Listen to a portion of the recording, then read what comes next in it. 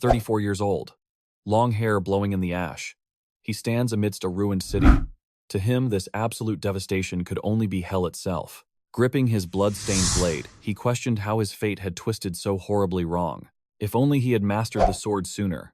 Perhaps he could have saved his beloved sister from the Empire's cruel clutches. Then perhaps this monstrous shell wouldn't be his reality. God, he was so utterly exhausted by this endless slaughter. He could have met his revered master under brighter skies. In his mind, a black-haired girl's piercing gaze haunts his memories. Memories of his master flood his weary mind. Those golden days were the absolute pinnacle of his miserable, war-torn life. That master was his world, not just a savior. With a heavy sigh, he realized if only he knew this agonizing regret, he'd have served him far better. Slumped over his crimson-soaked blade, the warrior gasps for air.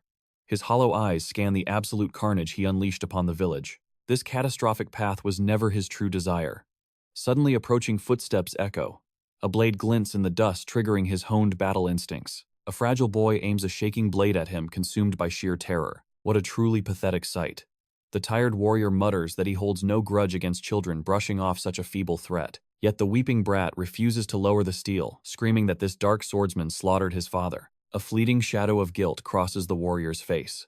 But he masks it with a cruel scoff, pushing little Jack's fury beyond limits. The child shrieks the word monster. The warrior pauses, listening intently. Yet that vile title was a burden he had long embraced as his own. Honestly, his focus was elsewhere. Every single nerve in his battered body screamed in agonizing, throbbing torment. Searing agony flared within his skull. His brain felt like melting iron, begging his exhausted soul to just surrender and end this nightmare. Still, meeting the blonde child's desperate gaze, he forces himself to anchor back to reality. Smirking, he whispers, "A monster, you say?" He declares himself the ultimate calamity, the one who crushed the martial masters single-handedly, entirely erasing the mighty Tulkun Empire from the map. "Do you even know how many souls I have harvested?" he taunts, leaving the terrified child frozen in stunned silence. With a chilling, blood-stained smile, he boasts of slaughtering hundreds of thousands of lives. Yes, he was a true demon of war. The horrifying truth shatters the blonde kid's resolve, his tiny arms violently shaking under the heavy sword. Watching this fragile youth mirrored his own tragic beginnings. A young beast in the making. Curiously, he demands the boy's name. When the weeping boy replies, "Jack Stewart," the hardened warrior's frozen expression instantly crumbles. Ironically, he reveals his own name is also Jack. Erupting into manic laughter, he admits to reaping countless souls, but the name Stewart triggers absolutely zero bloody memories. Through choking sobs, the brat whimpers. His father might have been an insignificant extra, but to him, he was the precious family he needed. Bitter jealousy strikes the weary man's heart. However, a devil of war never apologizes for his bloodshed. Instead, he offers a rare, twisted mercy.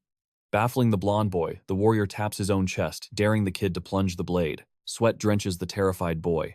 Under this chaotic pressure, his fragile mind spirals into confusion. Yet, the fallen warrior ruthlessly insists this is the ultimate stage to claim bloody vengeance and rise as the world's most adored hero. Even with crushed legs and failing organs, he could easily vanish into the shadows. But survival was no longer his desire. He viciously taunts the fragile brat. Driven by grief, the trembling boy hoists the blade to strike. But the steel drops. The kid collapses to his knees. Watching pure tears cascade down his face, the dark swordsman is utterly stunned.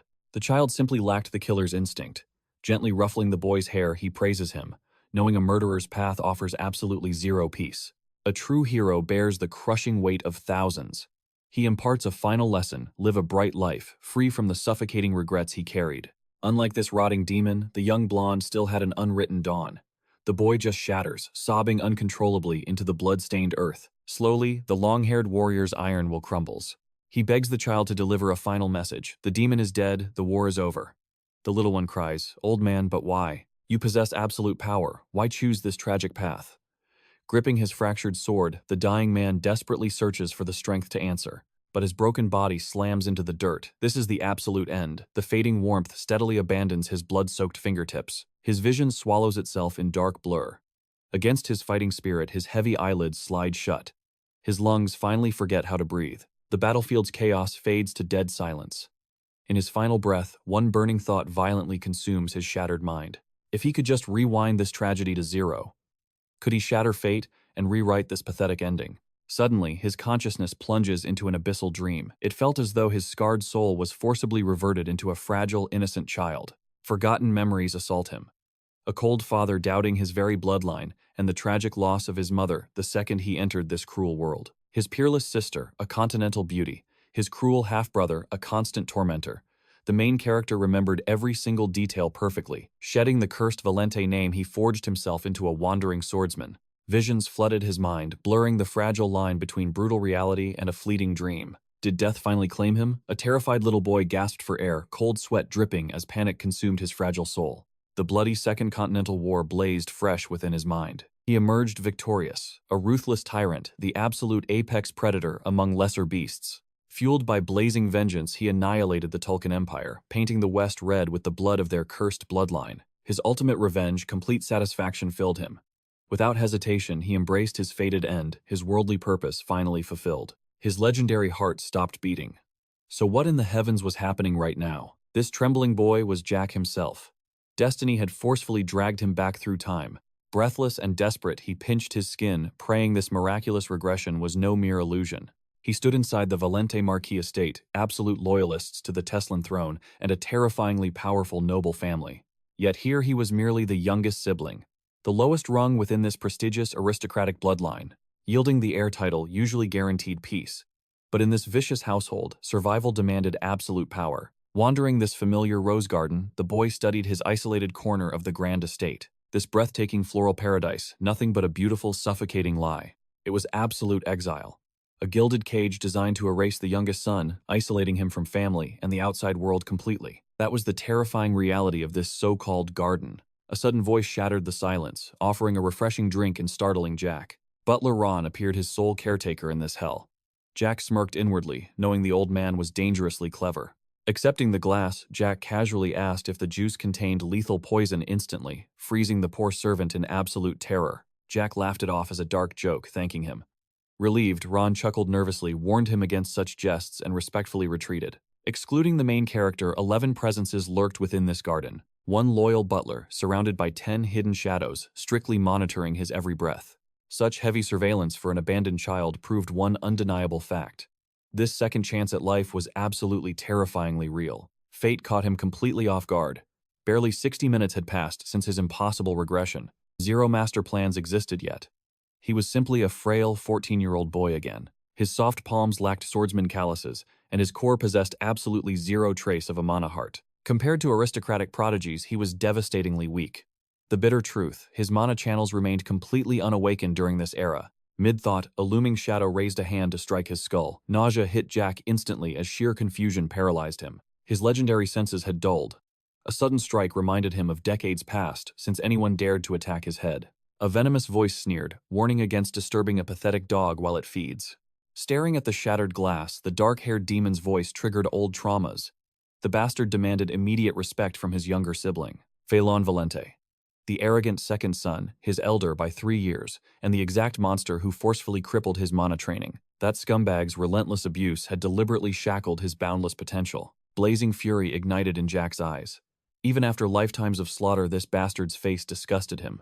Humiliating memories crashed down Failon, sadistically pouring boiling liquid over his defenseless head. Mocking him as worthless trash, Failon viciously decreed that Jack must remain completely ignorant. No sword arts, no magic. Any display of talent was deemed treason, gifting this tyrant the perfect excuse to execute him. He ruthlessly ordered Jack to act like a loyal dog, only consuming whatever scraps the estate threw at him. Laughing maniacally, the scumbag promised a better life for absolute obedience. Perhaps upon claiming the Marquis title, he would finally acknowledge him. Jack openly admitted his devastating weakness during those cursed childhood years. Surrounded by absolute disdain, everyone branded him the ultimate disgrace of the noble bloodline. Naturally, this humiliating title remained an internal secret, a pathetic hidden shame assigned to the useless third son of the Marquis. The mocking laughter of lowly plebeians echoed through his mind, fueling his awakening aura. Treated like absolute garbage, the true architects behind his endless suffering, the second young master and Count Mantis. Failon's pathetic arrogance flared wildly, overcompensating just because their eldest sibling was female. She remained his sole sanctuary, the single soul in that cursed bloodline who genuinely cherished him. Yet despite outranking the middle brother by age, her gender completely stripped away her rightful inheritance. Reduced to a decorative firstborn, her tragic destiny was brutally chained and dictated from birth. Doomed to be sold in a political marriage, caged forever just to breed the family lineage. This suffocating reality greeted Jack upon his miraculous regression, and the bastard smirking before him. He was the absolute worst parasite eager to exploit her, a scumbag who despised his powerless brother and treated his own sister like a disposable tool. Murderous intent screamed to annihilate him, but Failon's sudden sneer regarding Jack's defiant gaze broke his focus. "How dare you glare at me?" The tyrant swung downward to strike, but his wrist suddenly froze. Jack caught the iron grip effortlessly. The garden guards gasped in pure shock at this impossible defiance. Jack stood like an immovable mountain. His days of quietly swallowing humiliation were officially over. Failon's brain completely short-circuited. He couldn't fathom being physically blocked by a mere insect. Bam! One blindingly swift strike sent the bully crashing into the dirt. "Are you crazy?" Failon shrieked. Staring down with dead eyes, Jack smirked. "Need a hand getting up, big brother." Screaming bloody murder, Failon unsheathed his blade. Vicious blue aura erupted alongside his absolute venom. The stunned guards twitched to intervene. But rescuing the second master's fragile pride kept them paralyzed. Jack had perfectly calculated this pathetic loyalty. To him, this entire dramatic spectacle was an absolute comedy. Suddenly, Ram threw himself into the crossfire. The desperate servant begged the furious noble to halt immediately. He desperately pleaded against unleashing aura here, but the rabid madman delivered a bone-crushing hook to his jaw, tossing the loyal man aside like garbage. Watching silently, Jack remembered Ram harbored profound, dangerous secrets. Pointing his blade, Failon roared, "I'll butcher you and this filthy servant." Yet the main character remained unblinking. Instead, he let out a mocking sigh. "You bark way too much. Are we fighting with words or weapons?" As the gleaming steel locked onto him, cold fury ignited in Jack's eyes. That lethal intent was undeniably real. Zero formal training, zero mana reserves. Yet absolute victory was already etched into his very soul. He dashed forward, terrifying the flinching swordsman, a mere third-circle warrior that was absolutely nothing to fear. Hiding behind a legendary blade, he remained a pampered brat. With footwork that sloppy, Jack doubted he could slice paper. Should he simply shatter his knees and be done? No. That punishment was entirely too merciful for this scum. A demonic grin stretched across Jack's face. "Time for some severe mental conditioning," he whispered, paralyzing his brother. The noble's brain utterly malfunctioned. He could only sputter out pathetic, trembling profanities in pure panic. "If you channel aura into your body, protect your damn head." Exploiting that amateur flaw, Jack's palm ruthlessly smashed his face. Zero hesitation. It was time to refund a lifetime of agonizing humiliation with absolute bloody interest. Crack-pow. The relentless combo shattered Failon's defensive stance, dropping him into the dirt like a groveling coward. Back exactly where he belonged. Jack casually nudged the motionless meat to check for a living pulse. The spectators suffocated in pure dread, terrified by Jack's monstrous, overwhelming display of raw power. Catching a trembling sentry reaching for his polearm, Jack shot him a paralyzing death glare that froze his soul. "Take another step, and you'll sleep in the dirt alongside this trash." The guards instantly scattered like terrified sheep. Satisfied, the predator turned his ruthless focus back to his fallen prey. Seizing a fistful of hair, Jack dragged him across the floor. "You seriously need a diet," he mocked. Failon whimpered in sheer blinding agony. Halting by the stone fountain, Jack smirked at the blazing sun. "Seems hot today. Want a refreshing dip?" Splash. He mercilessly plunged the bastard's face underwater. The sheer panic of suffocating, unable to spark his aura, was glorious. While ruthlessly holding him under an avalanche of traumatic memories flooded Jack's mind, all caused by this drowning vermin. Right after his beloved sister was sacrificed to the Empire's political chessboard, Failon poisoned their own father, usurping the throne just to unleash pure chaos. But his pathetic reign ended in complete and utter ruin, as he achieved nothing. The prestigious Marcus bloodline was completely wiped out, yet our main character felt zero desire to avenge his fallen kin. Blazing fury awakened within him, remembering how her tragic sacrifice was tossed aside. She possessed unmatched brilliance and absolute grace.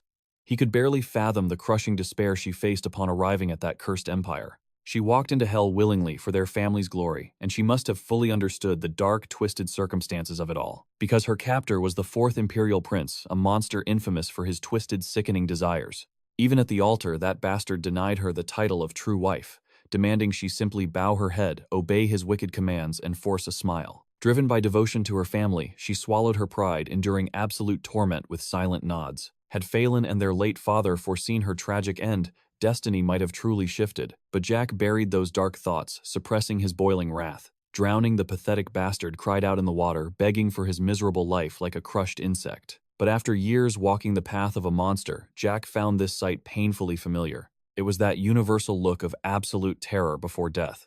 Coldly, Jack demanded he reflect on every single sin he had committed up to this very moment, every torment and insult hurled at him. Since the trash probably forgot, Jack decided to aggressively jog his shattered memory. He needed to taste his own devastating medicine. Only then would the true weight of family sink in. Jack's icy tone frightened Failon. Met with silence, Jack raised a devastating fist, forcing an answer. Broken and terrified, the man finally confessed his sins, pleading for the agony to end. Yet the young master only paused when an unexpected voice echoed the plea. Standing by the gazebo, Ron begged for mercy. The butler's interference earned a soft, annoyed click of his tongue. Jack mercilessly slammed his brother's skull against the stone fountain, tossing his limp body to the ground. Startling a nearby guard with his booming voice, Jack coldly ordered him to drag away that dead weight of a brother, utterly indifferent to whatever his final fate might be. Dead or alive, he just wanted the eyesore permanently removed from his sight.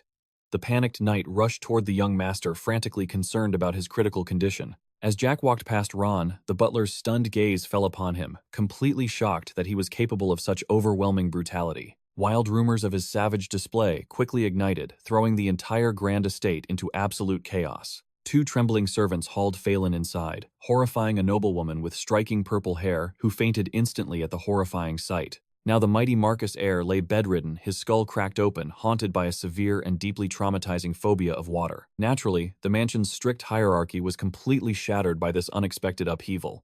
Amidst the roaring storm of gossip, Jack simply retreated to his quarters, casually savoring sweet cake like nothing happened. Under Ron's incredibly sharp watch, servants whispered feverishly throughout the house. How did this boy utterly obliterate his older brother, a genius third circle mage at only 17? Especially since the main character possessed absolutely zero talent in magic or the martial arts. Had he been masking his true monstrous aura, and why drop the facade at this exact moment? Failon's official succession ceremony was merely a week away. Did the younger brother secretly hunger for the family throne? The massive uproar was so intense that even his sister felt immense anxiety. Once the shocking report reached the Lord's ears, he immediately summoned his dangerous third son, who was still peacefully devouring his dessert. He praised the butler's masterful baking skills, interrupted only when a flustered maid delivered sudden news that shattered the calm atmosphere entirely. Ron gravely announced that the absolute ruler of the house demanded his presence in the main estate. Jack confidently rose to his feet, rejecting the butler's escort since he wasn't a fragile child anymore. The blonde butler bowed obediently, warning his young master to tread carefully. Navigating the colossal palace alone, Jack felt hidden eyes tracking his every step. A bizarre sensation considering it had been forever since he was treated like an invisible ghost. Indifferent to their piercing stares, he just wanted this troublesome meeting over. Reaching the grand doors, heavily armored guards instantly blocked his path. They dared to look right through him, finding their sheer arrogance laughable.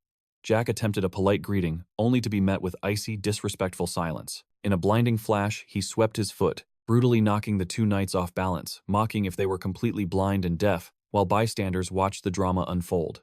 The old Jack would have tucked his tail and ran from their disgusted glares. But this awakened, Jack bowed to no one. Flashing a wicked grin, he threatened to smash their stupid faces.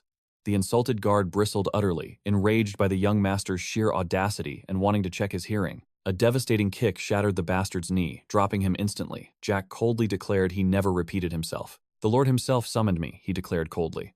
"So why exactly are these gates still firmly barred against me?" Trembling under the boy's piercing gaze, the terrified guard stammered that he simply couldn't speak the truth. The truth clicked instantly. He was left waiting like a stray dog. They were definitely baiting a pathetic temper tantrum. They deemed Jack unworthy, expecting him to beg on his knees for entry. Instead, the young master simply turned his back on the trembling servant. "Where are you going?" the guard panicked. "Where else?" Jack scoffed, leaving the sentry entirely speechless. "Tell the esteemed lord," Jack threw over his shoulder, "if he wants to talk, he can march down to my quarters." His patience for this pathetic power play had completely evaporated. Shortly after, a frantic servant barged into the lord's grand office. Profusely apologizing, the servant reported the young master's defiant departure. Hearing this absolute insolence, a chilling half-smile crept across the lord's face. His youngest trash had actually grown some fangs. Meanwhile, Jack casually snacked in the rose garden, fully expecting an imminent royal visit. A shadow loomed on the horizon. Speak of the devil. The tyrannical lord was marching over, flanked by his usual arrogant entourage. That familiar, sickeningly stubborn pride was plastered across the patriarch's face.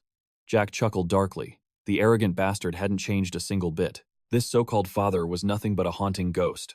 After all, this very man had ruthlessly slaughtered Jack in his previous life. He was a cold-blooded monster who would sell his own flesh and blood for a scrap of power. Jack had lived it. The patriarch was desperately starved for unattainable power, entirely blind to the catastrophic weight of his own greedy ambitions. Jack coolly greeted the monster. He refused to call father. Skipping the useless pleasantries, the patriarch immediately demanded why he acted out, but the young master simply tilted his head, firing back a question of his own. "Whatever do you mean, my lord?" This blatant disrespect ignited the purple-haired woman's fury. "How dare you speak to the lord with such vile insolence?" she shrieked wildly. Unfazed, Jack casually offered to move the chat indoors, shrugging that they could freeze out in the garden if they really preferred. Suddenly, a terrifying wave of mana erupted from the patriarch. He was forcefully probing to see if Jack had awakened a mana heart. Finding nothing, the old man withdrew his aura. "You possess a distinct talent for martial arts," he probed. "Why hide such fangs?" Obviously, the real truth was his miraculous regression through time. But Jack merely smirked, claiming he just didn't feel like showing off yet. The arrogant woman started barking insults again, viciously cursing him as nothing but an insolent commoner's son. Yet a single commanding gesture from the lord silenced her. He coldly noted that this youngest son wasn't completely pathetic after all. This vile condition ignited the main character's rage. He fiercely questioned if being useless meant he wasn't considered his son. The patriarch dared to ask if he craved the Marquis's official recognition. But Jack couldn't care less about such worthless titles right now. The old man turned around, claiming he understood the youngest, and walked away. Jack silently watched their arrogant figures retreat. Jack was utterly baffled. Why march all the way down here just to retreat without throwing a single tyrannical tantrum? Catching sight of his wicked stepmother, the main character fired a lethal insult. "After your son's recent misfortune, those facial wrinkles have practically doubled. You really should invest in some skincare," he mocked smoothly. Her face flushed scarlet with volcanic rage, her manicured fingers nearly snapping her delicate fan. Watching her furious trembling brought a devilish smirk to Jack's face. In his past life, that wicked woman had never offered a single helping hand. Her twisted, furious expression was deeply satisfying. Rising gracefully, he offered a mocking bow, sweetly telling them to send his regards to the second son. Ironically, returning to his quarters, the head butler delivered a harsh verdict. Jack Valente, the third son, was officially sentenced to 20 days. 20 days locked in the dreaded solitary confinement, simply for causing a scene. But right then, Ron's stern composure noticeably faltered. When Ron nervously asked what had transpired during his absence, the main character simply shushed him.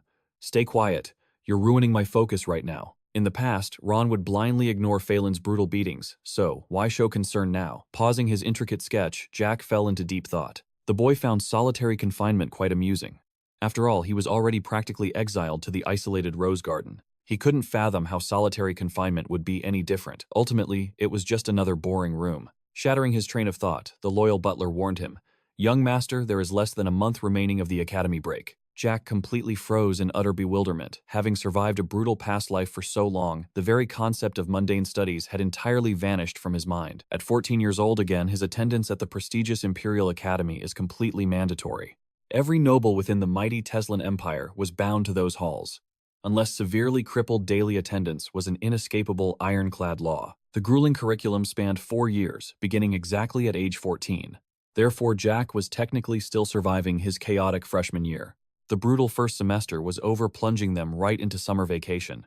Being a mere student again felt incredibly bizarre to his veteran soul. His legendary master held deep ties to that academy. He could freely skip any lecture but hers, which meant absolutely zero time to waste. Calculating his next move, hitting the books, was his only logical path. After all, 27 days of golden freedom still remained. 20 days rotting in a cell, 6 days on the road, right out of lockup straight into the academy's jaws.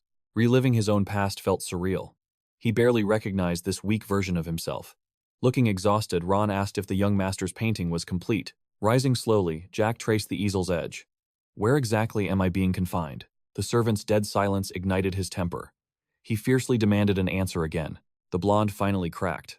For the condemned, only one hellhole existed. The Marcus family's notorious underground dungeon. Jack froze in sheer disbelief.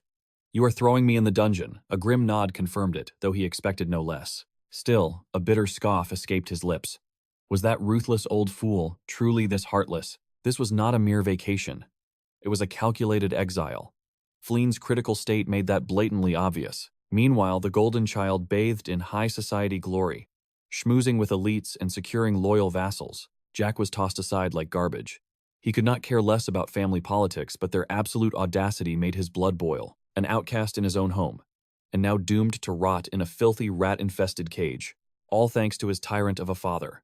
Refusing to be dragged like a dog, he marched to his cell alone, clinging to his pride. Watching him walk away, Ron's expression twisted in pure agony. He dabbed his wet eyes, staring like a kicked puppy. Meanwhile, our main character coldly ordered them to move faster. Still, noble privilege lingered slightly. He had a rusty cot, running water, and 3 meager meals a day. But what good is luxury in a freezing stone box, wrapped in a crusty blanket that had not been washed in 50 years? The slop they served would not even attract starving rats. Our protagonist simply crossed his arms in defiance. Endless silence bred dangerous thoughts. Too much idle time for a teenager harboring a monstrous grudge. Imperial laws meant nothing here. Landed nobles ruled their domains with an absolute iron fist. Within these borders, the lord was basically a god. The Marcus Patriarch had decreed his imprisonment without hesitation, yet royal blood still flowed in his veins. It was not like he had sparked a full-blown treasonous rebellion. Still, a father caged his own flesh and blood. How would the old man spin this web of lies to protect his precious second son, claiming he used lethal poison or dark artifacts? No, even that excuse was far too extreme. The Marcus snakes definitely fabricated a masterpiece. The narrative, Jack Valente, the family's utter disgrace, dabbled in dark magic out of sheer greed, and the righteous second son Failon heroically stepped in to guide his wayward brother. But the wicked younger sibling refused to listen. Instead, he ruthlessly attacked his senior to bury the truth. Despite his grave wounds, the noble heir graciously forgave the family's trash. That sickening script was likely already finalized by the higher-ups. Just imagining their smug faces made him want to vomit. A few days in this hellhole was tolerable, but rotting his prime years away in a pathetic cage, out of the question. He felt zero loyalty to this cursed bloodline. Escaping now was child's play, but 3 anchors kept him chained here. His innocent sister, loyal Ron, and above all, his master. Oh, and a harsh reality check. Reverting to his 14-year-old body left him frail, a scrawny kid who would get slaughtered out in the wild alone. He was not naive. He knew the brutal law of this realm perfectly. The strong devour, the weak become bloody fertilizer. A past life's blind massacre would not be repeated. However, a very long list of people still owed him their lives. Vengeance requires 2 absolute weapons: time and overwhelming power. The Academy was the perfect hunting ground for both. It offered breathing room to awaken his past life's monstrous potential, fusing future knowledge with raw, untamed energy. Only absolute strength could shield the few he cared about: Ron, his sister, and his master. To claim his destiny, he had to awaken his dormant core. Slowly, a brilliant spark of mana ignited in his palms. The world divided mana users into 10 distinct tiers. Circles 1 through 3 were mere novices. 4 to 6, respected specialists. 7 to 9 were realms of walking disasters. But the legendary 10th circle, only gods and superhumans touched that peak. Pressing his hands over his heart, an intense azure aura flared. Thank the heavens, this dungeon cell was completely isolated. Merely 2 hours to forge the first mana circle, the terrifying advantage of a youthful vessel. In his previous life, his reckless, hot-headed teenage self had not touched mana until 17. He lifted his hand, mesmerized by the crackling blue energy dancing across his fingertips. Then he instantly snuffed it out. In the shadows, his awakening had to remain an absolute deadly secret. A chilling echo drifted down the corridor, mimicking the heavy footsteps of the Marquis. Feigning sleep beneath his tattered blanket, the boy's senses sharpened. Those footsteps were far too light. A familiar voice pierced the gloom. A voice echoing from a shattered past life, making him bolt upright. Beyond the cold iron bars stood Elizabeth Valente, his beloved sister. Tearfully, she reached inside. Frantically, she checked him for wounds. Seeing her radiant face again, unstoppable tears flooded his eyes. Her pure heart braved this dungeon for him. Hearing her soft voice felt like absolute heaven. Decades had passed since he heard that name. Pressing her palm to his cheek, he smiled. Her voice trembled. Why risk forbidden arts when she had gladly offered to tutor him any time? Gripping her hands tighter, he whispered an apology. Deflecting, she asked why he returned home early. His sudden frozen silence sparked her anxiety. With absolute desperation, she begged to know he was safe. Waving her hands to break his trance, she watched him wipe his tears, beaming brightly with happiness. Bewilderment washed over Elizabeth. How could anyone smile while rotting alone inside such a freezing cage? Jack confessed his overwhelming joy. After countless lifetimes of dreaming, holding his precious sister was finally real. Certain her brother had lost his mind, she stepped back. But his hardened gaze commanded her attention. Then, he dropped a bombshell. "Let us run away." As shock paralyzed the young woman, he continued. They could vanish into the nomad forest, cultivating mana and building a farm. She quickly scolded him. Undeterred, Jack exposed the painful truth. Knowing the Marquis's cruelty, escaping to peace was their only salvation. She could even find true romance. But before he could ramble about farming again, a voice intervened. Elizabeth snapped her scream, echoing off the dungeon walls. How dare he speak treason against their father? Blood bound them forever. In her innocent mind, they were still the precious children of his love. Though Jack's hatred blazed fiercely, she remained desperately determined to soften the cruel lord's harsh heart. Pleading for patience, she asked him to endure. Jack merely repeated how euphoric he felt seeing her. A bright blush painted her cheeks. Standing tall, Jack calmly ordered her to step back from the bars. As she stepped back, terrifying mana swirled around his palm. The stunned girl bombarded him with questions. With effortless power, Jack shattered the lock. Kicking the gate open, he pulled his sister into a hug. Sobbing, he poured out a millennium of apologies. Panicked, she grabbed his shaking shoulders. This bizarre emotional breakdown sent alarm bells ringing. Was her little brother suffering from severe mana backlash? Flashing a brilliant smile, he reassured her. Gripping her tight, he vowed this timeline would be entirely different. No more tragic sacrifices. He would conquer the world so Elizabeth could live absolutely free. Suddenly, a dark realization struck him. The fated meeting with the fourth prince. The monster who stole her. She had walked blindly into hell. That royal bastard was the reason Jack transformed into a demon. Horrific memories of forced torture bled into his mind. He vividly recalled dragging that arrogant monarch to ruin, shackling him to a blood-stained table. Boiling wrath twisted his features. The Tolkien Empire would face absolute annihilation. Their sins against his sister were utterly unforgivable. In that cursed first life, 17-year-old Jack had cowardly fled. 10 brutal years changed everything. The Toslin kingdom vanished entirely, and his childhood home was reduced to ashes. Tolkien rose as an unstoppable superpower, dominating the West. The noble House Valentine crumbled to dust instantly. Agonizing memories of his surviving sister resurfaced. Back then, she was trapped as the fourth prince's miserable wife, pleading desperately for her family's salvation. But as a mere concubine, the arrogant royal violently kicked her aside. Disgusted, he ordered her out of his sight. Yet Elizabeth's golden heart refused to shatter under such cruelty. Kneeling on cold stone, she begged relentlessly for 3 agonizing days, until the tyrant finally relented, or so the official propaganda claimed. That fairy tale lie spread like wildfire across the entire continent, but the bloody truth behind his mercy was bone-chilling. Elizabeth constantly bowed her head in forced gratitude. Lost for words, she tried offering her sincere gratitude. Then the wicked prince violently attacked. Utterly paralyzed, she lacked the words to thank him. Suddenly, the royal bastard violently slammed her against stone. He mocked her naive delusions. He warned her not to test him, boasting he could annihilate her bloodline on a whim. They only breathed because the hour of ruin had not struck yet. Her survival demanded absolute obedience.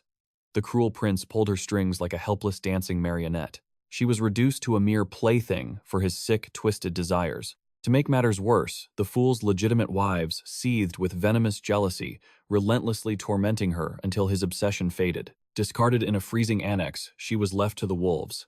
And in that very same breath, the proud house of Marion Valente was reduced to rubble. When Jack finally made it back, only cold ashes welcomed him.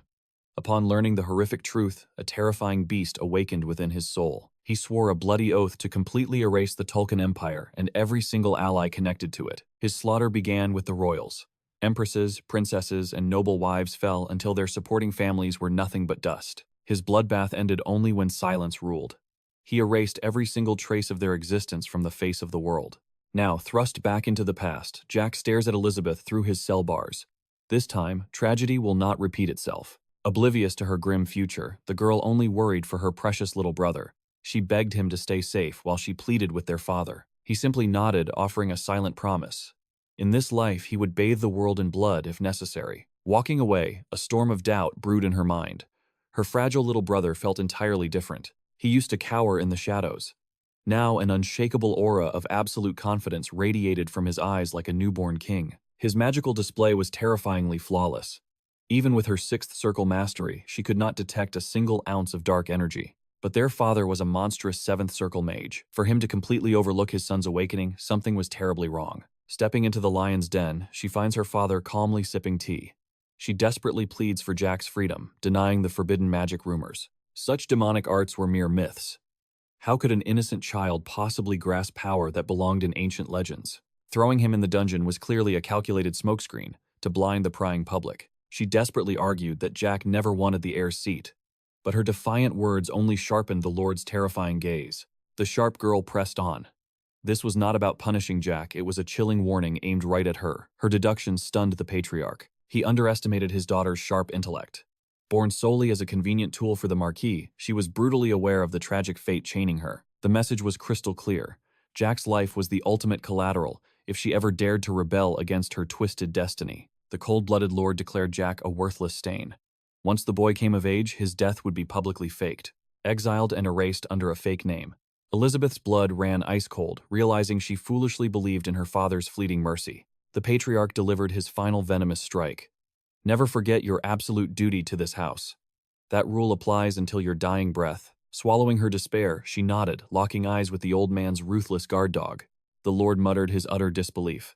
How did a circleless piece of trash beat the second son, a proud third circle mage? No circle at all. Then, the overwhelming aura she felt in the dungeon made no sense, but the tyrant abruptly shut down the conversation, ordering the boy's immediate release. With her brother's life spared, she bit her lip, bowed, and hollowly thanked the devil for his grace. The heavy doors clicked shut, and her facade shattered. Jack's desperate plea to run away echoed a beautiful but completely impossible dream. Her trembling legs gave out, crashing to the marble floor in bitter tears. Meanwhile, golden morning rays washed over Jack's stoic face. His night had been plagued by bloody nightmares of a timeline long gone. Perhaps the unfamiliar dank cell was to blame. Before he could dive deeper into his memories, heavy iron hinges shrieked. A smug guard stepped in, barking the news of his freedom. Jack rose with a razor-sharp smirk, sarcastically sighing that he was just getting attached to the rat-infested suite. Tossing the boy his garments, the guard mocked him. Jack played along until a lowly servant sneered that shoes were a luxury he did not deserve. That blatant disrespect snapped his final thread of patience. The young master glared daggers fiercely, demanding if this pathetic lackey thought they were drinking buddies. Panic struck the guard's face as he stuttered an apology. But it was too late. Explosive, terrifying mana aggressively swirled around Jack's clenched fist. With a flash of brutal motion, the child delivered a devastating strike to teach the insolent dog his rightful place. Shortly after the one-sided beatdown, the young master dusted off his noble attire. Waiting outside was his endlessly loyal butler Ron, beaming brightly. Spotting him in the grand gardens, Ron sprinted over. The old man's eyes swam with frantic, genuine worry as he scanned the boy for a single scratch. Seeing dark splatters staining the fabric, the butler gasped in horror. Jack simply flashed a cold smirk. "Relax, old friend, that is not my blood." But the light moment vanished, as Jack's piercing gaze locked onto the perimeter. The security detail had multiplied into an absolute fortress. The butler grimly explained the sudden escalation. 10 elite infantrymen and a fearsome squire from the legendary Iron Blood Knights had fortified the estate. Amidst the sea of soldiers, one imposing Iron Blood squire radiated lethal intent, his heavy armor gleaming under the harsh sun, a stark contrast to his dark scowl. Tragic Jack murmurs. He sizes up the warrior. A promising blade reduced to babysitting noble trash. Not exactly the glorious knight's tale he dreamed of. Catching his hardened glare, the main character deduces the truth. The blonde warrior likely already grasped why he was rotting in that dungeon. The swordsman takes a step forward, offering a flawless noble bow to the young master. He cuts straight to the chase, demanding the bloody truth of the dungeon. Jack blinks in pure shock. This lapdog possessed far more manners than he anticipated. The blonde presses on. The official reports claimed this very boy savagely tore away a prison guard's fingers and gouged his eye. Ron explodes with fierce loyalty, stepping between them. He vows his fragile third young master could never commit such atrocities. Yet the stubborn blade stands firm. He declares his absolute right to uncover why his comrade was so brutally butchered. A hollow, chilling laugh escapes Jack as he mocks the man. The squire stiffens, deeply insulted. Right, Jack echoes, twisting the word like venom. Cold eyes sweep over the armored man, dissecting his aura to pinpoint his exact mana circle. A fourth circle weakling. With a smirk, he sneers that the Marquis's obedient hound should learn to heal. The blonde snaps back, stinging from the ruthless insult. Yet the young master merely tilts his head. Was calling a mutt a dog truly harsh? Ron gently reprimands his master. Annoyance flaring, Jack barks that this knight's sole pathetic purpose was being his glorified shadow. The guard could busy himself with anything, even scrubbing the floors clean, taking all the hours he desired. But preaching to the main character about rights was utterly forbidden here. If he wished to play the noble knight, he better kneel and pray. Defeated, the warrior bows his head in absolute submission, begging for mercy. A twisted, triumphant grin spreads across Jack's face. A perfectly tamed hound at last. Drunk on victory, he spins around, dismissing the crushed squire and ordering him to report back. He demands a final report once this entire bloody mess is completely resolved. Any pathetic grievances, he could go cry directly to the powerful Marquis himself. To add salt to the wound, he dubs him Chick. The moment that name is called, the mutt better come sprinting. Master and servant sweep back into the grand palace, abandoning the stunned chick in dead silence. Suddenly, a beastly rumble echoes from his stomach. The hero casually demands a royal feast of prime meat. Bowing deeply, the loyal servant promises to manifest this banquet without a second's delay. A culinary masterpiece materializes for the young heir. Stuffing his face, the main character endlessly praises Ron's legendary god-tier cooking skills. Spotting the heavy anxiety shadowing the butler's eyes, Jack orders him to spit out his thoughts and drop the suffocating stare. Yet Ron remains paralyzed. Feigning innocence, the boy extends a juicy cut, inviting him to share the royal feast. Horrified, the loyal servant violently declines. How could a mere shadow dare dine at the noble master's table? Jack commands him to sit and cut the endless formalities. A heavy conversation was brewing and time was ticking. The defeated butler sinks into the chair. Slicing through the silence, the main character ruthlessly interrogates him about his sister's true state. The old man whispers that Elizabeth remained completely unchanged. As he speaks, Jack's gaze flickers with the heartbreaking innocence of a lost child. Despite his razor-sharp tongue, he knew Ron was no fool. Out of every single soul residing within that treacherous estate, this butler grasped the agonizing hell his sister endured, causing the old man to violently tremble. Clinging to lies, Ron pretends absolute ignorance until the boy's icy voice instantly shatters his pathetic act. Showering the divine meal with praise once more, Jack reminisces. As a helpless child, he survived in peace only because of this loyal servant. Ron had relentlessly purged every lethal poison from his daily meals.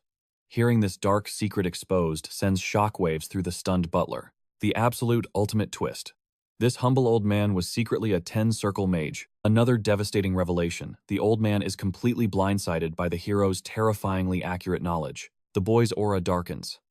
As the shadow guarding my mother's life, you already know the absolute truth. I never saw her face before she perished, giving me life. Yet her soul must have radiated pure, untouchable goodness and profound grace. Jack exposes the ultimate truth. Ron was her phantom guardian, a supreme 10-circle magic user shielding her from the absolute darkness. Had this been some cheap fantasy novel, Jack would have tossed it aside for such absurdly overpowered, unrealistic plot armor. But this nightmare was stark reality. Memories flash back to his tragic past life, fleeing that cursed estate with the old man. Hunted by his father's assassins, a torrential storm raged that fateful night, pushing the deadly tension to its absolute limits. Those bloodthirsty shadows belonged to the Iron Blood Knights Order.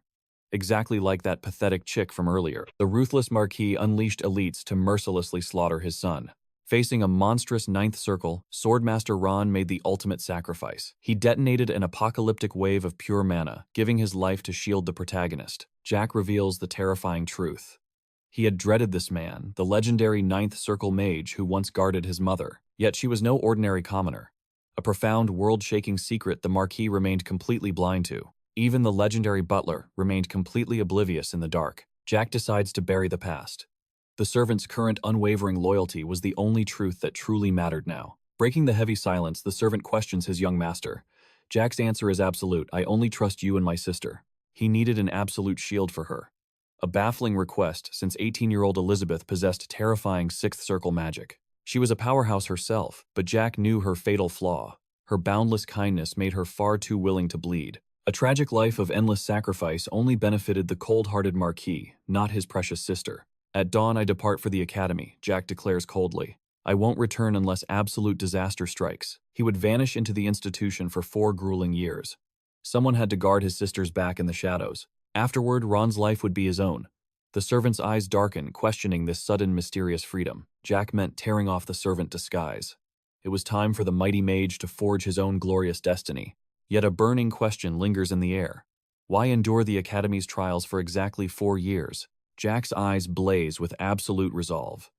Only then will I possess the power to protect Elizabeth myself. Protect her from who? Before the main character can answer, an uninvited presence violently shatters the room's heavy tension. The critical moment is completely ruined. It was the annoying chick loudly barging in to deliver his mundane patrol report. The injured guard was secured.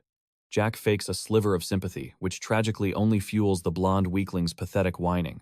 A catastrophic training blunder. He clumsily sliced his own fingers, dropping a dagger straight into his own wretched eye. The young lord mockingly applauds. He treats the furious squire like an obedient mongrel begging for a tasty bone. Jack calls him a mere chick.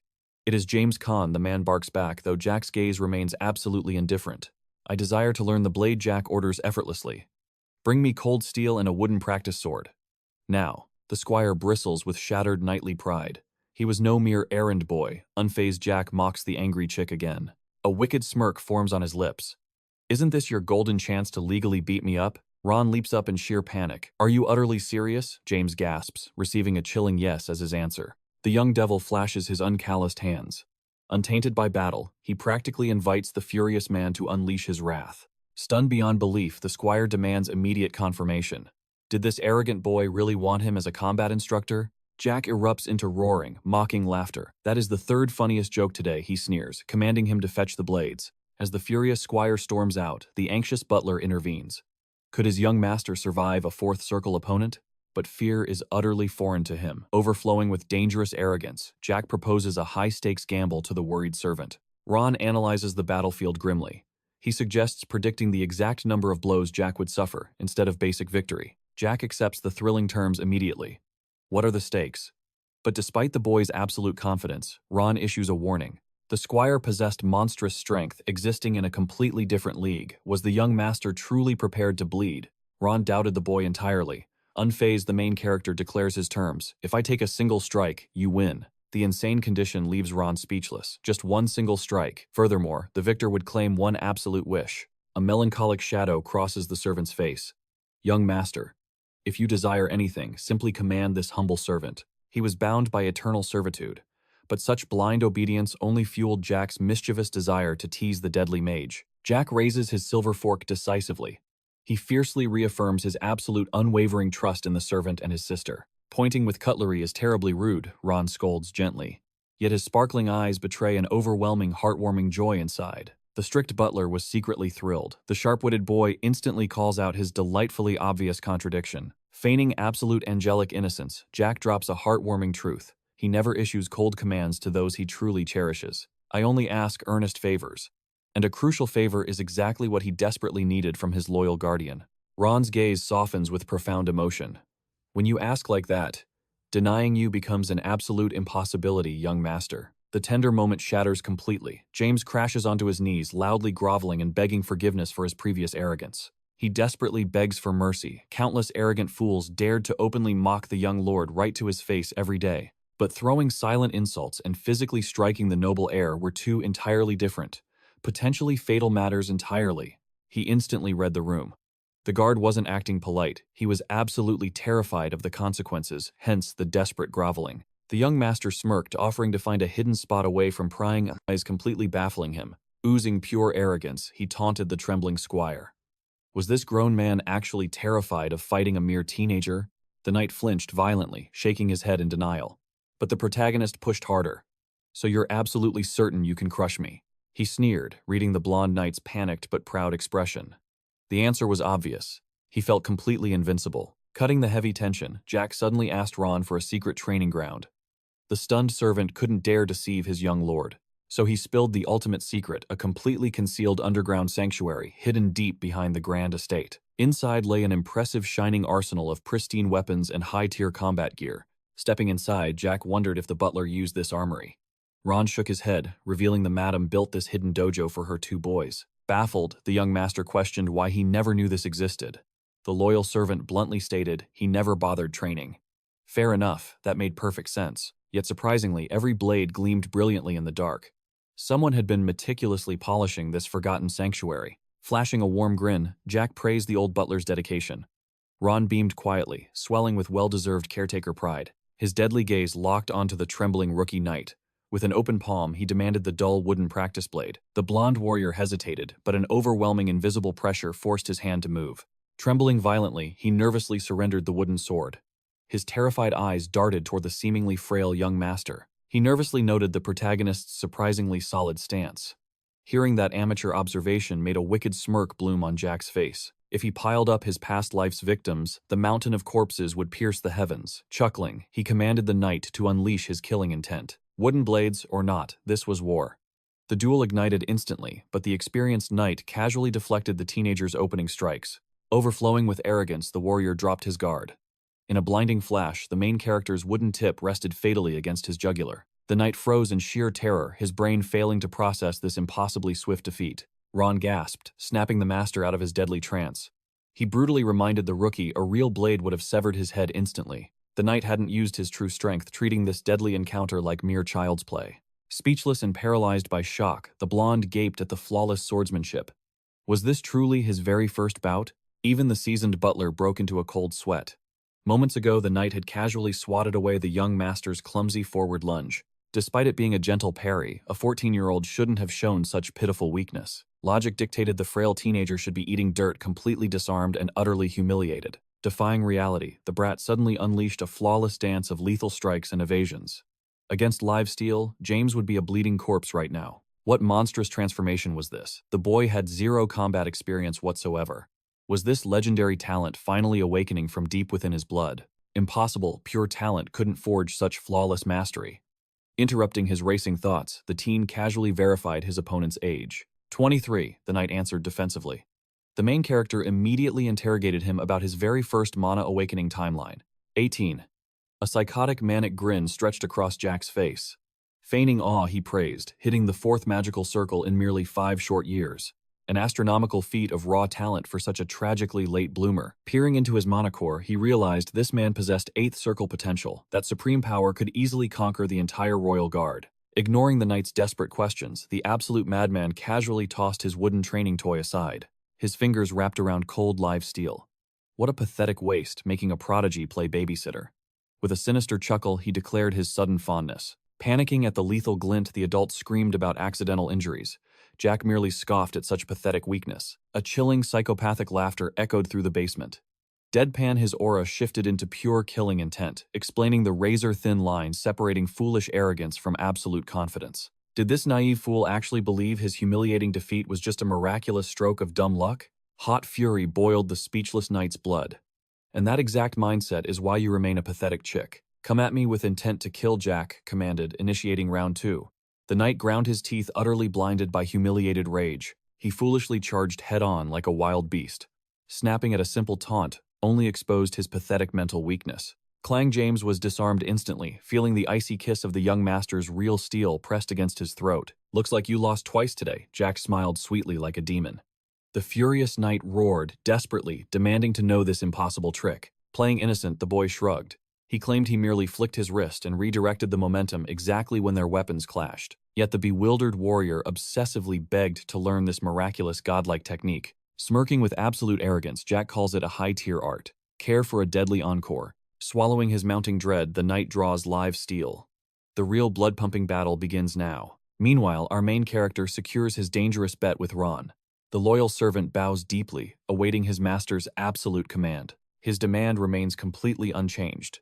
Shield Elizabeth with his own life. He just needed proof the veteran possessed the teeth. The veteran stiffens, swearing upon his very soul to carry out this sacred life-risking duty. Returning to the bloodlust, the blonde vows a brutal comeback. Jack readies his blade, aura igniting as the enemy's mana violently surges. The fool demands a flawless clash, yet his absolute best strike is effortlessly parried. Jack's overwhelming energy pierces right through him. Agony erupts, forcing the proud warrior down. Pinning the utterly broken man beneath his heel, Jack coldly studies his terrified, agonizing expression. Completely stripped of remaining strength, he gasps in absolute disbelief. How could a mere first circle possess such monstrous godlike power? A truly devastating, humiliating defeat. The terrifying truth was painfully simple. Instead of scattering aura evenly like a commoner, Jack condensed every drop into a single devastating impact. Brushing off the pathetic plea, Jack violently questions the squire's true ambition. Did he intensely crave an official knighthood? The blonde stammers in absolute confusion. What exactly was the boy plotting? Then the devil extends his twisted hand. He demands the proud swordsman become his bloodthirsty hound. James recoils in disgust, but our main character ruthlessly insists swear absolute loyalty as a hunting dog and reap legendary rewards that outshine the pathetic glory of an official title. Torn between knightly honor and intoxicating greed, the blonde stutters out his ultimate price. This pathetic hesitation deeply disgusts Jack, who scoffs at his blind greed. The weak fool didn't even care about bloody details. Suppressing his immense annoyance, the boy dangles the ultimate bait. Absolute power and unyielding authority right at his fingertips. The contract was incredibly simple. Become the blade in the darkness. Annihilate anyone foolish enough to block his master's bloody path. This ruthless decree chills both James and Ron to the bone.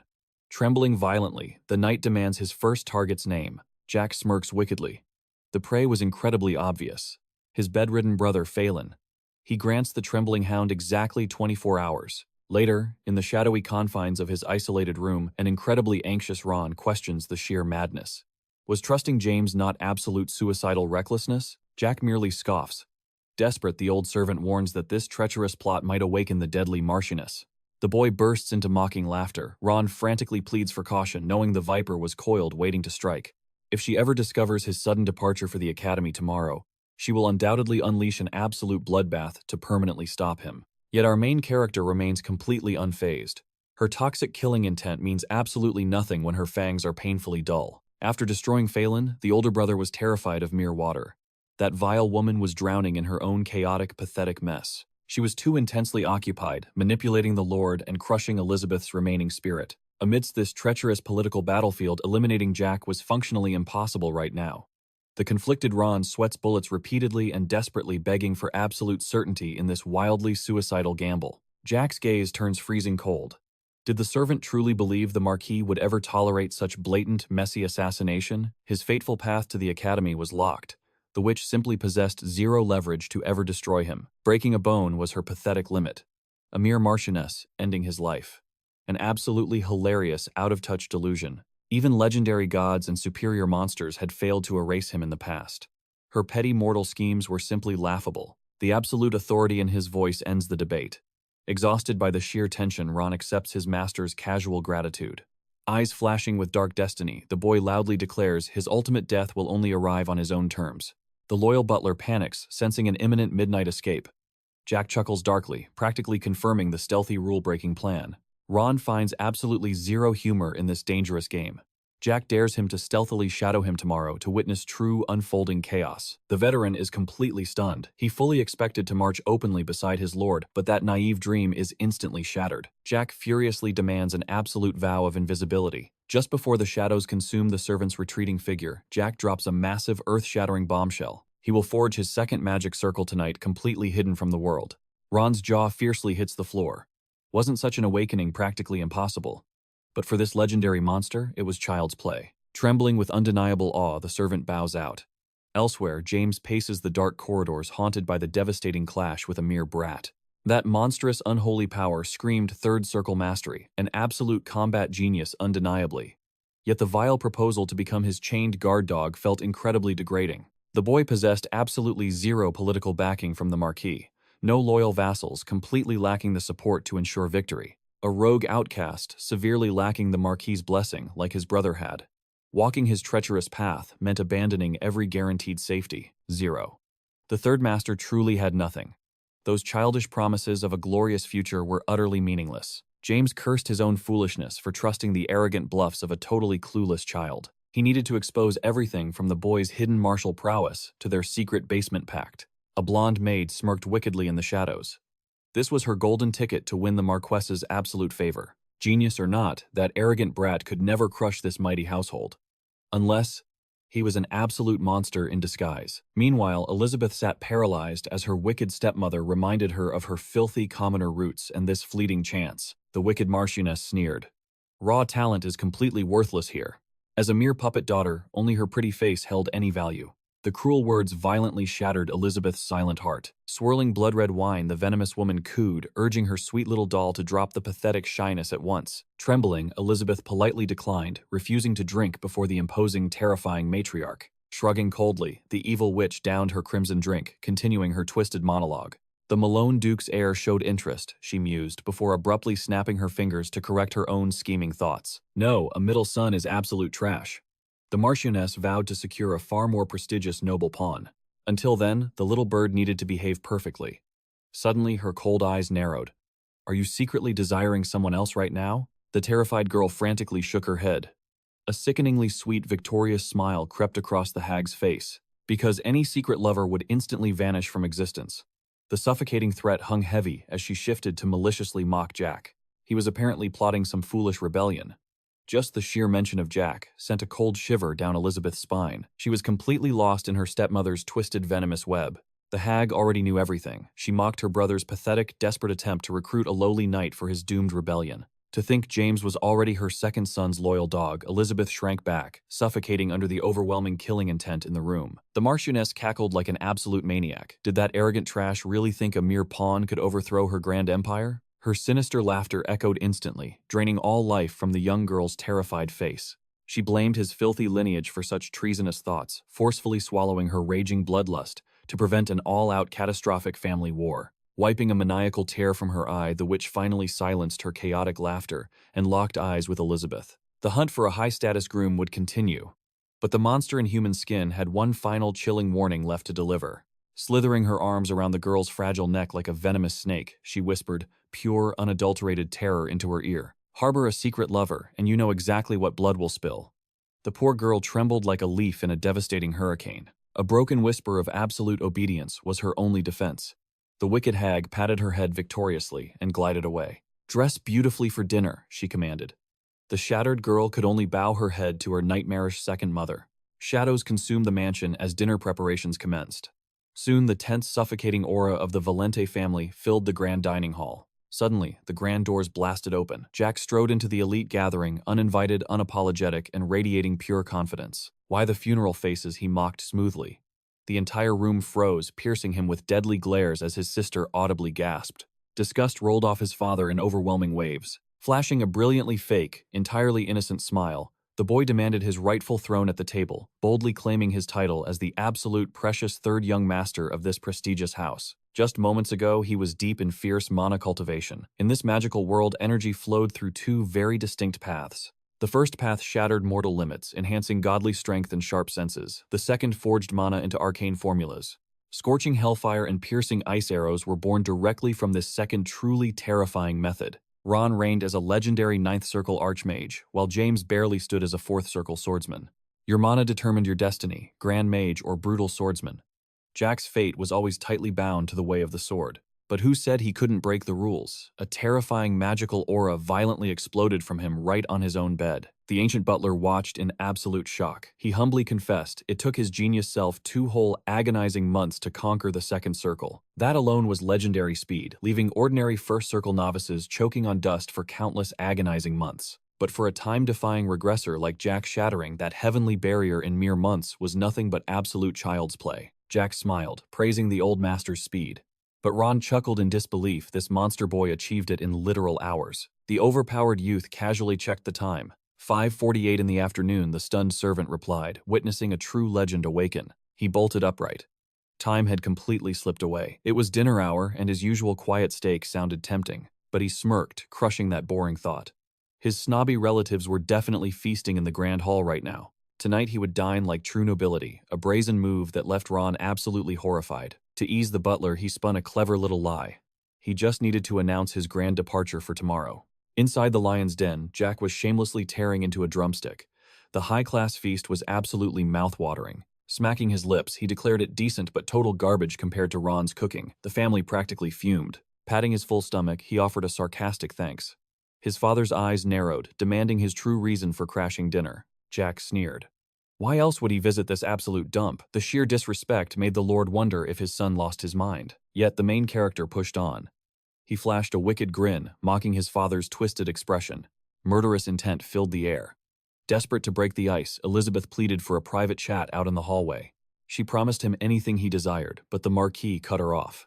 Silence crashed down as he ordered the brat to speak. Leaning back, Jack dropped the bomb. He was hitting the academy tomorrow, entirely sick of their suffocating toxic aura. Gritting his teeth, the Marquis granted his icy approval. But Jack laughed inwardly. He was commanding, not begging for permission. Dodging a pointless shouting match, the boy offered a fake, sickly sweet smile of gratitude. Now for the real fun. The main character locked eyes with his older brother, who immediately started shaking like a leaf. Swirling a crimson glass, he mocked Failon's pathetic new water phobia. The mighty air was too terrified to even sip. The guy must be parched. This monster used to torture him for fun, yet the main character played the caring sibling. With pure malice, he tipped the glass, spilling vintage wine across the fancy tablecloth. Not water, so drink up. Failon completely lost his mind.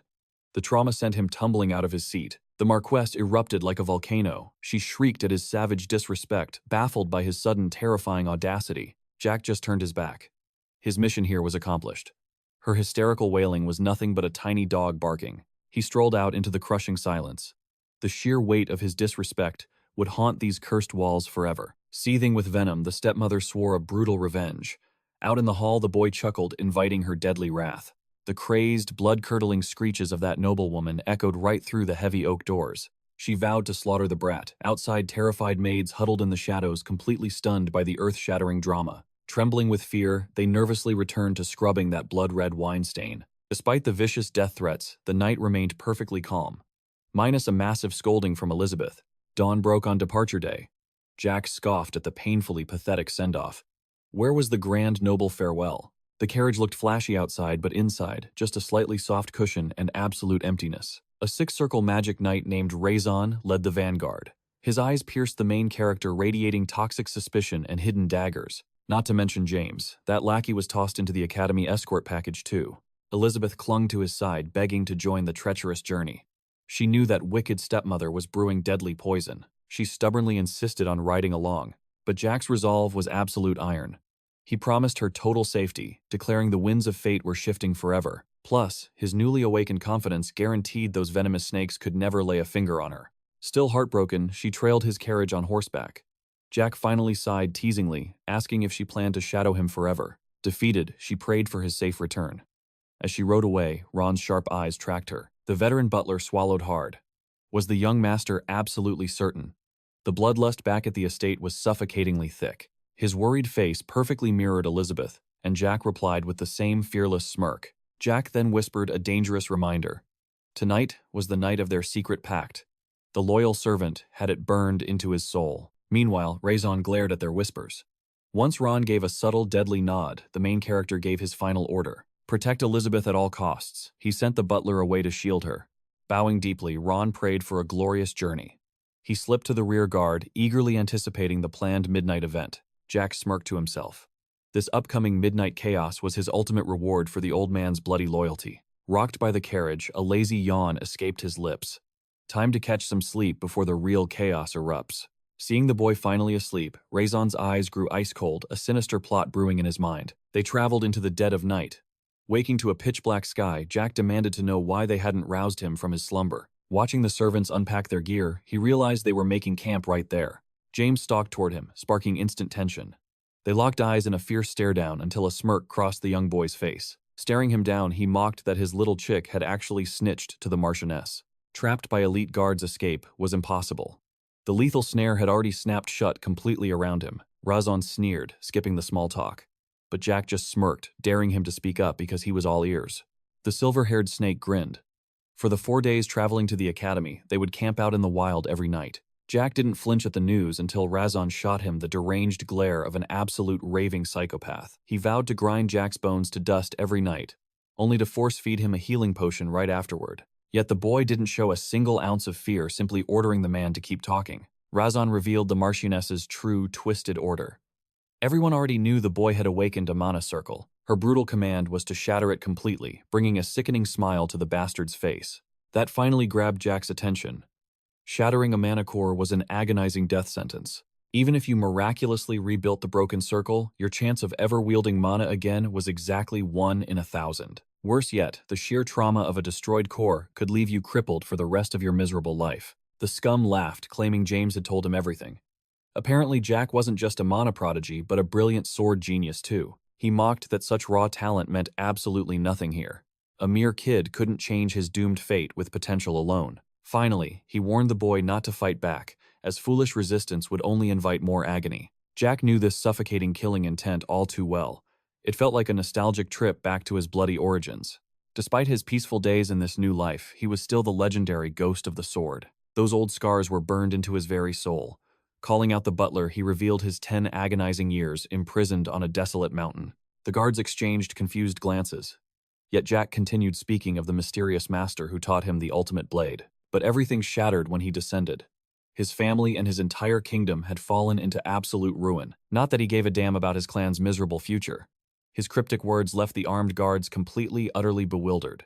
Ignoring their questions, he slowly drew his steel blade, declaring there was one thing weighing on him. It was his sister's tragic fate. With Elizabeth's brilliant talent, he had hoped she would find a good husband and peace. Instead, she suffered. Far away at the royal palace, the girl gazed at the sky, desperately praying her beloved brother was safe. If she had just lived happily with her true love, he would have forgiven all their unforgivable sins. The armed men erupted into cruel laughter, convinced sheer terror had finally shattered his fragile mind. They thought resistance was futile. But as Jack stepped forward, he whispered that his bloody revenge would be terrifyingly sweet to taste. Sweet enough to drive a man insane. He agreed ordinary sword talent wouldn't be enough to change his grim fate. He figured he could endure Razan's brutal torture once. But as violent mana surged around him, he declared his heaven-defying power could easily achieve the absolute impossible. Eyes burning with pure wrath, Jack swore to show them true despair. Like a raging storm, his mana core violently expanded outward. Still arrogant, the captain scoffed loudly, asking what a pathetic little circle could possibly ever do. But cold dread suddenly gripped his spine. If he didn't stop this monster immediately, his entire elite squad would be completely slaughtered. Summoning devastating hurricane-force winds, Jack unleashed a catastrophic mana blast, wielding enough raw power to completely annihilate an entire massive city. In that heart-stopping second, James deeply regretted his foolish decision.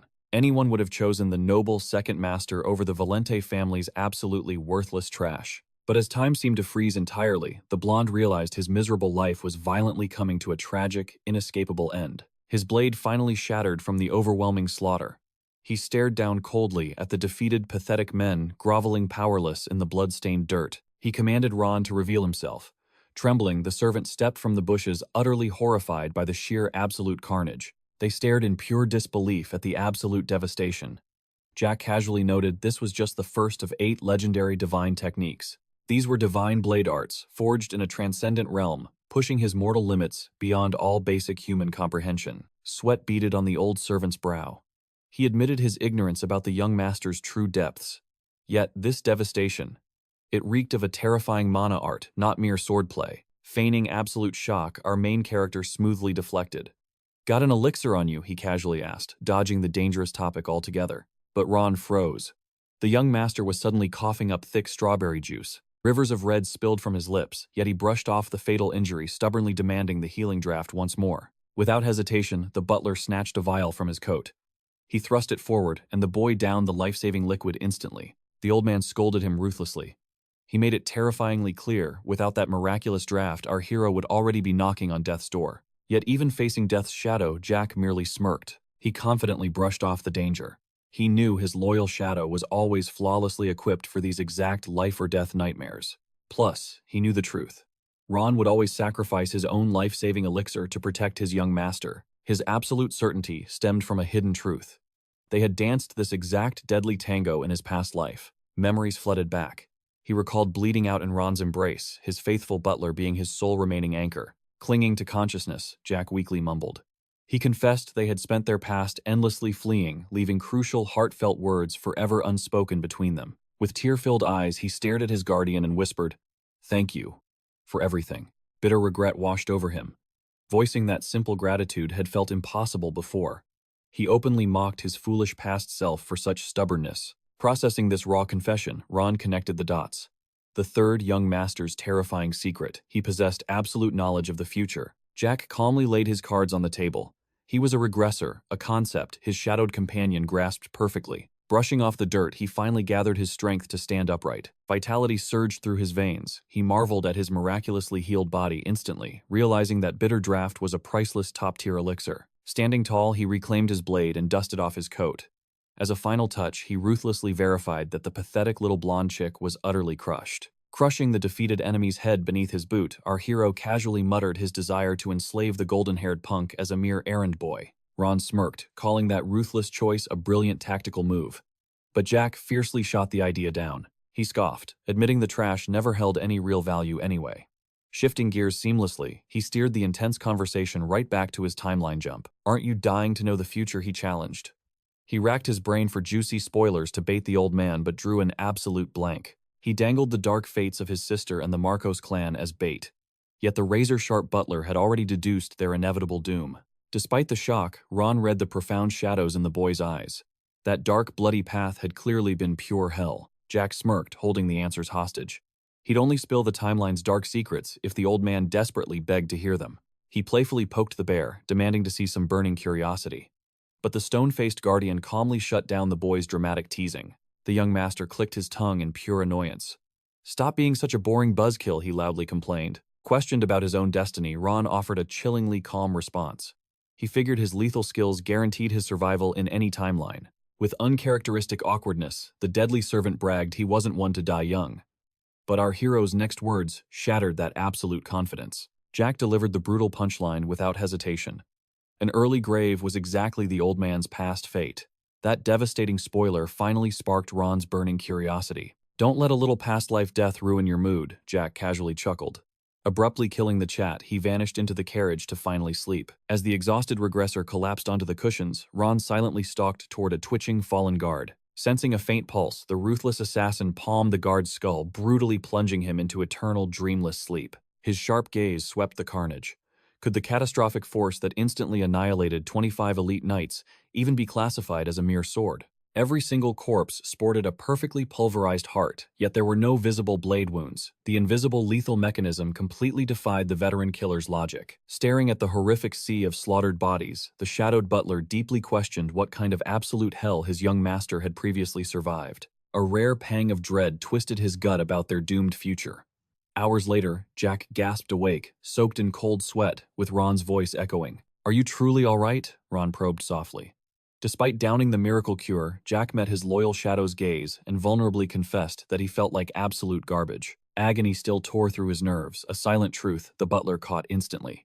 Wordlessly, Ron tossed over a heavy blood-stained loot bag stripped from the corpses. The bloody spoils. 5 legendary healing drafts, 63 shining gold pieces, and 40 standard coins. The young master's jaw dropped. He eagerly joked that even these pathetic corporate lapdogs were completely loaded with cash. Seeing Jack tie the loot shut, Ron urged him to chug another healing draft. But our hero firmly declined, stating more medicine was completely useless right now. Instead, he tossed 3 glittering vials directly to his startled guardian. "Consider this generous interest for saving my life earlier," he smirked. A chilling, satisfied smile crept onto Ron's face. His single, desperate investment had just violently multiplied into a massive 3-fold jackpot. He questioned what to do with the corpses. But Jack, he couldn't care less. He'd just leave the bodies behind a feast for beasts or a grim discovery for passers-by. The blonde warned that surviving without a scratch would draw massive suspicion. Jack blinked his eyes wide with feigned surprise. Just who would dare to suspect him anyway? The answer was glaringly obvious. The Marquis himself. But our main character knew the truth. Even with heavy suspicions, his father couldn't lay a finger on him. Ron pressed the issue, claiming that any rational lord would immediately summon the boy to uncover the bloody truth. A sly smile crept onto Jack's face. Care to bet on that? Ron instantly backed down, knowing he'd lose. After all, his young master was simply too terrifyingly brilliant. Staring at the young prodigy, the blonde knelt, swearing that despite the unfolding chaotic bloodbath, he knew Jack held a true conviction deep within his soul. Brushing it off, Jack verified their absolute secrecy. No other soul knew the man was present. To guarantee their flawless alibi, the master mage revealed his ultimate trick. He planted a perfect illusion back at the royal palace. Even now that Phantom was likely sweeping the annex floors completely undetected, this was a 9th circle spell, a flawless clone.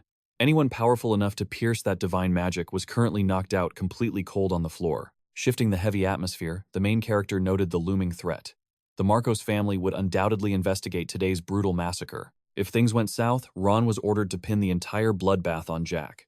In the worst-case scenario, if the furious Marquis prepared to execute him, he had one final script to recite. "If you or my sister perish, it will spark the absolute annihilation of the mighty Marcos bloodline." A chilling heavy silence descended between the two. Ron chuckled, admitting his sudden cold sweat. Jack burst into bright laughter, brushing it off as a mere hypothetical. There was no need for such grim, deathly expressions just yet. For now, he could only pray the Marquis would finally act like a true father to Elizabeth, granting her one desperate final chance at survival. Ron then questioned their next move. Were they truly heading to the academy? Jack nodded firmly, instantly triggering a barrage of panicked questions regarding his father's absolute authority. Yet Jack's eyes held zero fear. Even the prestigious academy was bound by ironclad, undeniable rules. Once the semester began, no student could leave unless their family head or a direct blood relative met a gruesome end. Returning to that hellish mansion was out of the question. With the plan set, it was time for their paths to diverge. Looking at Ron's devastated expression, it was painfully obvious he desperately wanted to follow this arrogant brat into the unknown. Having his loyal hound along would be wildly entertaining, but destiny demanded otherwise. Acknowledging this, Jack simply ordered his servant to survive the monster-infested trek back home. With a heavy heart, the blonde asked if 4 long years would pass before their reunion. Honestly, Jack wondered the exact same thing. The future remained clouded in mystery. Pushing those thoughts aside, Jack locked eyes with Ron, commanding him to protect his sister with his life just as sworn. Standing entirely alone, the young master needed to forge a brand new survival strategy. Surviving the journey from the Marquis estate to the academy required 3 treacherous mountain camps. That meant 4 grueling days on horseback plus 4 more on foot. But scanning the rugged terrain, Jack smirked. This so-called perilous mountain trail was practically as wide as a king's highway. Gripping his suitcase, his instincts flared. A path this worn was a dead giveaway that a village was nearby. Our main character boldly approached his steed, only to utterly fail at mounting it. Cursing his frustratingly tiny body, it took an embarrassing eternity to finally climb into the saddle. He rode through the suffocating silence. The serene moonlight made it practically impossible to believe a chaotic bloodbath had just occurred minutes prior. But marching straight to the academy was never Jack's true plan. His ultimate priority was his master, Valentine Milos. She was the sole reason he still breathed. She gifted him overwhelming power for revenge, ultimately dragging his soul out of the abyss of despair. Erased from modern history, she had once conquered the absolute peak of forbidden magic. Whispering her name still terrified ancient survivors. Galloping through the shadows, Jack clutched his chest. How long had it been since his heart hammered with such fiery anticipation? He crossed into Arbelo, a vassal baron's territory. Spotting a lively, brightly lit inn, the protagonist debated claiming a warm bed for the night. 3 carefree children giggled out front. Their radiant, stress-free smiles proved this domain was an absolute paradise compared to his hellish home. Pushing the doors open, the boy discovered a chaotic crowd devouring hot meals alongside a surprisingly adorable tavern dog. Giving the fluffy beast a pat, he claimed a shadowy table. He silently prayed no drunk idiot would trigger a brawl tonight. But a cheerful voice instantly shattered his peace loudly, declaring it was insanely rare to see a kid drinking completely alone in there. It was a wildly energetic girl, radiating pure hospitality.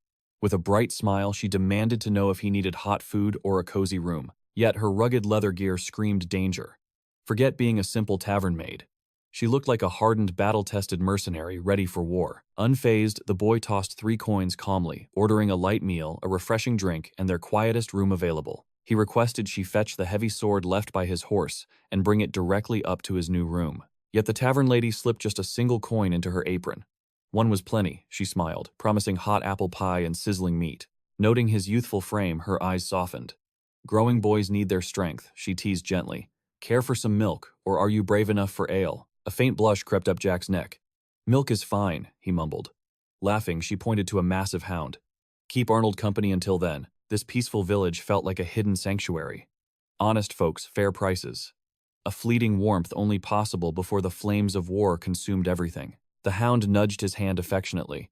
If only you knew the storm approaching, Jack whispered, releasing a heavy sigh. Could he truly live this peacefully? His quiet moment shattered instantly. A sharp whisper drifted from a nearby table, snagging his attention like a fish on a hooked line. A grand extermination plan. Whispers spoke of mobilizing countless monocores to wipe out the demonic beast horde in one massive, sweeping strike. Why bother with such useless overkill? One mercenary scoffed loudly. Even the mighty Tolkien Empire is stooping too low for mere pests. Jack's muscles coiled tight as the blonde brute sneered his complaints. He loudly boasted about the Marquis and his legendary elite vanguard, the fearsome Iron Blood Knight Order, deployed straight into the demonic beast forest for total annihilation. A direct decree from the King of Teslin. He rallied every noble house's private army and hired roaming mercenaries to conquer the wilds. Rooted beneath the towering peaks of the Grand Canyon, that endless sea of trees stood untouched. An absolute neutral zone. Beyond its tranquil illusion, a deadly paradise thrived. Ogres, vicious orcs, creeping goblins, and mystical elves ruled those shadows. The cradle of the legendary Imugi. Harpy plumage twisted into vulgar jewels, while proud elves became mere playthings for wealthy aristocrats, breaking the ancient truce of the neutral zone.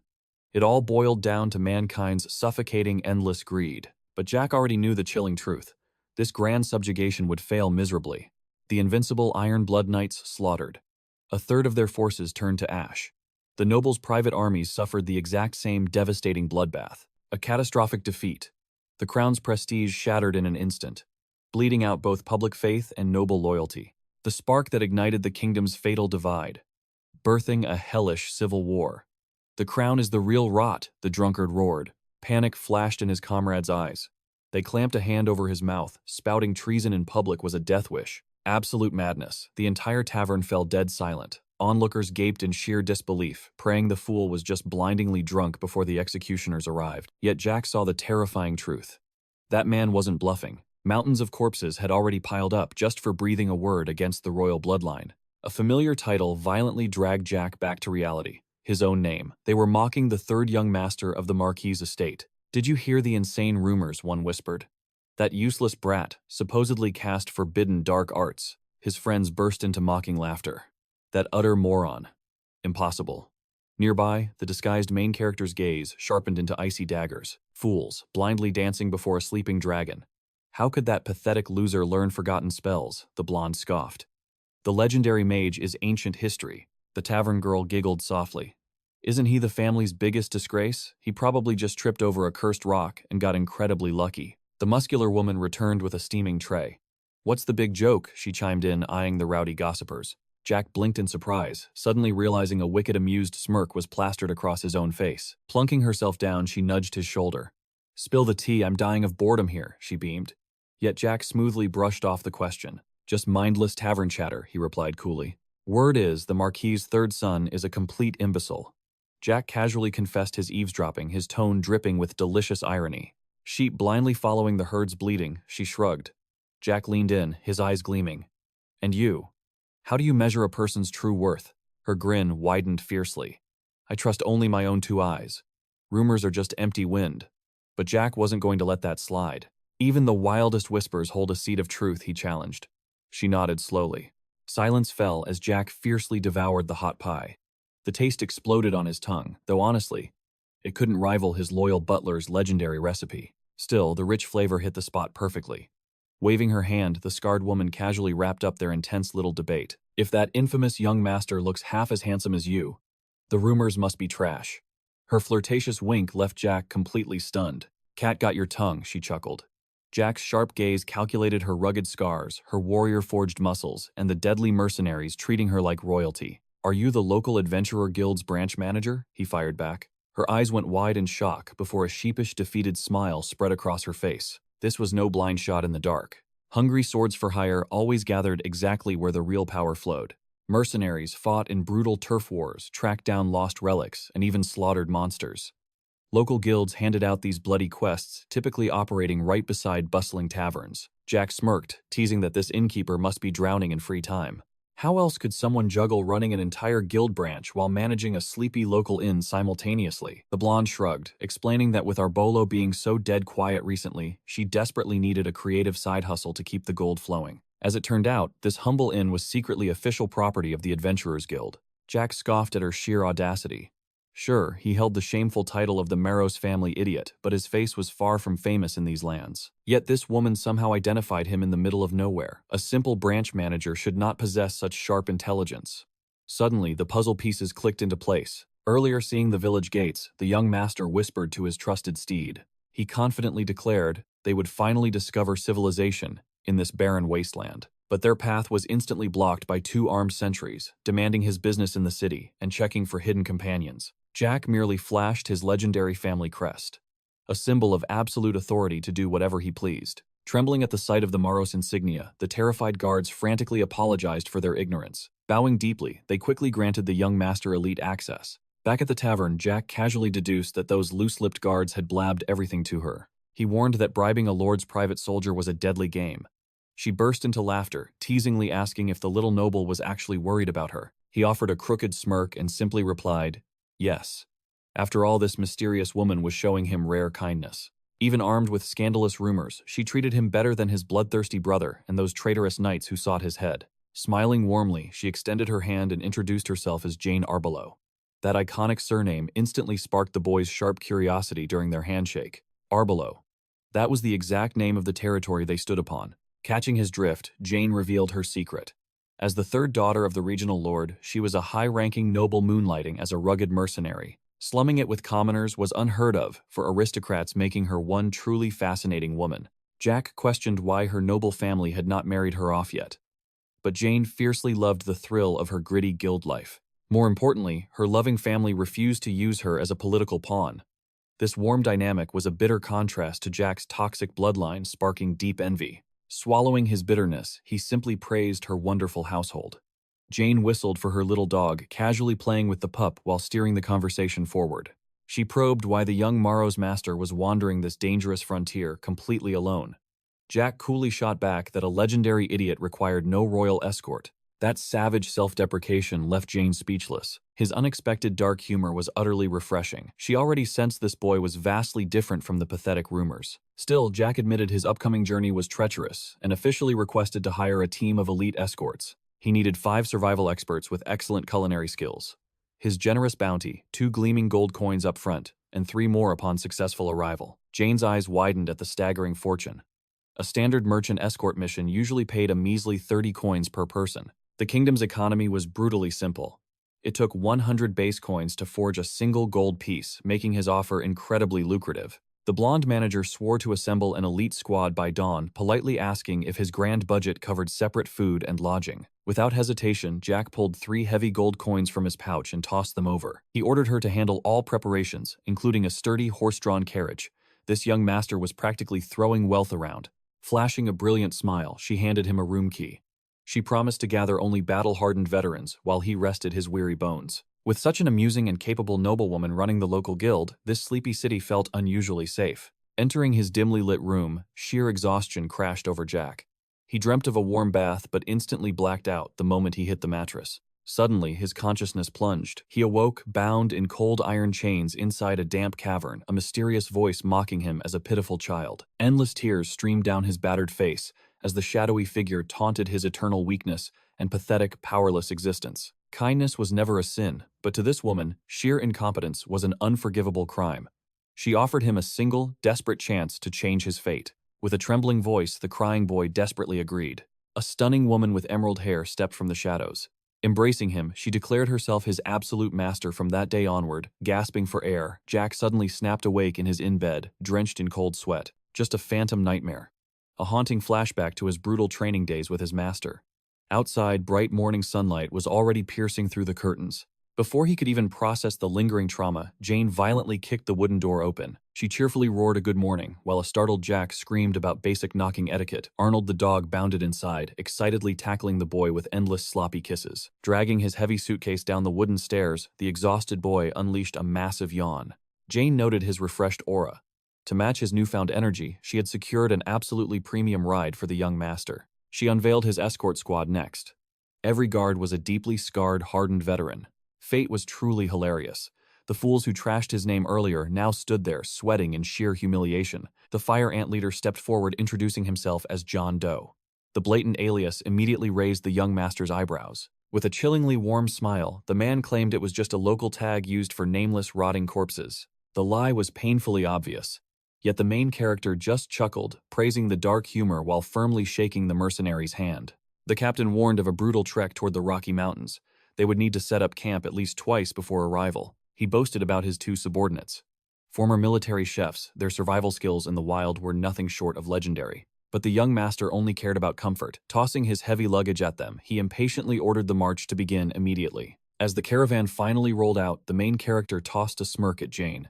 She had definitely assigned him a highly amusing guard. Jane confidently praised the man's skills. And sure, that title would fit perfectly if he were actually just an ordinary fighter. Ron, a legendary 9th Circle mage, concealed his terrifying aura for a dark and deeply personal mission. Yet this fake John Doe, the hidden 8th Circle powerhouse, was masking his divine strength for absolutely zero logical reason. With a sly grin, she reminded him he requested the best. Brushing her off, the young noble simply promised a quick reunion. She swore the next drinks were on her. Flashing a cheeky wink, he agreed to the date, only if she covered the entire tab. Watching his silhouette fade, she sincerely prayed for his safe return. This arrogant little master had already won her cunning heart. On the bumpy road, he lounged inside his carriage. It wasn't a royal palace, but the peace was perfect. The golden sun pierced the clouds. Breathing in the fresh breeze, his mana flowed much smoother than yesterday. While casually weaving mana around his fingertips, the main character caught the fake captain glaring. What was this hidden master planning? Rising abruptly, he locked eyes with the nervous blonde guard. He smoothly interrogated the fool about his true aristocratic identity. Trembling, the guard mumbled about rumors of a supreme noble bloodline. Feigning complete innocence, Jack coldly ordered the sweating man to keep talking. The blonde confessed. Jane claimed he was a wandering scholar. A sharp glint crossed the protagonist's eyes. That woman was far too interesting. Given permission to speak freely, Jack slowly reached into his inner pocket. He tossed a gleaming silver watch bearing his absolute family crest. Inspecting the intricate engraving, the fool questioned its noble origins. But his suddenly pale, terrified expression revealed he knew exactly what it meant. Or maybe just fragments. So Jack casually dropped a bombshell. It belonged to Marquis Valente, an absolute fool destined for total ruin. This cursed symbol represented that exact bloodline. The heavy revelation instantly sucked all the air away. Tilting his head playfully, Jack mused about a specific rumor. Wasn't there a notorious trash young master rotting away inside that estate? With a devilish smirk, he cornered the blonde guard. Did he perhaps know about that pathetic fool who was recently thrown into prison? This terrifyingly calm delivery shook the guard to his soul. His dark identity was finally exposed, though the young master remained entirely unfazed. He laid the brutal truth bare. Following his jail release, whispers of him practicing demonic forbidden magic had already poisoned the entire continent. Mocking the mercenary's frozen, terrified face, Jack leaned in close. Why so serious now? He ordered him to laugh just like yesterday. A pathetic apology was all the coward could choke out. Yet the rumors weren't baseless. The main character truly understood the abyss of forbidden arts. His former master stood at the absolute pinnacle of dark magic. Even walking the path of the sword, he inherited those terrifying arcane secrets. But why bother chanting spells? Jack flexed his bare hands, declaring that his crushing fists were more than enough to obliterate any enemy. When his piercing gaze shifted to the fake captain, the hidden powerhouse physically flinched. The young master demanded answers. Why had this mighty leader stood silently while his subordinate insulted a noble? He had defended the royal crown instantly. So, why? The hesitation now. Jack faked absolute heartbreak, throwing the hardened mercenaries into total panic. Sweating profusely, the fake captain scrambled for an excuse. He desperately claimed absolute ignorance regarding the noble hierarchy. Jane must have leaked Jack's true status to him alone, deliberately keeping the lower-ranked grunts completely blind to the monstrous presence among them. Shrugging it off, Jack offered a terrifyingly fake truce.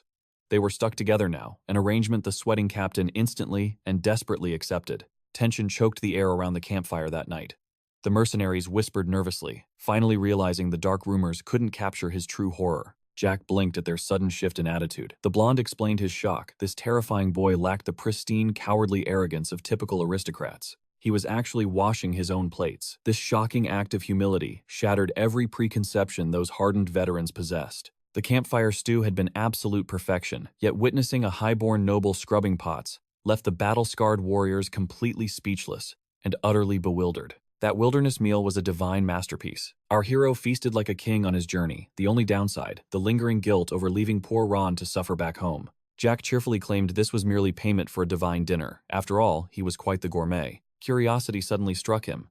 How did these rugged men handle the night watch? The mercenary casually revealed they just drew lots. The man jokingly invited Jack to join the rotation, but our tiny hero pouted. A growing boy desperately needed his beauty sleep. Would this brute take responsibility if his growth stunted? Yeah, better to just forget about it. Boredom quickly settled in. To kill time, they started swapping tales. So what epic lore should our boy drop first? Jack dropped a heavy question. Just how many dragons existed in this world? He highly doubted these grunts had ever pondered such legendary matters. The mercenaries immediately brought up the founding king, the myth of the hero who annihilated all dragons centuries ago, stripping away the nonsense. The entire legend basically boiled down to that. Emperor Julius Teslin. He supposedly wiped out the dragons, conquered the western continent, and forged his glorious empire. But time is a cruel master. That glorious empire eventually crumbled, becoming a mere vassal state to the mighty Tolkien Empire. At least that was the history every commoner blindly believed. But Jack dropped the real truth. 2 dragon lords ruled the Black Sea, a hatchling hid in the imperial house, and 5 lurked in the forest, plus 8 more wandering aimlessly.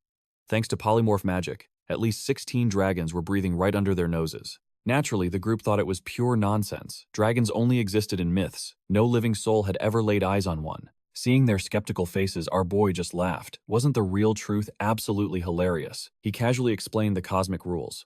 Dragons were strictly forbidden from mingling with humans. A dangerous ancient pact held their very existence hostage. Joe Nobody raised an eyebrow. Did that mean the founding king's grand extermination was a total lie? Jack smirked. Bingo. That hero hadn't killed a single scaly beast. He merely begged for a chance to negotiate with them. To be brutally honest, 2 nameless supporters pulled all the strings from the shadows. But Jack kept that juicy secret hidden. The mercenary then pressed further. What were those mythical beasts doing nowadays? Jack's eyes gleamed with forbidden knowledge. This continent was merely the western half. Across the vast sea, an entirely different world awaited. Except for the little hatchling. The mighty dragon lords shared one sacred duty, guarding the ancient barrier in the Black Sea. Joe pressed for details about this mysterious barrier.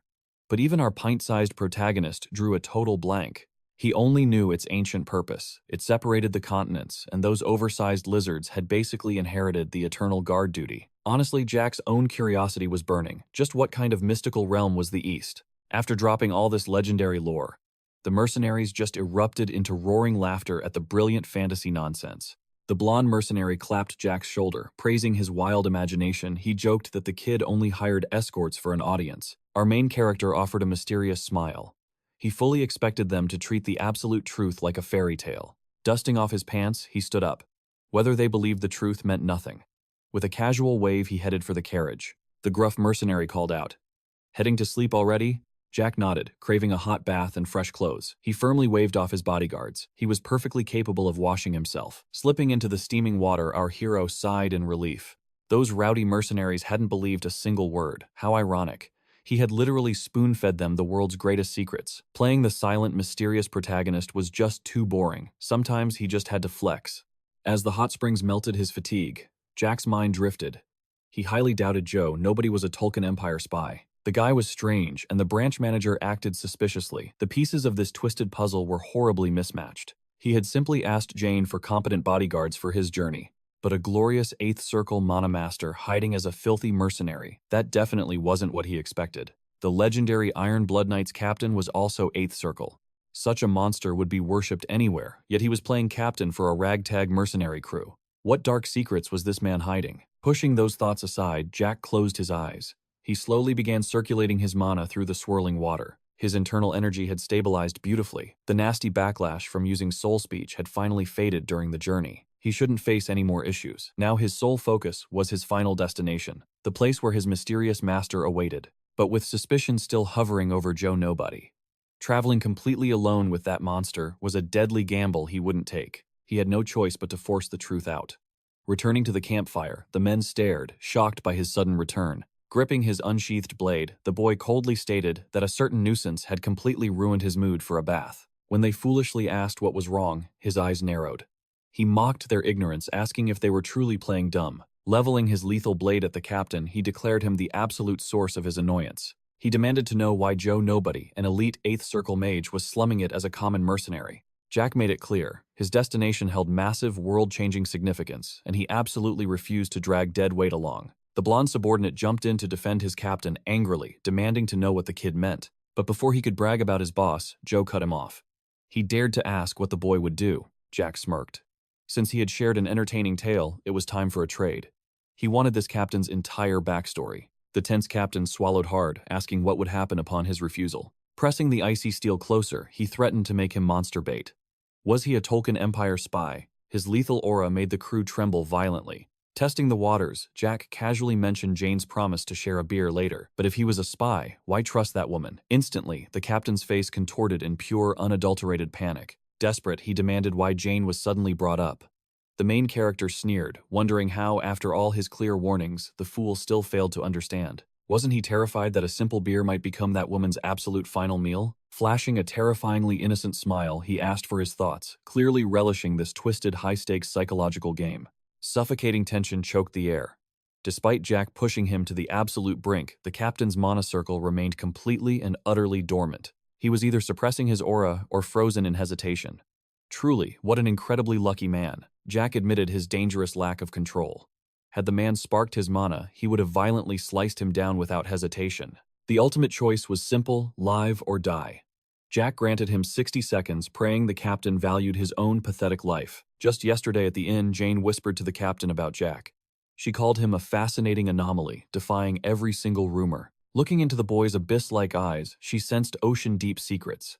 That was exactly why she assigned this specific escort mission to him. After all, destiny works in mysterious ways. An unpredictable monster like him could completely rewrite their tragic fates. Yet who could gaze into those eyes and scream monster, but back in the present time aggressively ticked away? The captain felt entirely paralyzed. He was a helpless herbivore staring down a hungry lion. His absolute survival instinct screamed in pure agony. Panic clouded his mind as a chilling realization hit. How on earth did this kid uncover his hidden 8th circle mastery? Did Jane accidentally leak his absolute secret? No, the terrified captain immediately crushed that paranoid illusion. She would never ever betray him. Their bond was absolute, and she would have confessed instantly if she made a fatal slip. The agonizing countdown marched on. At exactly 40 seconds, the trembling man finally broke the heavy silence. He bluffed, claiming an 8th circle master could never be touched. Yet, he marveled at the demonic, overwhelming pressure radiating from the boy's eyes. Still, Jack didn't flinch an inch. The monstrous presence before the captain felt like an ancient being, not a mere child. Meanwhile, his terrified subordinate begged him to just confess everything. But the overwhelmed captain simply could not organize his wildly racing thoughts. Death's cold shadow loomed ominously. Every single brutal choice he had ever made in the mercenary underworld flashed before his panicked eyes. However, having miraculously survived this long on sheer luck alone, he gambled absolutely everything on his hardened survival instincts. Time was officially up. Since the heavy silence lingered, Jack moved in for execution. But right before the lethal blade struck, he cracked. Desperate, he asked about Jane's situation. He needed to know if the main character had unraveled everything. Joe Nobody's tragic backstory was painfully cliché. A forbidden romance between a high-born noble's daughter and a lowly commoner, a tale heard everywhere. Their fated encounter happened when she was just 19, back when he had already awakened his 7th mana circle. It was an inescapable love at first sight. Their star-crossed romance blossomed fiercely in the shadows, a stubborn but deeply predictable outcome. However, a dark, deeply personal reason prevented their marriage. Usually, an 8th circle master commanded terrifying political influence and immense worldly power. For a living legend to scrape by as a filthy mercenary was absolutely unheard of. Jack calculated that the captain's past sins likely triggered a massive scandal. Clearly, her aristocratic family cared more about rigid honor than profit. The main character pierced him with a look, questioning if Jane was truly just a lowly guild manager in that tiny territory. A mere pathetic sword for hire. Seizing the moment, Jack bluntly asked if this entire mission was a selfish scheme to use him. The defeated captain grimly nodded. But our main character hesitates. A wild tale like that, it could easily be a fabricated lie. His piercing gaze locks onto Joe Nobody. He questions what the Empire planned for the infant dragon. Joe deflects perfectly. How would he know some bedtime myth? That clever dodge only makes our boy smirk. He explains that Master is a divine title. It belongs only to those with 10 circles carved into their hearts, yet even they remain blind. Beyond the 10 circles lies an abyss where true monsters wield absolute soul power. This is the legendary realm of transcendence. The heavy truth leaves the entire escort paralyzed except their captain. In exactly 2 years, Hankus Beckerman of the Tolkien Imperial Guard will become the absolute apex of this continent. He reveals that this night will awaken the lost legacy of those ancient transcendents hidden in forgotten history. But here is the twisted truth. That tragic knight never reached transcendence through his own mortal strength. Hooked by the dark lore, the man urges him forward. Jack drops the bomb.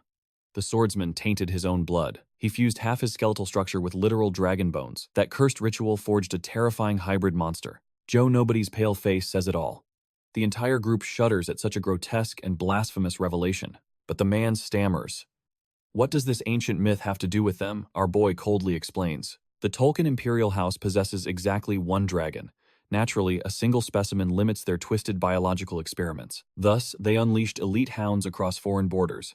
Their primary directive, scour the continent for vital intelligence. Their second objective, to hunt down the existence of hidden dragons. The escort leader bursts into forced laughter, calling it a spectacularly crafted piece of fictional garbage. Jack knew they would doubt him. But judging by that flawless reaction, Joe, Nobody was definitely not an Imperial spy. Joe crosses his arms tightly. So are your ridiculous suspicions cleared? The boy nonchalantly nods in agreement. He wishes Joe a blissful future with the loyal guild manager, cheekily demanding an invitation to their eventual wedding. But suddenly the air shifts. Jack casually angles his blade behind his own back. Clink Joe. Nobody freezes with cold steel at his throat. He was caught drawing first. Jack makes his absolute dominance clear. Joe is only breathing right now because Jack misjudged his true identity earlier. Pulling him chillingly close, Jack whispers, "This is your final warning. Show that killing intent again, and you are ash." The sheer killing pressure makes the mercenaries tremble. Panicking, they beg both men to sheath their blades and parley. Our main character tried to forge a bond with this party, but walking among mortals is always a complicated affair. After that overwhelming display, Jack casually retreats to the carriage to nap. The shaken men immediately begin their hushed debate. A rogue questions the madness. Why would a monster capable of leading noble armies slum it as a lowly mercenary? The blonde warrior seethes. Their captain claimed the boy was only at the 4th circle. That blatant lie stings deep. Still, they had bled together on battlefields for years. The captain had saved his life, so he bites back his rage. Harboring a terrifying 8th circle master was a chaotic blessing. It could elevate their mercenary squad to continental legends. With that divine power, their leader might crown himself mercenary king. But Joe heavily doubted that childish fantasy. He scoffed at his companion's naive optimism. An almighty 8th circle master would never stoop to rule street mercenaries. There were only 4 legendary mercenary masters alive. He sighs and drops the argument, letting the impossible dream slide. A rookie stutters, asking if those insane combat rumors were true.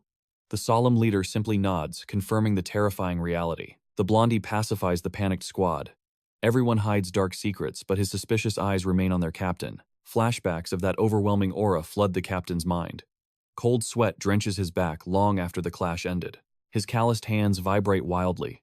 The icy grip of death still chokes him, though he refuses to confess his terror. Just as feared that boy was an anomaly of sheer danger, the continent was already bleeding out from endless warfare. The bloody succession war for the imperial throne was bad enough.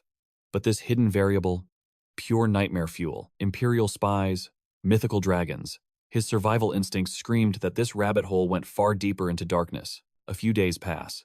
Inside the rolling carriage, Jack smirks and offers another little bedtime story. The mercenaries instantly stiffen, their faces pale, absolutely dreading whatever he reveals next about the apex lord of the forest. Guild intel ranked that monster at the legendary 9th circle. But Jack casually shatters their reality. It has reached the 10th.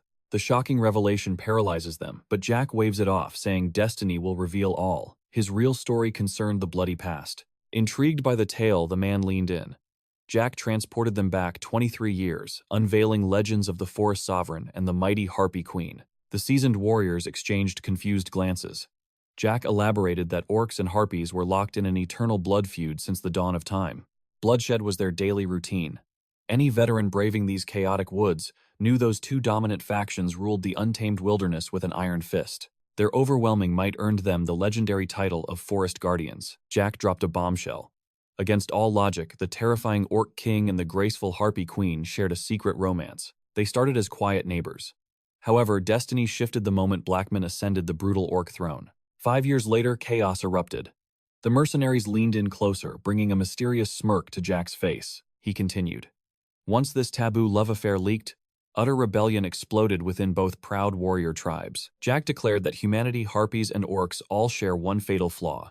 The blinding greed for power inevitably breeds deadly treason. Rebellious factions overthrew their sovereigns in a bloody coup. They weaponized that forbidden affection to justify their treacherous uprising. Yet the coup crumbled, and the traitors faced utter annihilation, Joe. Nobody then questioned why their bitter rivalry survived until today. Jack sighed. Blackman and Vala tragically parted ways. They sacrificed their hearts for their people's survival, a truly heavy burden. Sadly, this forged a dark legacy of endless hatred.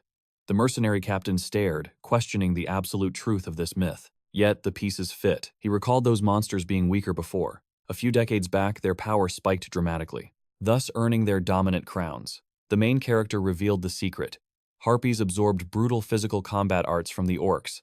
Meanwhile, orcs mastered the Harpies' exclusive spirit magic. This legendary cross-training was only born through Blackman and Vala's tragic bond. As they now rule the woods, Jack offered a life-saving tip. If captured, Joe must recite this forgotten historical romance. It might just buy him precious time to survive. Gazing at the youth's deceptively innocent smile, the grizzled veteran nodded in agreement. Shifting gears, he tossed over some dried provisions.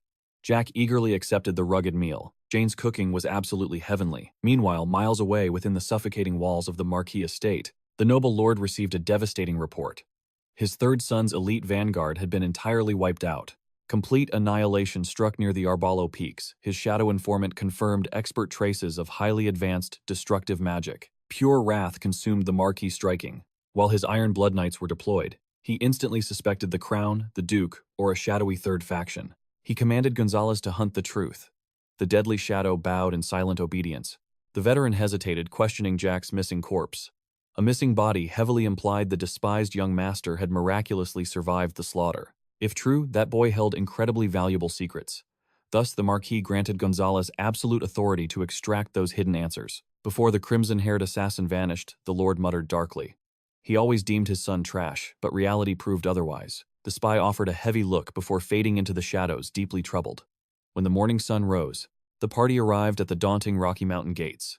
Without warning, Jack tossed a heavy pouch of gold to Joe Nobody. The mercenary's eyes went wide at the staggering fortune.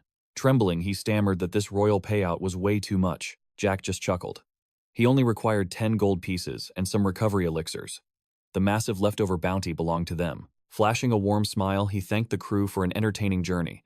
He even sincerely apologized for doubting Joe's honor. The time to split paths had arrived.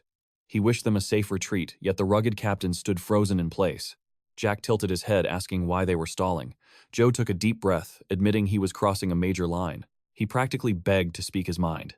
Granted the floor, Joe firmly declared that mercenary life wasn't a total nightmare. Jack blinked in utter confusion at this sudden pitch.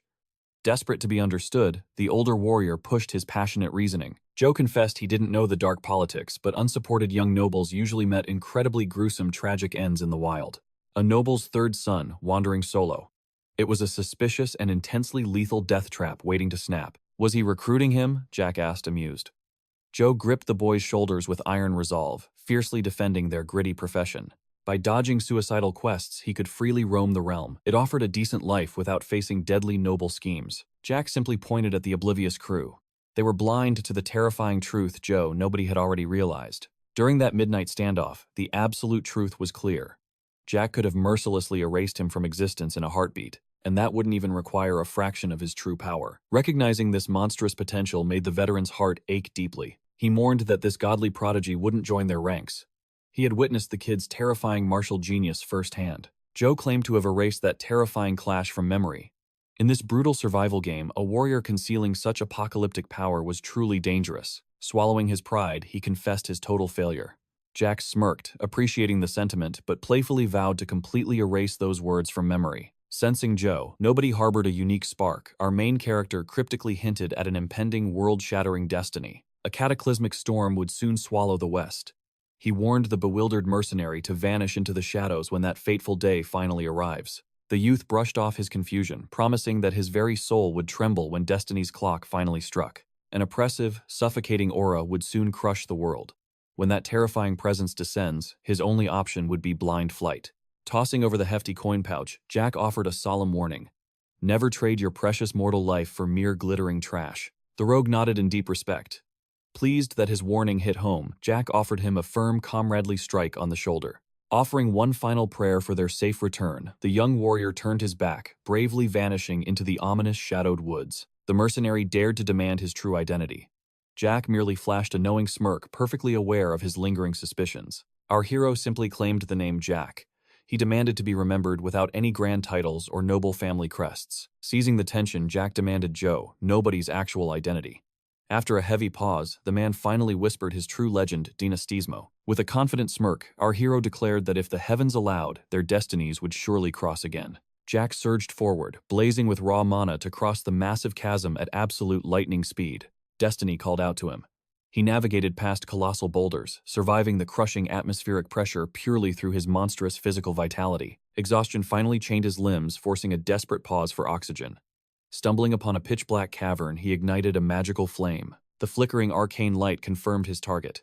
Now, only a towering barrier of solid rock stood between him and his legendary master. Discovering this sanctuary in his past life was pure cosmic luck, born from fleeing a suffocatingly miserable existence. Uncorking a mysterious vial, Jack drenched the ancient stone, simultaneously gripping his cold blade with absolute unwavering resolve. Only one brutal trial remained. He had to drag his bare flesh across the razor edge.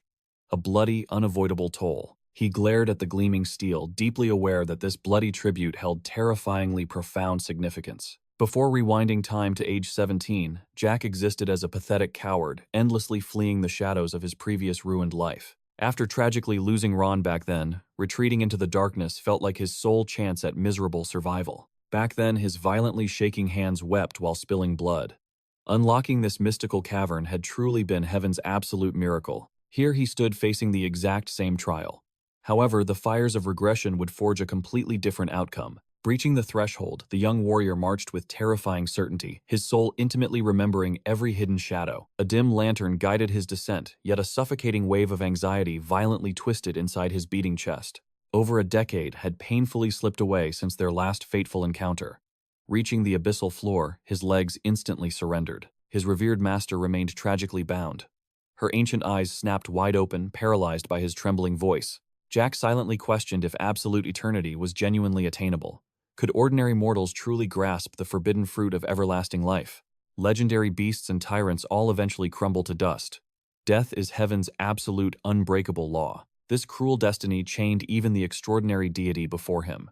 His legendary mentor had survived 4 centuries of endless torment. She survived via an arcane spirit-severing art, yet a mystical thread forever bound their 2 souls together in defiance. That miraculous spell was rapidly collapsing. Their first meeting happened at age 10, but the timeline had drastically shifted. In this life, he possessed a mere 13 fleeting years to cherish his beloved immortal teacher. The chained porcelain-like entity questioned if this stranger truly dared call her master, sending devastating ripples through his heart. That deeply missed tone crashed over him like a tidal wave of sorrow. Intrigued, the ancient being attempted to decipher his aura. Adala glared, demanding if this was a foolish mortal prank. She hungered to unmask the true entity standing before her. Her aura flared dangerously, warning he would never receive a third chance to speak his name. Chuckling warmly, he teased her explosive temper, confessing how deeply his soul had missed her, leaving the supreme sorceress utterly baffled. Amused by this utterly foreign disciple, she challenged his knowledge of her mythical legend. Jack responded with a fiercely determined nod. Erasing his sacred savior was impossible. Their shared blood-stained history was infinitely more precious to his soul than any fleeting illusion. Though he alone carried the burden of the past, those fiery memories burned brilliantly within his beating heart. Proudly, he proclaimed himself the legendary hero who shattered the Golden Era to birth humanity's dawn, introducing himself to Valentine Milos. Staring down the supreme mage, he declared himself her loyal student from tomorrow. Her mind furiously reeled. Time travel was impossible. Loathing foolish liars and fairy tales, she coldly asked if he already understood exactly why. The boy smiled knowingly. He declared that legends always twist the truth with human bias. Annoyed, she scoffed, calling him a mere wannabe storyteller. She ruthlessly challenged his bold claims, demanding how someone of her status would react to such sheer absurdity. The air grew terrifyingly heavy. Yet the only thing crossing his mind was one simple, fearless remark. It hit the mark perfectly. She instantly realized his uncanny talent for mimicking her exact words. She smirked, joking his dramatic storytelling could make a decent living. Slightly offended by the tease, he immediately called her master. The woman's eyes narrowed. She was no one's master. That fierce denial only proved she hadn't changed at all. She was exactly the same legend. Realizing mere words wouldn't work, the boy stood tall, determined to prove his worth through action. In a flash of steel, he leveled his blade directly at the chained woman's throat. He begged forgiveness for his absolute disrespect, knowing it was the only way. Staring down the blade, she realized Jack was channeling pure soul aura. He admitted his utter insolence, yet swore to humbly accept any divine punishment once his absolute mission was finally complete. Panic flashed in her eyes. She screamed a dire warning. If those chains shattered, this entire dungeon would completely collapse. Jack already knew that. That was exactly why he would shatter them without hesitation. He marched toward the woman who trained Julius Teslin, the so-called mighty hero. Julius had sworn a blood oath to return for his master.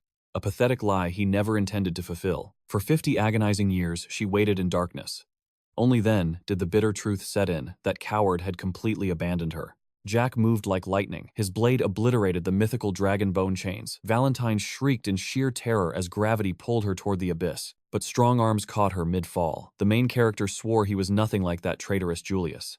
He didn't just spout empty words, he delivered absolute results. Tears threatened to spill as painful memories crashed over her in devastating waves. But the crumbling earth shattered the touching moment. A massive shockwave ripped through the ceiling and Jack roared for her to hold on tight. Knowing the earth bent to true power, he instantly ignited 4 supreme techniques simultaneously. Wind, forest fire, and mountain. Cradling her tightly, he unleashed a cataclysmic blast of mana, potent enough to completely obliterate mountain peaks. Trembling before such overwhelming divine might, his master whispered in absolute disbelief.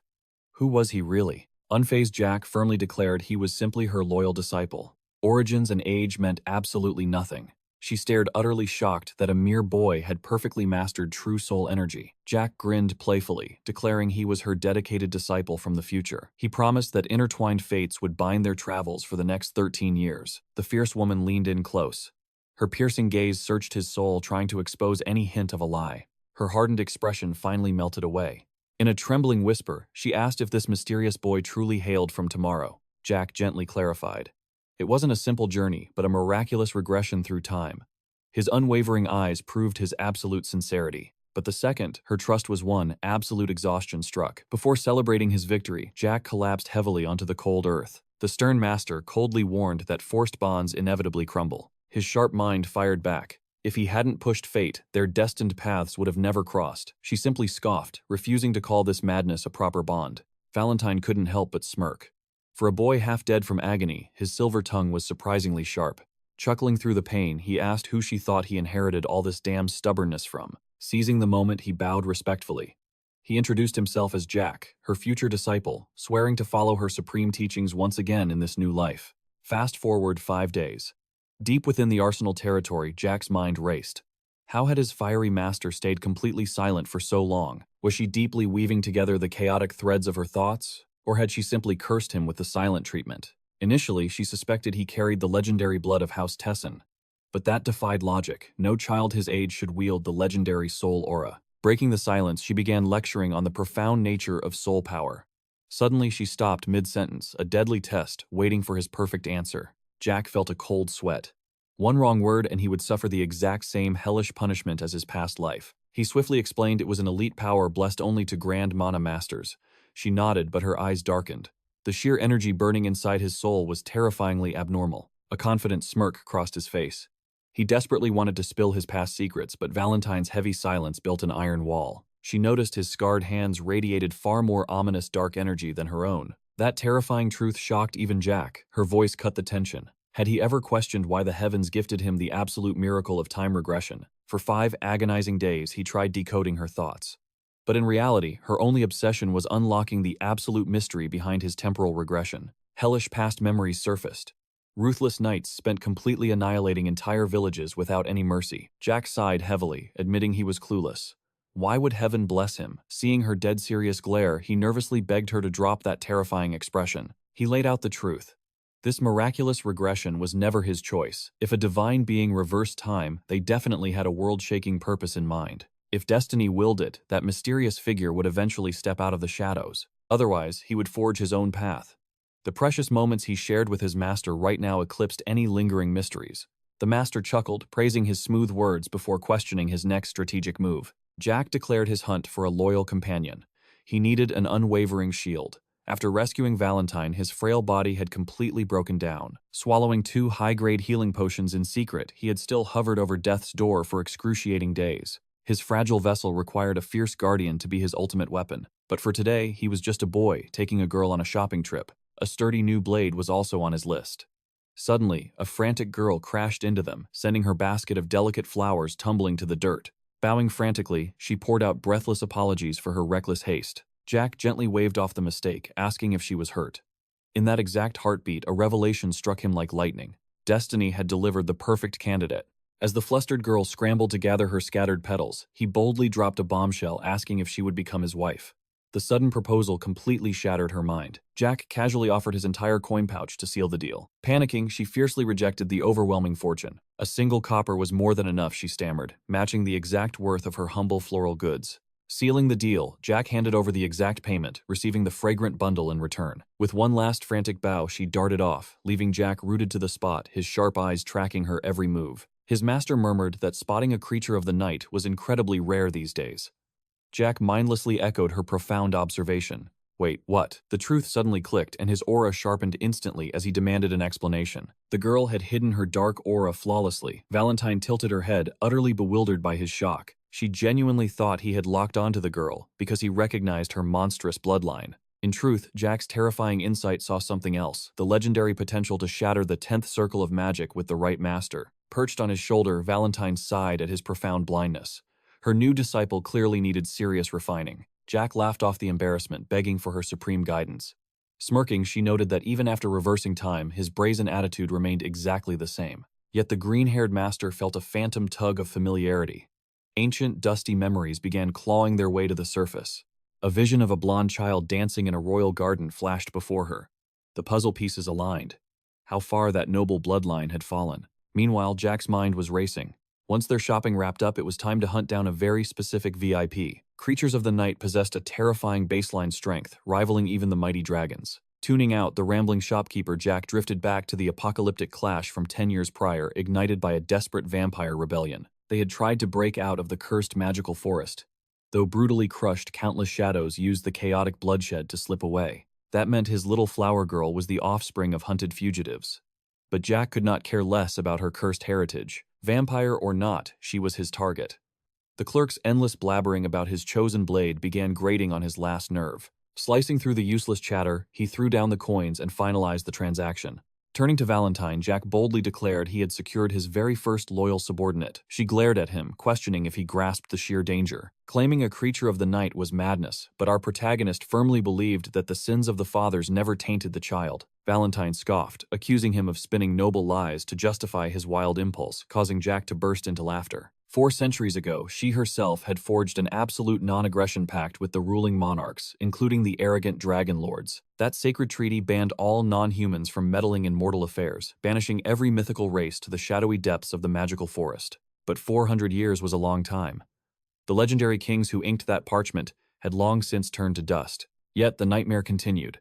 The lesser races were hopelessly trapped under the tyrannical, watchful gaze of the dragons. With massive 2,000-year lifespans, these scaly beasts viciously oppressed everyone to uphold a dead promise, projecting their own miserable isolation. A dark smile crossed Jack's face.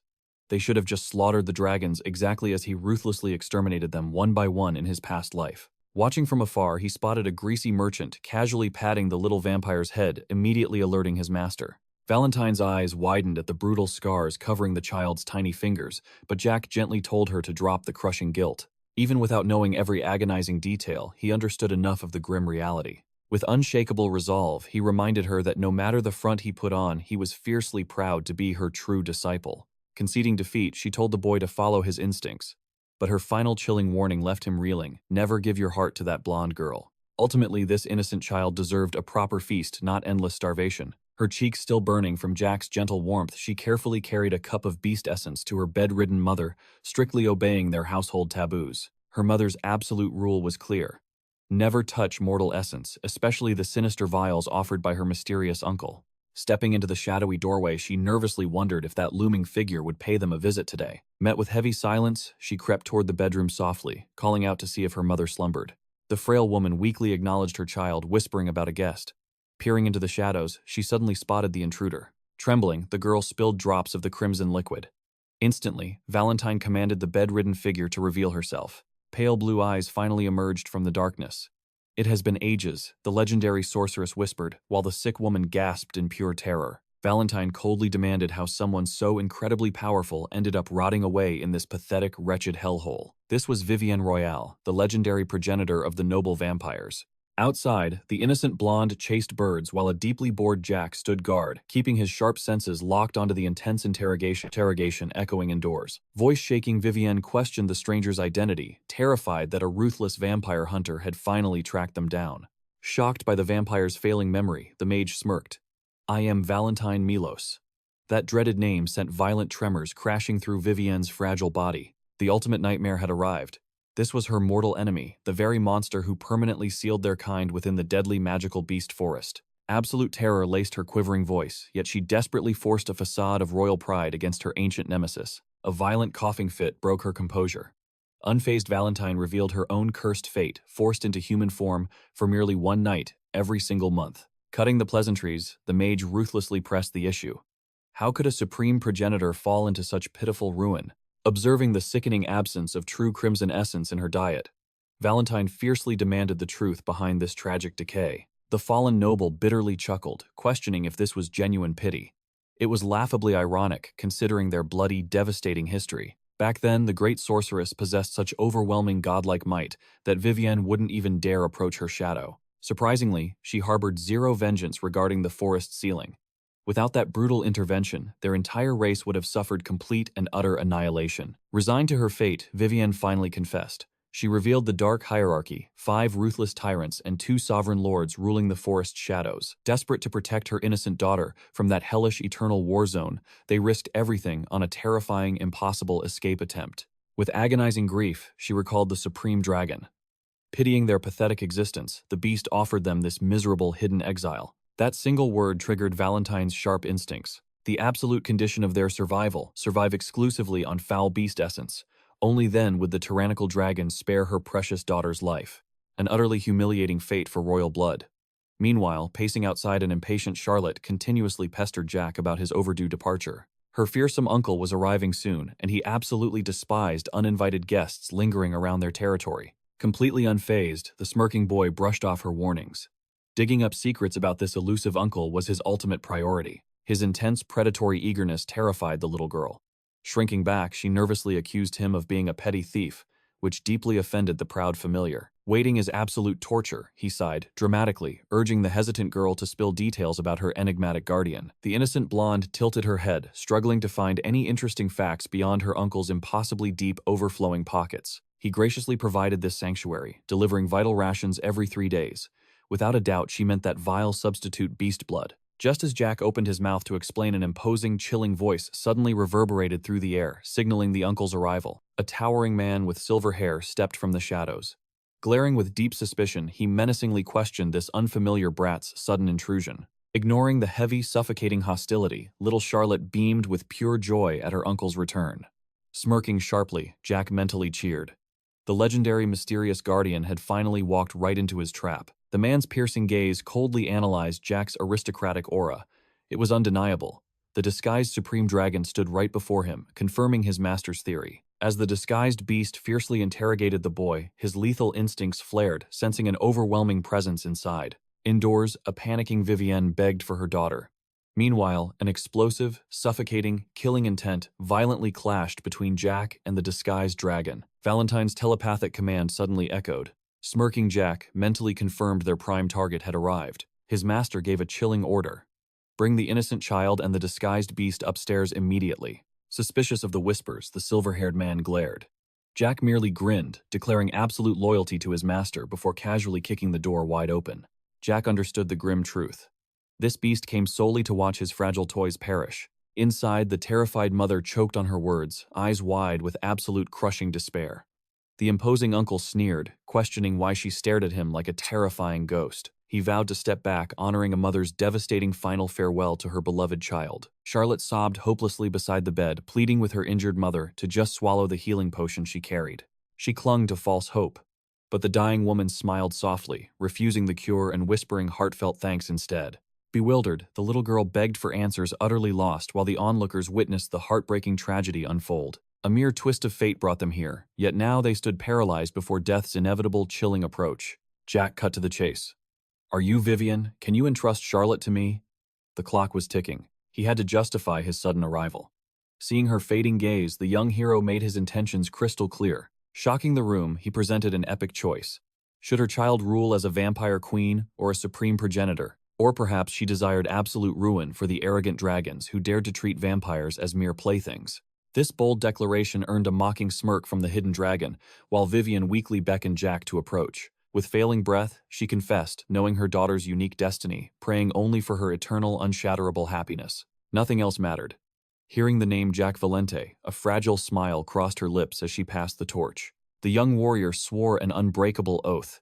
He would guard the golden-haired child with his very life. Whispering Charlotte's name one final time, Vivienne poured out her love before crumbling into ethereal dust. A soul-crushing scream tore from the girl's throat, grasping desperately at fading ashes, completely shattered by the cruel reality. Jack and Valentine watched in solemn silence. Suddenly, the imposter uncle erupted into sick, hysterical laughter at the tragedy. Finding twisted humor in death, he mocked the sheer audacity of a mere brat claiming such an epic responsibility. As he ridiculed, the starving vampire's blazing fury engulfed Jack, who unleashed a devastating punch, bursting with pure mana. The explosive impact launched the villain backward, yet he simply brushed off the attack, scoffing at the boy's apparent insolence. As killer intent leaked from the man, Valentine instantly stepped forward, demanding his true identity and freezing him in shock. An eerie anomaly. Without a single trace of magical energy, this lifelike doll was addressing him directly. Brushing past his confusion, she casually dropped the existence of 5 missing dragons who supposedly guarded the surrounding forest.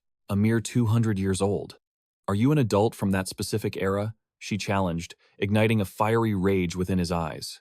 "How could a simple toy harbor ancient secrets? Who the hell are you, freak?" he roared, demonic rage boiling over. Hearing his revered master insulted, absolute murderous hatred instantly consumed Jack's entire mind. Valentine calmly ordered Jack to lower her down. Standing tall, she officially declared her legendary name, Valentine Milos. Revealing her identity as the mythical ancient mage, the dragon's arrogant face completely warped in sheer, undeniable disbelief. "The immortal necromancer," he gasped, utterly paralyzed. The enigmatic woman simply nodded, accepting her terrifying historical title. Gritting his fangs, the dragon accused her of shameless deceit. Valentine casually dropped the names Bahamut and Valort. Those were legendary titles, guarded exclusively by dragonkind. That single revelation violently shattered the man's lingering doubts. Stunned by her unnatural survival, he finally shed his disguise, revealing himself as the majestic fire dragon Valactus Machiavelli. Sneering at the filthy hovel, he shamelessly admitted his cruel mission, eradicating this cursed child of an unwanted, tainted bloodline. Valentine ordered him to retreat at once. But the arrogant beast only scoffed, questioning if she had forgotten their ancient verbal pact. Supposedly, the supreme dragons had always graciously spared the lesser non-human races out of sheer absolute pity. How dared a mortal command a mighty dragon to yield? Yet Valentine's overwhelming presence did not waver for a second. She coldly corrected his twisted history. The true mercy in that legendary tale had never been the dragons but her. Exposing the ancient pact, she revealed the dragons' false grace. Their blinding arrogance alone had maliciously segregated the mortal races. Drunk on false supremacy, they learned nothing. She was utterly disgusted that a catastrophic holy war had not humbled them. The dragons sneered at her grand history lesson, branding her a pathetic ghost of a forgotten era. Burning with wrath, Jack silenced the beast, branding him a filthy lizard. He initially intended to remain a quiet observer. He played nice, but now he furiously demanded how a mere four-legged beast dared to project such suffocating, unearned arrogance. That fatal insult unleashed the dragon's wrath. Manifesting razor-sharp claws, he promised to violently shred the boy. Completely fearless, Jack exploded forward, unleashing a heaven-shaking kick that smashed the arrogant dragon through the wall. Planting his heavy boot under the defeated monster's chin, Jack delivered a chilling warning to show Valentine absolute, unwavering respect. Coughing up dark blood, the dragon furiously cursed, completely bewildered that a lowly human dared humiliate a supreme apex predator. Jack's patience snapped. "Cut the pathetic garbage," he commanded, his aura heavy. "Look down before I annihilate you." But the arrogant dragon snagged his ankle. Tossing Jack skyward, he roared, "I am a god here. I do as I please." He even dared to claim Valentine Milos's backing. Tears streamed down Charlotte's face, while our main character casually thought about Ron's inevitable panic. "Ron would lose his mind seeing this mess," Jack stated coldly. "Your uncle is irredeemable garbage." The brutal truth finally shattered her illusions. Devastating sorrow crashed over her as the twisted reality clicked into place. Jack gently grasped her trembling hand. "Keep your eyes open," he urged. The crushing revelation dropped. Valactus had slaughtered her entire clan, murdered her father, and treated her mother like a mere plaything. The bastard desperately scrambled for excuses, but Jack's voice was absolute ice. "Give me permission, and I erase his entire bloodline." In that suspended second, the universe waited for the blonde girl's judgment. "Watch closely. I will show you the true power of your protector," Jack roared, his blade erupting with terrifying kinetic energy. But the vampire's speed was monstrous, weaving through deadly strikes like smoke. The intense clash resumed, yet our hero missed every fatal blow. The bloodsucker sneered with pure arrogance. "All that big talk, yet your mana arts are laughably weak." He thought his victory was guaranteed. But mid-insult, a razor-sharp flash of aura instantly severed his flowing hair. A deadly smirk crossed Jack's face. That haircut was an eyesore. "Now let us begin the real slaughter." Humiliated and enraged, Valactus spat out the most vile curses imaginable. Seething with fury, he unleashed a devastating hurricane strike, yet Jack easily deflected the apocalyptic blast, shocking everyone present. Even Valentine gasped in disbelief. Our boy completely shattered the dragon's absolute magic, ruthlessly slamming the vampire straight into the dirt. Jack's boot crashed mercilessly onto his skull. A sudden flash of past life memory struck him. This pathetic worm was Machiavelli, the spawn of Luca Machiavelli, tyrant of the magical beast forest. Hearing his hidden lineage exposed, the vampire turned completely pale. Panic set in. How could this human know his father was one of the 5 legendary dragon overlords? Jack could never forget the Dragon King he had personally beheaded in his previous life, even if this specific offspring was new. Judging by his pathetic weakness, this wretch either died early in the previous timeline or cowered in the shadows. "Why do you reek of your father's arrogance?" Jack mocked. The beast growled fiercely, demanding to know who this insolent insect was. Jack's eyes burned with authority. "I am the sole disciple of Valentine Milos, the very woman you underestimated."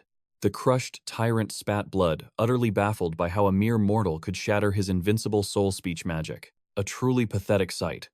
Pressing his lethal blade closer, Jack granted him exactly 5 seconds to beg his master for forgiveness. Tasting dirt and defeat, the stubbornly arrogant Valactus dared to ask what consequence awaited if he refused to kneel. Jack's voice dropped to a terrifying whisper. I will eradicate you so perfectly, not even scattered ashes will remain. Exactly the same fate I delivered to a certain someone. Suffocating tension choked the air as the lethal countdown echoed. Deathly silence engulfed the battlefield. But at the absolute final second, Valactus violently manifested dragon wings and launched skyward. The coward chose survival over pride. He planned to escape back to the ancient beast forest and alert his remaining forces. Jack glared at his fleeing prey. Consuming more mana was highly risky, but fate left no choice. He awakened a divine form. He unleashed the legendary Soul Sword. A terrifying mana vortex violently ripped the heavens apart, instantly shattering the escaping dragon's smug confidence. This was the ultimate technique. The very first martial strike of the 4 divine realms, commanding the absolute authority of the heavens. Valactus gazed up in pure horror. Trapped within the raging tempest, he finally comprehended the unfathomable monster he provoked. The world shifted into an inescapable, suffocating monochrome void. Above him, Jack's majestic, godlike phantom relentlessly descended to claim his soul. The dragon screamed in soul-crushing despair. And then, snap! Our hero jolted awake, gasping for air in a completely unfamiliar bed. Surrounded by extravagant nobility decor, he had never seen confusion clouded his mind. Suddenly, Ron burst through the massive doors. The loyal servant's eyes widened in shock. He bombarded his young master with a rapid-fire barrage of frantic health questions. Enough with the interrogation, Jack groaned, rubbing his temples. My body is perfectly fine. Now tell me what on earth just happened. His primary concern was checking on the rescued girl and the mystical doll. The loyal butler quickly reported that Charlotte was resting safely nearby. Though unaware of the battlefield's events, Ron whispered the young lady collapsed from sheer emotional exhaustion. Gesturing toward the elegant sofa, Ron pointed respectfully at Valentine's resting vessel, double-checking if this was the mysterious entity his master sought. A relieved smile brightened our hero's face. Good morning, master, he cheerfully greeted. But she instantly rejected it. It is already afternoon, you fool, she retorted flatly. Ron practically jumped, terrified by the doll's sudden speech, asking if she was furious. Your fragile body is yours to ruin, she scoffed with absolute tsundere energy. Jack simply burst into laughter. Admit it, you were terrified I would die. Bewildered, Ron questioned how a mere doll could speak, yet remained completely paralyzed for 3 days. The main character waves it off for later. Right now, honoring Valentine's dignity is his absolute priority. Though utterly baffled, the loyal butler vows to follow orders, placing blind trust in his master's judgment. Prompted about the recent chaos, the old servant attempts to unravel the complex web of events. The slaughtered escorts were finally discovered in the peaks, inevitably drawing the sharp gaze of the Marquis. So, the Valentine family dispatched knights to investigate. Convinced Jack held a vital clue, they tracked his reported sightings across Arbelo. A bloody trail led them straight to Asen, the exact stage of that legendary aerial dragon clash. That is when they discovered our main character totally unresponsive. Clueless about the devastation, they frantically rushed his critically wounded body to the sacred temple. Ron shuddered, discovering the reckless boy chugged 3 high-grade elixirs alone. Tasted exactly like strawberries, the boy chuckles, highly amused by his favorite flavor's unexpected appearance. Shifting gears, Jack's eyes narrow. Why was his servant here abandoning his sworn oath to fiercely protect Elizabeth? Blushing with deep shame, the butler confesses. Elizabeth desperately begged to come, but the Marquis coldly intervened. Instead, they dispatched Ron alongside an elite tracking squad. This sudden revelation catches Jack completely off guard. Apparently his father's foolishness knew no bounds. Suddenly the room's tension violently spikes as the Marquis's crimson-haired spy barges in uninvited. What's your business? Jack snaps instantly, while the startled spy flinches at his unexpectedly conscious state. The man smirks proudly, announcing himself as Gonzalez, vice captain of the Iron Blood Knights overseeing this case. Dripping with heavy arrogance, he sneers that adopting a filthy commoner pet completely shames their prestigious Marquis title. He brutally mocks the boy's pathetic skills, demanding he finally act with the dignity a true aristocrat requires. Before tempers can flare, the young master demands silence, allowing the obnoxious redhead to keep digging his grave. Pressing on Gonzalez begins his hostile interrogation. He notes the butler supposedly purchased exactly 3 top-tier healing potions for the 3rd young master, meaning he could only survive exactly 3 doses. Jack's fearless aura rattles the spy, who clearly remembers when this cowardly brat couldn't even maintain basic eye contact. The crimson-haired knight snarls, demanding to know how Jack alone survived the brutal escort massacre without a scratch. Shrugging it off, the boy smirks. Nothing major, his guards simply received some extremely shady orders to shatter his bones. He pauses mid-sentence, catching the spy's sudden, terrified flinch. Realizing Gonzalez was out of the loop, he waits as the knight demands more. Absolutely insane, right? He laughs casually, exposing the exact sinister plot the traitorous lead knight had secretly brewing. The horrified informant asks if he means Ryzison, and Jack casually nods his confirmation. Recalling their threats to shatter his monocore, the boy smiles warmly. He simply slaughtered them all, leaving the redhead frozen in absolute horror. The young master repeats his bloody confession, his chilling gaze proving he didn't feel a single ounce of regret. Realizing this was an inside job, Gonzalez's mind short-circuits, the weakling Jack being the mastermind. It defied all rational logic. "I never spare those who bare their fangs at me," the boy whispers darkly. "Do I look like I'm playing games?" The knight barks at the clueless newborn pup to watch his mouth. Ron steps forward only to be shoved aside and branded a filthy peasant. Instantly alert, the boy moves without any hesitation. Bam! The main character ruthlessly punches the redhead into the floor. His patience for silent suffering had officially run dry. Suddenly, violent vertigo strikes, forcing him back onto the mattress. As Ron panics, the grinning boy waves off his deep concern. He scoffs that the trash lying on the floor is merely a seventh circle. "Aren't you utterly exhausted playing the powerless servant, Ron?" A sinister smile creeps across the butler's face. Gripping his shirt, the boy orders him to drop the pathetic act. He admits he once thought the old man could just peacefully hide his monstrous true nature forever, but reflection proved reality was far too cruel. He firmly argues that his loyal shadow deserves to be treated like an actual human being. Ron's face twists into a terrifyingly joyful smile, fully embracing this unchained freedom. As the old monster rolls up his sleeves, Jack smirks, asking how long it'll take to thoroughly cook the redhead. "Perhaps 5 minutes," the butler chuckles darkly, mocking his own rusty culinary skills. Obviously, this twisted recipe required fresh blood, not food. The deadly power dynamic instantly flips. Ron brutally crushes Gonzalez into the floor, entirely ignoring the knight's furious spitting curses. The panicked redhead unleashes his aura, only to be utterly swallowed by the butler's legendary ninth circle pressure. Outside, trembling guards whisper in pure terror. How could a lowly servant project such overwhelming violence? Resting against his pillows, Jack watches the massacre, boredly racking his brain to recall where he had seen those lethal movements before. Despite mastering the ninth circle, Ron's foundation remained purely magical over standard martial brawn. A seventh circle knight like Gonzalez should have dominated up close, yet he was effortlessly crushed. Even carrying the Tolkien Empire's deadliest secrets, Jack knew picking a fight with this terrifying butler meant absolute defeat. Driven to pure desperation, the informant snatches a guard's blade, launching a reckless final strike. Before the blade could even swing, Ron shatters the redhead's pride with a devastating knee strike. The young master watched grinning. After years of swallowing bitter insults, his loyal servant finally unleashed his wrath. Standing over his broken foe, Ron turns as the young master calls out, "Why is cooking one ingredient taking forever?" Jack smirked wickedly. Yet behind his back, a bloodied Gonzalez staggered up for a desperate sneak attack. But Ron vanished, delivering a devastating impact that sent the redhead flying. "Needs more training," Jack laughed. While useless guards caught a severe scolding, the lone young master violently yanked the redhead by his hair. Declaring it was time for a little chat, he dangled a dangerous deal, claiming such raw talent deserved a much higher stage. Still eating dirt, Gonzalez dared to trash-talk Ron, earning a brutal tug from the young master's unforgiving grip. "Do you grasp your reality yet?" he whispered coldly, dropping his ultimate proposition. Gonzalez could keep his vice-captain title, while gaining the legendary chance to awaken his dormant mana reserves. Barely in his early 30s, his untapped potential could still forge a truly magnificent vice-captain. Killing him was a waste. Instead, he dangled the impossible dream of reaching the legendary 8th circle. Greed flickered in the knight's eyes.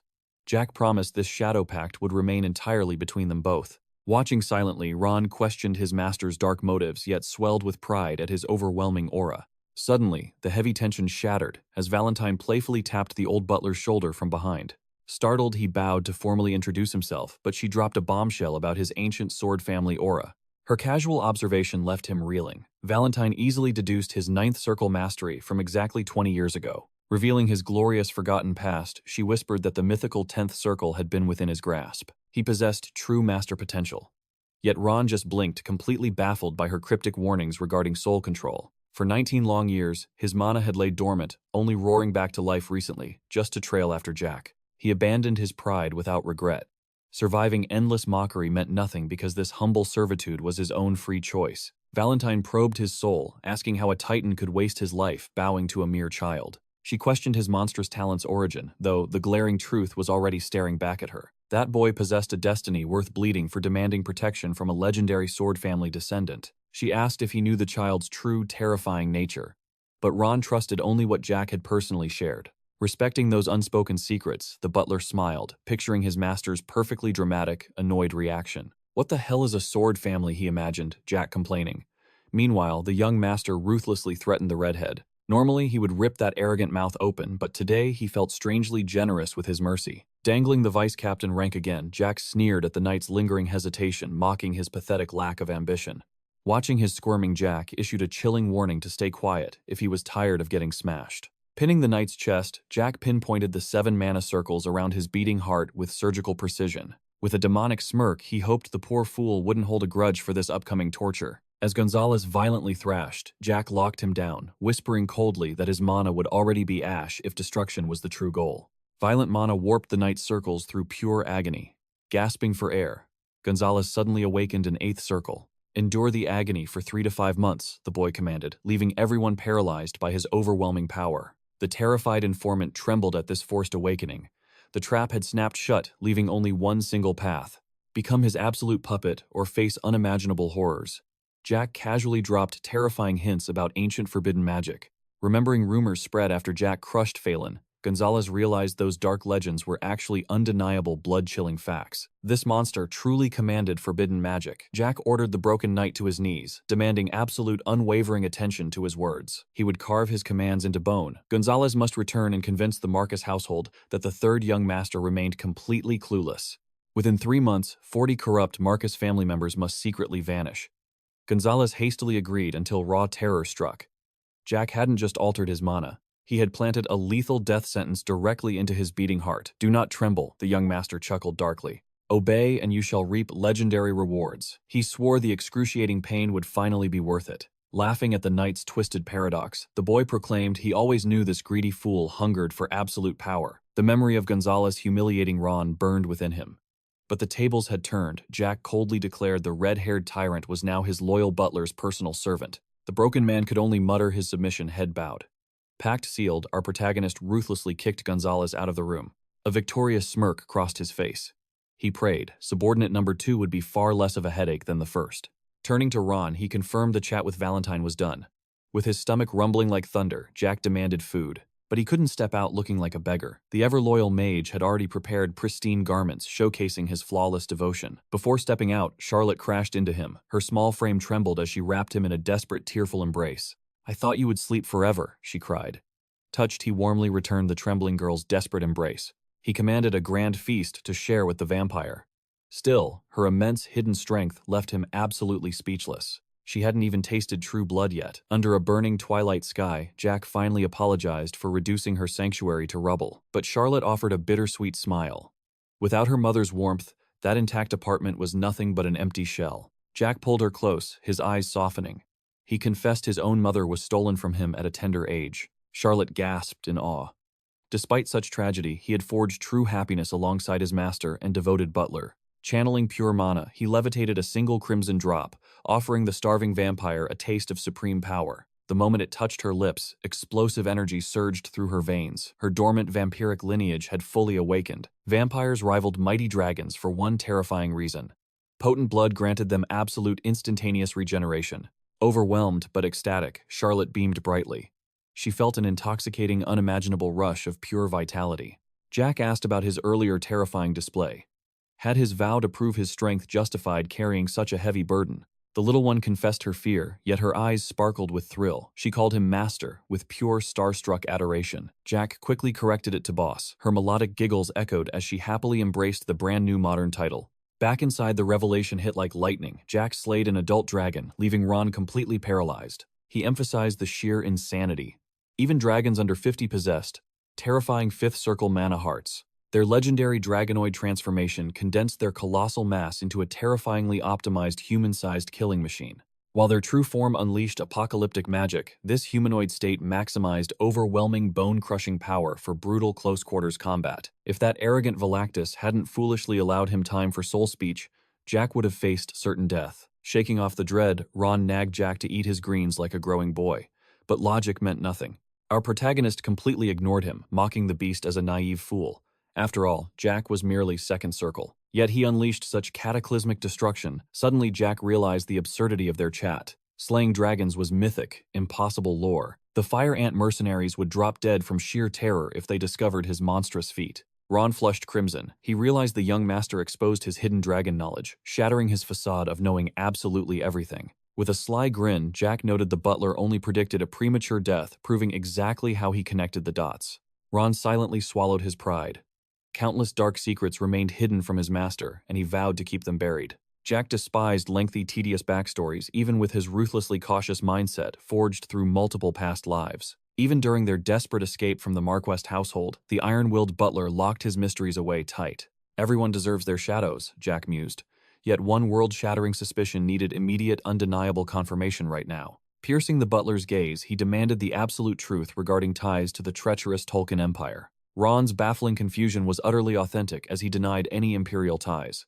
A massive wave of relief washed over Jack. That nightmare had crushed his spirit for ages. Offering a warm smile, he silently promised never to burden his fiercely loyal companion. Pushing past his bone-deep exhaustion, the moment arrived to forge a powerful new mana circle. Wielding raw soul energy shattered his stamina. He desperately needed reinforced circles to endure the devastating backlash. Valentine shattered his focus, utterly shocked. He actually unleashed the Dark Bond, a forbidden ancient magic exclusive to them. She authored that dark art herself. During brutal wartime, it mercilessly chained vows to a victim's very existence. Breaking it wouldn't just shatter mana circles. It obliterated the body entirely. The bewildered mistress demanded his exact motive for branding Gonzalez's heart. He branded the tyrant with an absolute command to protect Elizabeth. And tears welled in Ron's eyes, deeply moved by his young master's fierce devotion. The touching moment shattered as Charlotte burst in. Heavy tears streamed down her face after being mercilessly played with like a dress-up doll by the maids. Jack offered a grand dinner, but the overwhelmed girl stubbornly refused. Shifting gears, he intensely questioned the butler about enrolling Charlotte into the elite academy's forces. Ron hesitated. How could a mere servant pull off such a monumental feat? Jack smirked. Ron was highly capable, but since compliments failed, he'd just handle this impossible task himself. Ron fiercely scolded his blackmail tactics, but Jack scoffed. He was a survivor, not a petty criminal. Stars filled Charlotte's eyes. The academy was an unreachable dream, but Jack swore she would attend. Kids should just play together. Plus, her golden talent was far too brilliant to be wasted. But she was only 11. The prestigious academy strictly demanded students be at least 14 years old. However, a recommendation from Gonzalez would crush that rule. Jack smiled, guaranteeing her a secure future. Days later, they stood before the imposing academy gates. It was finally time for Ron to depart. Passing over the heavy luggage, the loyal servant urged him to write if he ever needed backup. But Jack had one final command. The Marcus family's fate was now entirely in Ron's capable hands. He needed total peace at the academy. Absolutely no outside distractions could interfere with his impending ascension. Ron bowed deeply. Jack sneered, mocking the red-haired Gonzalez's pathetic lack of actual intelligence. To Jack, that man was nothing but a disposable pawn destined to be used and ruthlessly crushed. Our main character had already planted a deadly seed. Now Ron needed to execute the final stage. The mission, amputating hands and legs.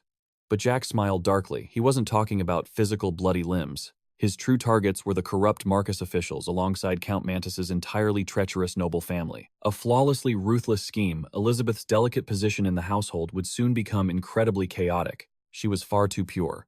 Jack refused to taint her, hoping this catastrophic fall would awaken her true strength. He ordered Ron to guard her life, revealing a terrifying mix of cold calculation and fierce protection. Swelling with pride, Ron noted his master's drastic evolution. Jack smirked, fully embracing his own dark rebirth. Crossing the academy threshold, the mysterious doll whispered that a righteous monster lurked within his human soul. Jack chuckled, tossing the compliment back. Despite her infuriating stubbornness, she was a decent ally too. The doll coldly rejected his words. Such empty praises meant absolutely nothing in this brutal world. Charlotte gasped at the towering academy architecture. She had never witnessed such breathtaking magical grandeur before. Jack gently urged her to memorize the view. This majestic fortress would soon be her daily reality. Suddenly, a staff member blocked their path, questioning his Valente origins. Charlotte instinctively tensed up in defense. She fiercely hugged Jack's arm while he silently analyzed the staff member's hidden threatening agenda. The man bowed respectfully. The illustrious headmaster demanded his immediate presence, and the tension was suffocating. Apparently, Jack's notorious reputation preceded him.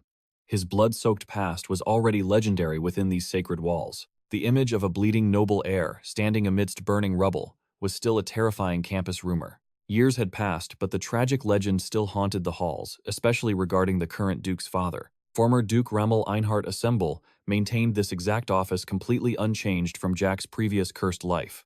Brutal memories crashed into his mind. He remembered standing here discussing a deadly, fate-altering exam. The younger Jack had bitterly complained. Was skipping crucial classes truly the only way to survive? The ancient headmaster had sworn an oath. As long as he maintained, his ranking expulsion was impossible. Despair clouded young Jack's eyes. He knew his own bloodline was actively plotting his vicious murder. They would definitely assassinate him before adulthood. A gut-wrenching truth the old headmaster solemnly validated. The old man had watched countless nobles perish, but offering a hidden sanctuary was his absolute limit. Trembling with absolute terror, the young boy was crushed by the suffocating weight of ultimate family betrayal. Patting his small head, the headmaster declared that Jack's destiny was now solely in his own bleeding hands. But now Jack stood tall, flashing a predator's smile as he proposed a shockingly dangerous gamble. He declared an ancient debt was owed, and today the scales of fate would finally be balanced. His price, a seemingly microscopic favor that would single-handedly rewrite the very fabric of their destiny. Rommel gasped in awe. This confident demon was nothing like the shattered, blood-soaked child he once rescued. To Rommel, merely a month had passed, but Jack had endured 20 long years of hell. Now the true game was starting. The elder scoffs. How could a mere boy save him? Especially if the dark prophecy proved true. Tesla would crumble within a month. The kingdom fought with honor, but the empire boasted 30 masters. Hybrids fused with actual dragon blood and ancient bones. Tolkien commanded over 1,000 Seventh Circle mages. Meanwhile, Teslan barely had 2 masters and under 100 elite warriors. With this overwhelming gap, a month was generous. If our hero commanded Tolkien 3 days would mean total annihilation. Teslan only survived this long thanks to Headmaster Rommel. His personal army of 700 elite battle mages held the line. Without that fatal betrayal from his most trusted advisor, the kingdom might have bled out for another 2 months. Hearing the traitor's name, the elder's eyes snap open. He furiously scolds Jack's disrespect, but our hero remains completely unfazed. Calmly, he drops the bomb. Brutus Marcos was a Tolkien rat, the swordsmanship department's vice instructor. A Sixth Circle knight Rommel explodes, calling it pure slander. He warns Jack would deeply regret this insolence. Jack just smirks. When his blade pierces your back in a few years, you'll wish you had listened to me. The hero's fierce taunt torches the elder's patience. Furious, the headmaster warns him against taking actions he couldn't take responsibility for. He'd rather pretend this insane conversation never even happened. Finally releasing his aura, he checks his crested pocket watch. He coldly states he won't repeat his severe warning. Undeterred, Jack boldly demands Brutus be summoned. Surprisingly, the spy arrives. Entering the office, the traitor faces them. The fake instructor offers empty praise, but Jack cuts him off, stating there is no longer a need to spy for the Empire. Brutus's face contorts in pure shock. He freezes, stammering about what the kid meant. Jack merely chuckles. His patience gone, he calls the traitor deaf and downright stupid. Make it easy and confess already, he demands. Panicking, Brutus desperately deflects. He claims the boy's mind broke from severe psychological trauma, threatening dire consequences for such slander. But our short-tempered hero completely loses his remaining patience. Before the rat can finish his lies, Jack violently hurls a watch at his face. You talk too much for a traitor. The sudden strike shatters the man's composure, yet our hero stands utterly cold, dominating the chaotic scene unfolding before him. The confused headmaster demands immediate answers. But before anyone can even utter a single syllable, Jack explodes forward, driving a lethal strike into the man's chest. Instantly regretting his reckless move, the traitor furiously counterattacks. Roaring in anger, he questions what the hell this crazy brat was attempting. Like flowing water, Jack effortlessly evades the deadly strike. The instructor's jaw drops at the child's monstrous, impossible agility. Jack's piercing gaze tracks the dense Sixth Circle mana, shielding the traitor's body. But even impenetrable fortresses have a fatal weak point. Exploiting that tiny gap, Jack unleashes 2 devastating blows to the gut.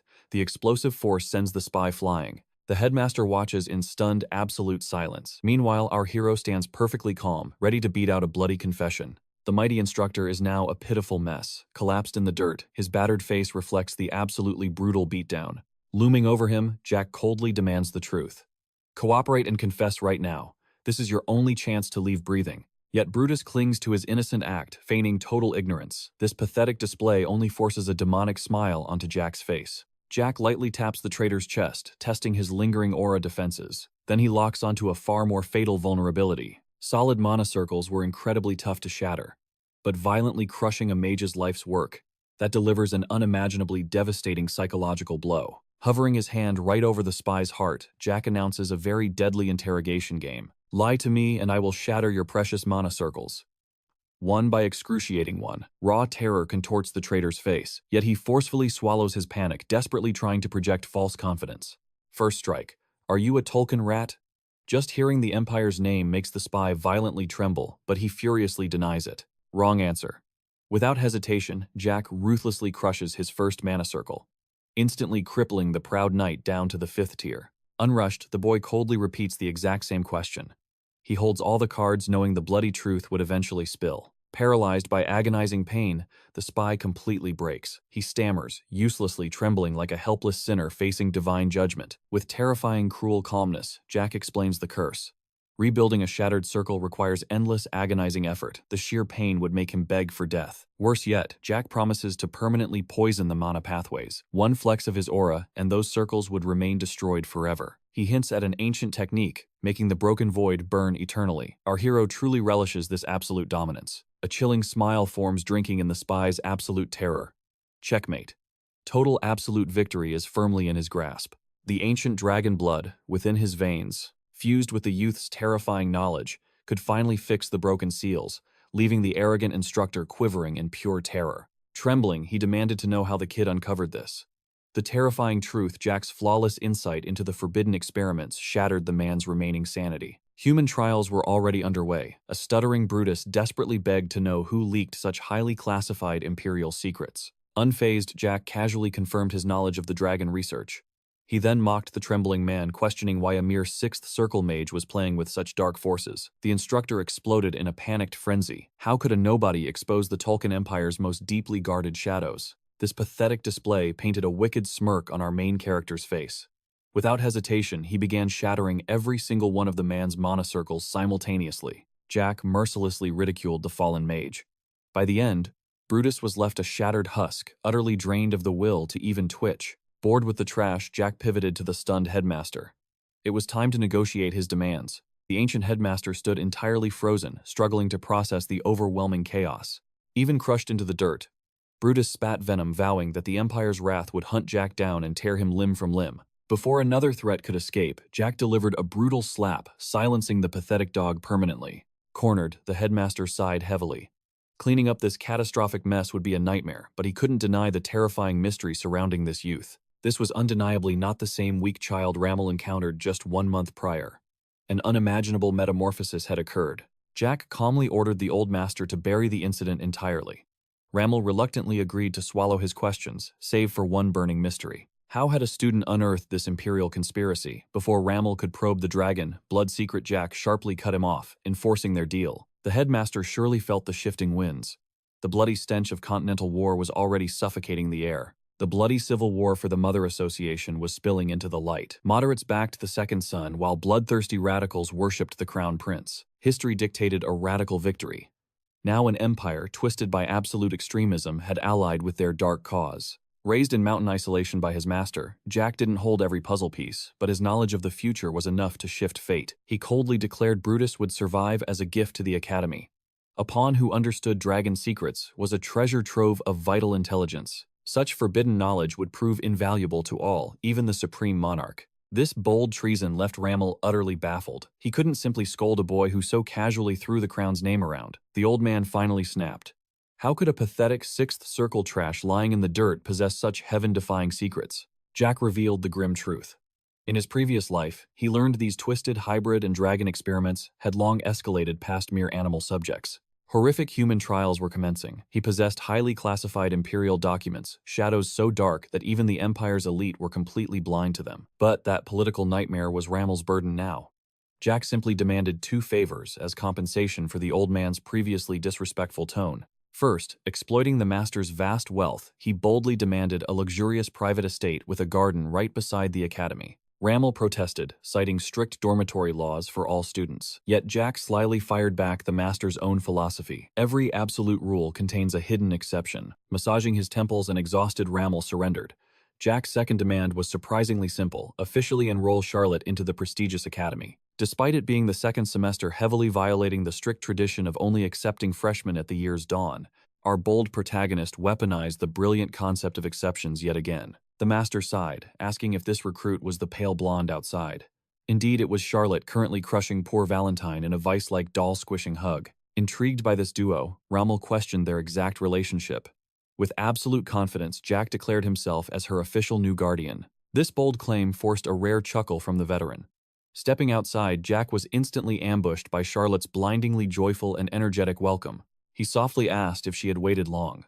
Ignoring him entirely, the anxious girl practically vibrated, desperate to know if her academy dreams were approved. Flashing a warm smile, Jack delivered the victorious confirmation. The word rang like heavenly music to the blonde's ears. Bliss washed over her features momentarily, but a heavy shadow of unspoken anxiety quickly darkened her bright gaze. Catching the shift, Jack gently asked what was wrong. Trembling slightly, she confessed she never dared to dream such an impossible miracle could actually happen. Society dictated this holy academy was an exclusive paradise for humanity's chosen elite, and she was painfully aware of her non-human blood. Our bold main character dismissed those pathetic rules. Staring into her eyes, he asked if she truly despised her true nature, craving a mortal life. That heavy question plunged her eyes into deep sorrow, forcing a heartbreaking reflection upon her truly tragic existence. It was a bizarre fate. She descended from a cursed, pitiful bloodline, House Royale, a noble vampire dynasty that bled for generations to preserve their fading dark throne. But destiny was merciless. Her entire vampire clan was eradicated, her father brutally slaughtered during the Great Massacre, and her beloved mother, her final beacon of hope. Well, the tragic ending to that nightmare was already sealed. Jack exhales softly, urging her to wear her identity like a crown. Whether human or vampire, such trivial titles shouldn't shadow her true worth. She is Charlotte the Royal, a name she must carry with unyielding pride. Reaffirming his absolute loyalty, he vows to remain her eternal guardian. Should she ever desire the monarch's throne, he would pave her path to absolute power. If her destiny demands rebuilding her fallen race, he will gladly conquer hell to make it happen. Nothing is impossible now. He forbids her from ever doubting herself again, and her heart flutters with deep gratitude. Suddenly, her mother's chilling warning echoes. Nothing in this world is free. Startled, the young man chuckles, agreeing that power always demands a heavy price. But he smirks, asking if she truly doubts his devotion to his master. Flustered, Charlotte wildly shakes her head, denying it completely. He jokes that perhaps in the distant future he might collect a hefty fee. The tension breaks as she beams, crushing Valentine in a joyful embrace. She passionately vows to repay him when destiny calls. Seeing her radiant smile, he suggests a stroll before their grand estate is prepared. Moments prior, Rommel guaranteed Charlotte's prestigious academy enrollment would be handled within a day. He also pledged their lavish mansion would be ready in 2 hours, dispatching elite staff to manage the massive, sprawling estate. Jack played along gracefully, fully aware these servants were mere spies sent to monitor his every move. A trivial annoyance he easily ignored. Strolling with Valentine in hand, the ancient master praises the boy, thoroughly impressed by his profound wisdom. For a mere child, his striking philosophy on identity and pride shattered all her previous expectations. She used to think he was just an eccentric freak, but now sees his true depth. Unsure if that was praise or a subtle jab, he takes it as a rare compliment. Suddenly, a rhythmic clash draws their eyes to a blonde boy training furiously. A fiercely dedicated youth, yet an ordinary stranger completely beneath their grand destiny. Yet Valentine sharply tugs Jack's ear, demanding they halt to observe the intense spectacle. Resting on a bench, Jack analyzes the grueling session. Despite a towering physique, the fierce swordsman could not possibly be older than 17. But then a terrifying realization strikes. He senses the boy's pathetic monosensitivity, leaving him utterly baffled. This sheer weakness could not be real. A mere second circle commoner, doomed to peak at the fourth circle, a tragic limitation completely mocking his dominating physical presence. Jack casually questions Valentine's sudden fascination. She bites back, teasing if he felt threatened she might claim this teenager as her next legendary disciple. Impossible. That miserable boy lacked the talent to ever shatter the fourth circle boundary. He simply wanted to unravel the mystery behind her gaze. An ancient master possessed terrifyingly sharp instincts for raw, hidden talent, yet even she could not detect a single drop of extraordinary potential. Silence hung heavy as the exhausted youth continued his brutal, solitary strikes. Charlotte breaks the quiet, noting his maddening dedication. The poor boy looked completely drained, teetering dangerously on the absolute brink of collapse. Spotting nasty bruises gripping his neck, she points out his severe battle damage. Still, the wise master could not grasp this inexplicable fascination. Staring deeper, Jack uncovers a terrifying truth. The boy's monocore had shattered completely, yet he miraculously reconstructed it himself, a god-defying feat. Valentine silently praises his monstrous willpower. She nearly reveals a deeper secret but wisely swallows her unspoken words. Jack's piercing intellect, however, had already decoded her true mysterious obsession. A true dark mage feeds on absolute death, vengeance, and ruin. Forging a new circle from shattered ashes proved his terrifying blood-soaked dedication to power. Every desperate swing, every deadly motion overflowed with pure, unadulterated venom. Stepping into the arena, our hero smoothly interrupts. The breathless blonde coldly asks what he wants, but Jack boldly offers a master's guidance instead. Your arm carries too much dead weight. Loosen the right side and completely anchor your footwork before striking, he commands with absolute authority. He sharply warns that leaving vital points exposed like a rookie guarantees a swift, brutal death in a true life-or-death battlefield. Those piercing words freeze the swordsman mid-swing, utterly shocked by the terrifying combat insight flowing from this mysterious boy. Refusing to drop his name, our lead smirks, claiming he is just a casual shadow. Then he brutally asks if despite that towering frame, he still suffers pathetic beatings. The ruthless question shatters the swordsman's pride, flushing him with humiliated rage. Jack casually tosses him a high-tier, sweet-tasting elixir. When questioned, he simply smirks. Consider it charity. I recently filled my vaults with stolen gold. Before vanishing, he demands a name. The battered youth heavily breathes, I am Thanos. Grinning slyly, he answers, I am Jack Valente. Fate will cross our paths again. Walking away, Valentine questions his fake heroic act, fully knowing his cunning nature, while innocent Charlotte genuinely praises his golden heart. Suddenly, the horrifying truth strikes Thanos like lightning. He finally recognizes his mysterious savior. His eyes burn with bitter disdain. That arrogant kid was the Academy's untouchable elite, wielding flawless, legendary scores. While his own cursed record screamed absolute zero in everything, the elder questioned his own ears. This sharp young man completely shattered those pathetic rumors about the Marquis family's infamous trash. Outside the academy, our main character followed a suspiciously generic guide. An elder's errand boy claiming the ridiculous name Joe Nobody. But those past life memories flared. That exact alias belonged to a legendary mercenary from the notorious Fire Ant Squad. Jack admired the breathtaking estate. This overflowing luxury was undeniably an elite VIP sanctuary, far beyond his wildest dreams. Any commoner would swear the headmaster himself pulled massive strings within the Volunteer Association just to secure this grand fortress. Did that explain the terrifyingly dead eyes of this errand boy? His hollow stare was practically burning holes through them. The guide quickly deflected, claiming his personal feelings were completely worthless. He swore he was just a simple order-following puppet. Jack smirked, calling out his blatant disrespect. The sharp jab left the guide, sweating completely, choked on his own words. Boom. The absolute truth dropped. Jack casually exposed the heavy polymorph magic, masking the boy's true face. Did the elder know this secret? Jack's piercing observation made the disguised mage flinch, dripping in nervous, restless sweat. Brushing past the suffocating tension, our main character marveled silently. How did this tiny speck of land birth so many absolute monsters? His sharp gaze dissected the fraud. He had to be absolutely certain this wasn't just another deadly, bloodthirsty enemy spy. The heavy silence shattered. The fake guide erupted into deafening laughter, finally throwing away his pathetic little act. He gasped in pure disbelief. How did Jack shatter the illusion, especially when he had completely suffocated his own mana core? He confessed the burning truth. He personally crossed realms just to witness the absolute anomaly, who mesmerized the Grand Headmaster. The overwhelming aura ignited. Behold Bellamy Crag, the supreme sovereign of the Magic Tower from the mighty Teslan Kingdom. Jack remembered the bloody past. In the catastrophic Tolkien-Aslan War, this very man had shielded the Elder until his dying breath. Burning with absolute obsession, Bellamy demanded to know how a mere boy pierced his flawless disguise. Jack smirked, keeping it cool. Normally it was invisible, but his deadly clash with a shape-shifting beast had sharpened his monstrous instincts. Such casual disrespect toward a supreme master, Bellamy snapped in fury, but Jack completely ignored the divine pressure, stepping boldly forward. Respect must be earned through honor, Jack ruthlessly pointed out. The master chose this pathetic disguise, so he deserved to be treated like an absolute nobody. Tension snapped. Bellamy shot a playful wink, letting it slide just this once.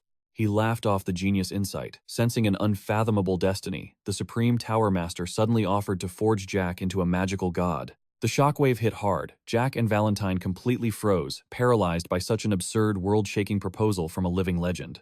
Yet our boy calmly rejected the throne, declaring loyalty to his current master, prompting Bellamy to boldly push his legendary resume. The master confessed he craved Charlotte's talent too, but she violently rejected him. He desperately begged the protagonist. Two masters wouldn't break the heavens right, but Jack stood like an immovable mountain, rejecting him again. Jack was truly impressed by the legendary master's completely chaotic, out-of-the-box recruiting methods. Suddenly, Valentine shattered the mood. She uttered Bellamy's true name instantly, exposing his terrifying cosmic authority to everyone present. Her next words dropped like meteors. Bellamy possessed the divine right to pierce the legendary 10th circle, yet he pathetically surrendered. Was he ambushed by darkness during his divine ascension? Her brutal question struck the Supreme Master with soul-crushing shock. She tasted subtle, lingering echoes of the 10th circle within him, a tragic fate born from a shattered soul. The ancient doll fueled his burning embers. Even now, mere steps from godhood, a new dawn awaited his broken heart. The magic tower answers only to the unyielding. He had to bleed and conquer his inner demons to forge his rightful path once again. Drowning in a sea of forgotten agony, Bellamy begged for the Phantom Woman's name, but Valentine sealed her lips, burying the tragic truth. She told him to embrace the bleeding scar, burying the subject in a heavy, crushing melancholy. Snapping back to explosive reality, Jack cut through the heavy emotional storm. Charlotte was still holding the line, and they had to vanish immediately. Before vanishing, our hero dropped a heavy promise. He would crash the grand opening ceremony in style. Jack narrowly escaped being dragged away, but Valentine's ancient eyes softened with crushing pity for the fallen sovereign. Her words cut like a cursed blade. One bleeds chasing impossible dreams, while another slumbers utterly blind to his terrifying potential. That raw truth deeply stung Jack's pride. After all, she hadn't taught him a single lesson lately. But the ancient doll smiled knowingly. Jack had devoured every ounce of her supreme knowledge. His devastating shadow strike against Gonzalez was absolute proof. That devastating move was her ultimate magic, marking the glorious completion of his training. A sovereign descending from the heavens just to court a young monster. Before the iron gates fully devoured his silhouette, Bellamy cast one final, heavily intense gaze upon the boy. A maid's sudden question snapped him back to reality, yet honestly, his mind was a complete blank. With a knowing look, she guessed the headmaster had shared a secret with him. She was absolutely right. Just moments prior, fury had consumed him in his office. How could that old fox bow to a mere brat's demands? While he held no grudge against Jack, the truth was highly suspicious. A second circle novice crushing a sixth circle master solo impossible. He viewed this boy as a walking catastrophe. But Rommel simply chuckled at his panic, claiming he was blind to the bigger picture. The headmaster revealed the boy's companion was a young girl. His true master plan, simply to lounge around the academy by her side. Ah, the fires of youth. His teenage whims could ultimately bring immense glory to the kingdom. The elder advised shifting their focus. The main character was staying long-term, so uncovering the source of his profound knowledge was paramount. Bellamy swallowed his doubts, knowing the headmaster's wisdom rarely missed. Bowing his head, he solemnly pledged to execute any given order. Yet a heavy burden remained on his chest.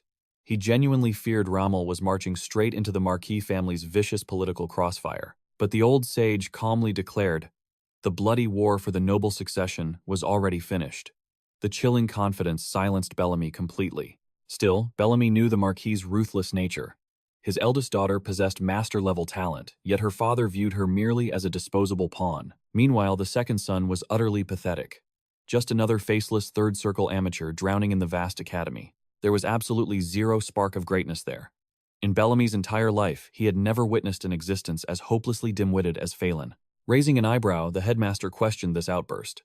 Bellamy sighed, muttering that the old man's brilliant mind was finally rusting away. Why would a legend who abandoned his dukedom to escape political bloodshed dive headfirst into such a chaotic, messy viper's nest? Sure, demanding a private dorm or skipping a few tedious lectures were trivial favors they could easily sweep under the academy's rug. But gifting Jack an entire luxurious mansion crossed the line. He feared the academy's gossiping vultures would uncover this scandal. Hearing this, the old man erupted into hearty laughter. After 30 long years of brotherhood, he saw right through Bellamy's thinly veiled anxieties. Rammel's eyes gleamed with absolute certainty. Even operating on a mere hunch, forging a solid alliance with this mysterious boy promised unimaginable rewards. Bellamy found this bizarre, yet the headmaster's knowing smile never faded. He then ordered Bellamy to personally inspect the new mansion. It was time to witness the true unmasked nature of Jack firsthand. Swallowing his deep reluctance, he accepted this dangerous proposal as his only choice. Now surviving that intense conversation with Jack, his old friend's warning finally clicked. A completely involuntary awestruck smile crept across his face. Curious, the maid asked if it really happened. He nodded softly, brushing it off as a sudden amusing memory. Back inside the lavish mansion, the boy's overwhelming charisma had fully conquered the maids, a towering chef, and 5 elite bodyguards. Gathering his new entourage, he casually ordered them to surveil him flawlessly, flashing a smirk while promising to make their spying game easy. Rule number 1. The boy shamelessly demanded mountains of premium meat for every single banquet, perfectly balanced with the freshest, crispest greens. It could never rival the legendary taste of Ron's divine cooking, but it would definitely be decent enough. His deadly serious tone regarding dinner utterly terrified the hardened guards. He was fully determined to ruthlessly exploit his brand new loyal staff. This towering giant chef held world record culinary fame. As for the armed guards, their names were entirely too bothersome to memorize, so he cheerfully dubbed them the Five Musketeers. Smirking, the boy openly teased if the headmaster had gifted him elite protectors or hidden spies. Whatever their hidden titles, a shocking truth remained. Every single person there had brutally suffered a devastating mana break before. With arrogant confidence, he declared they could learn salvation from the very boy who miraculously reconstructed his own shattered magic circle. Eyes wide with shock, one guard gasped, assuming the headmaster betrayed their dark secrets. The boy simply smirked and denied it. He sharply ordered them to kill the questions and start working. Mid-speech, Charlotte skipped over her eyes, sparkling as she admired the grandiose estate. Now, the Grand Mansion tour with his adorable little brat began. The old sage had officially surrendered these luxurious keys on August 9th. Academy classes wouldn't resume until the 16th. Yet, in a blissful blur, 5 entire days had already vanished like smoke. What an absolutely legendary vacation, showering Charlotte with new outfits, devouring gourmet street food, and sharing a mesmerizing musical performance together. It was a picture-perfect paradise, completely flawless, aside from 2 extremely annoying little details. First, tragedy. His combat instincts and divine mana control remained flawless, but his physical stamina was embarrassingly, pathetically absolute trash. To fix this, he started morning runs, only to be ambushed by his blonde shadow screaming his name. She stubbornly insisted on copying her master's every move. Grinning wickedly, he threatened to abandon her if she fell behind. A brutally unfair challenge for the poor girl. Catching her breath, she offered a sweet thanks, curiously asking if her boss would confront that mysterious man again. He firmly nodded. Second, annoyance. Visiting Thanos revealed the musclehead relentlessly training in total isolation. The man possessed monstrous endurance, leaving Jack quietly observing his recent terrifying growth. He possessed 0 natural talent, yet his unbreakable determination made him the Academy's undisputed genius of pure raw effort. Jack stalked the training grounds daily, utterly fascinated by this massive, muscle-bound student's brutal routine. The mystery deepened.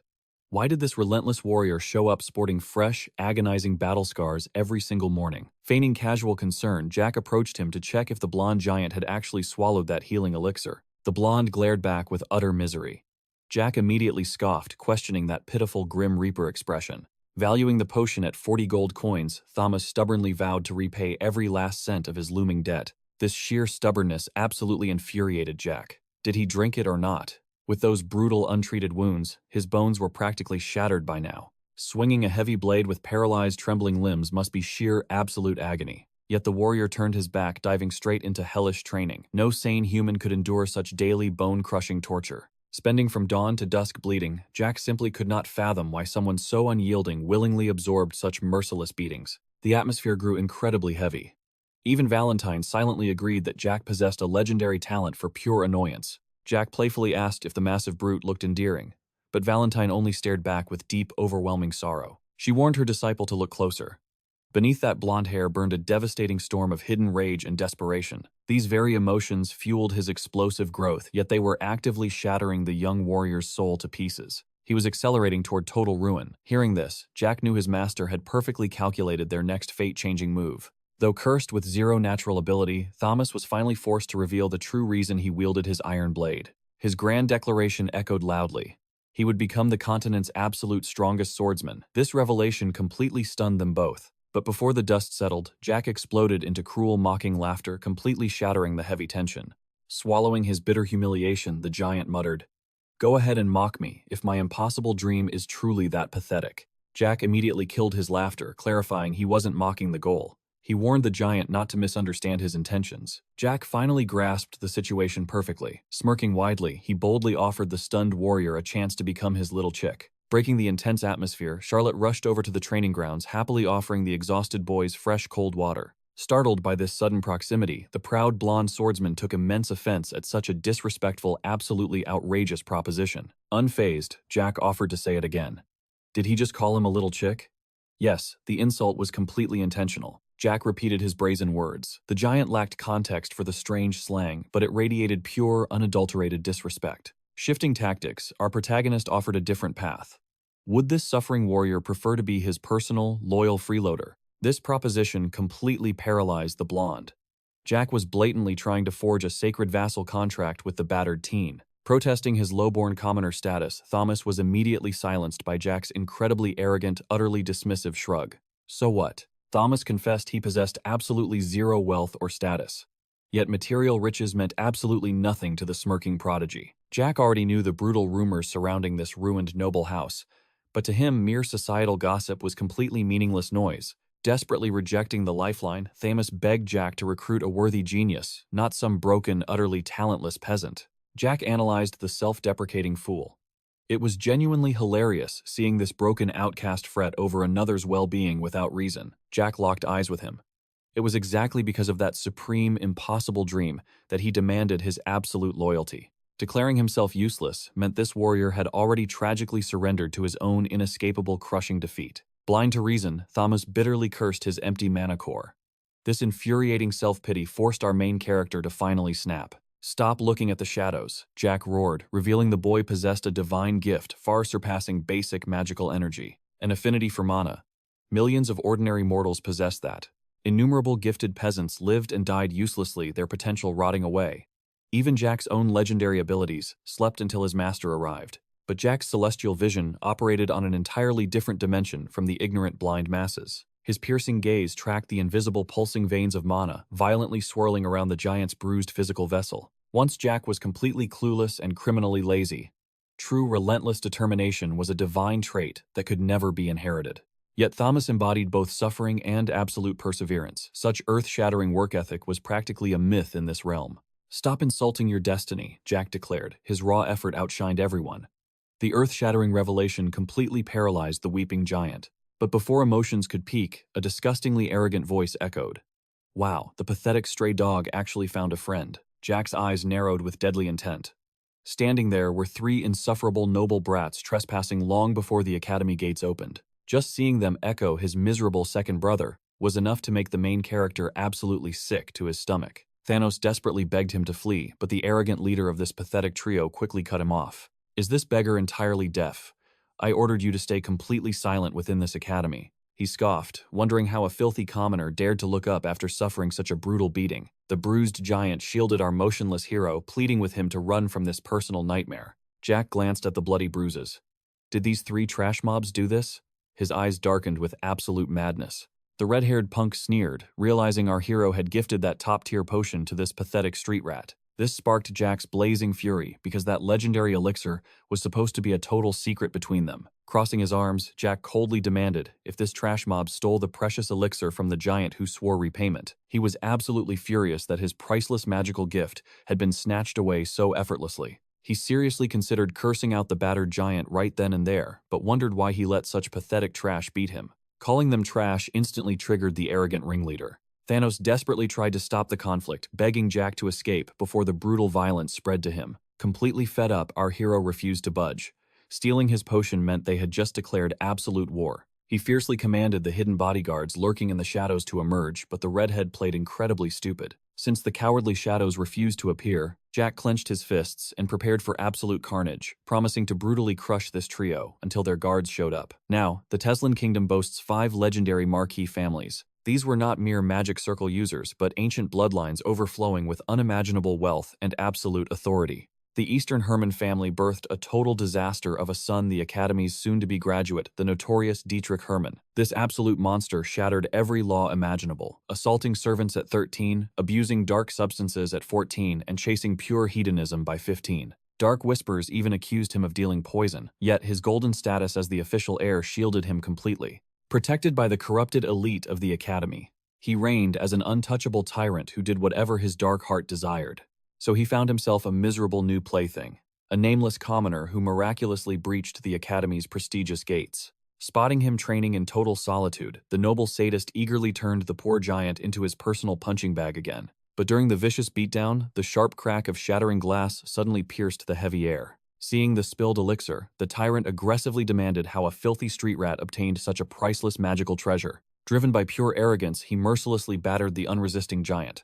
Snapping back to reality, Jack was completely obliterating these spoiled brats. Spitting out a broken tooth, Durio screamed in absolute terror, demanding to know this demon's true identity. Before the punk could swing his wooden club, our hero delivered a devastating kick that shattered his defenses instantly. Charlotte and Valentine casually watched this familiar, chaotic spectacle unfold, while Thanos stared in total, utter disbelief. He flawlessly crushed the trio entirely solo. Yet he still audibly sighed about having to resume his annoying endurance training. Just when the dust finally settled, the battered redhead crawled forward, desperately screaming his prestigious marquee bloodline title. But Jack merely scoffed, utterly amazed that those useless shadows still had not shown their cowardly faces. The bloody noble looked genuinely bewildered by the mention of guards fiercely promising eternal brutal vengeance upon our hero. He threatened to unleash his family's full wrath, but one menacing step from Jack instantly silenced the pathetic noble's bravado. Without a second thought, our hero brutally stomped on that pathetic trash, finally drawing out the lurking bodyguards. Exploding from the shadows, the furious guards commanded him to stop. Jack simply smirked, mocking their terribly slow response time. The imposing guards furiously roared, asking if he comprehended the monumental status of his bleeding victim. Jack could not have cared less about elite titles. Glancing back at Thanos, he casually asked for the punk's forgotten name. The battered giant nervously whispered Dietrich Hermann. Yet, despite being completely crushed on the ground, the arrogant noble glared at the giant, furious that his sacred name had graced a filthy commoner's dirty tongue. That sickening arrogance instantly earned him a brutal kick to the jaw, completely ruining his pretty noble face forever. Jack coldly faced the hooded assassins, demanding to know why the giant endured such relentless torture from mere weaklings. Blazing with murderous fury, an assassin launched a lethal strike. But our overpowered hero effortlessly sidestepped the fatal attack. But suddenly the air grew incredibly heavy. The second shadow was rapidly chanting an overwhelmingly destructive sixth circle magic spell, large-scale explosion magic. A successful cast would completely obliterate the training grounds, erasing Thanos, our fiery protagonist, and the master in one devastating strike. But our flame-haired hero knew zero fear. Channeling brilliant blue mana, he scoffed, declaring the pair acted exactly like common street thugs. His martial mastery had evolved. He could now focus overwhelming mana entirely within his palm. The servant's explosive spell violently backfired. As magic turned against its caster, Jack smirked, completely satisfied with his absolute perfect counterstrike. Everything flowed perfectly according to plan. Yet the weeping enemy, blinded by desperate humiliation, prepared to launch one final truly pathetic assault. Our hero instantly caught a crucial flaw. The enemy's chaotic movements mirrored his very first strike. The foolish thug assumed Jack would lead with his right hand. By ducking, he thought he could dodge the incoming devastation. Such painfully predictable movements, our hero effortlessly slips beneath his guard, burying a devastating precise strike into his chest. Reeling from Jack's crushing blow, the heavily wounded servant draws his blade, swinging it desperately overhead. Jack casually steps back, raising his leg to instantly disarm the fool. The pathetic enemy was simply too stupid to realize the vast power gap. As the thug clutches his shattered hand, our hero vanishes instantly, reappearing behind him. A firm grip locks onto his hooded head, forcefully suffocating his breath away. His strength rapidly drains away. Even Jack is surprised by this incredibly swift victory. Now the servant's mana circuits are completely sealed. Recovery is practically impossible. Leaving a dangerous magic user unchecked like that would have brought catastrophic disaster to the prestigious academy. Trembling in sheer terror, the defeated man begs to know how his magic was erased. Jack coldly replies that dead men need no answers. His only task is bowing in total defeat to a 14-year-old boy. Leaning closer, Jack demands why they dared humiliate Thanos. To these arrogant nobles, the poor commoner was merely an entertaining disposable toy, a powerless victim with no voice. Disgusted, Jack begins his ruthless debt collection using simple demands. He casually demands a full refund for the stolen elixir. It sounds like a cruel joke, but these black-cloaked fools should have thought twice before crossing a true monster. Grinding his teeth in venomous rage, the servant spits back, claiming elixirs mean nothing since Jack provoked the almighty Hermann family. But Jack couldn't care less about their pathetic family name. That legendary elixir rightfully belongs to him. With an innocent smile, Jack asks if the black-cloaked servant dares to disagree. The original elixir cost 40 gold coins stolen 5 days ago. With a predator's flawless logic, Jack proposes a terrifyingly fair compensation deal, exactly 5,000 shimmering gold coins. But how could absolute street trash possess such vast wealth? They better pray their pockets weren't empty. Chilling dread consumed Dietrich as Jack sat beside him. Our hero commanded him to relax, demanding just one condition: surrender absolutely every single valuable he owns. Dietrich grinds his teeth in agonizing humiliation. 2,000 cash and 60 shimmering gold coins flow instantly into Jack's pockets, making him incredibly wealthy overnight. Chilling mockery escapes Jack's lips. How incredibly pathetic, Dietrich. Without money, your fate would be truly gruesome. The trembling noble finally dares to ask his identity, realizing this terrifying monster was a complete stranger.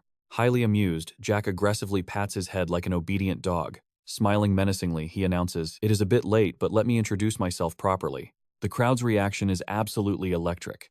Whispers erupt instantly, revealing his legendary status like a celebrity. "I am Jeff Valente," he announces.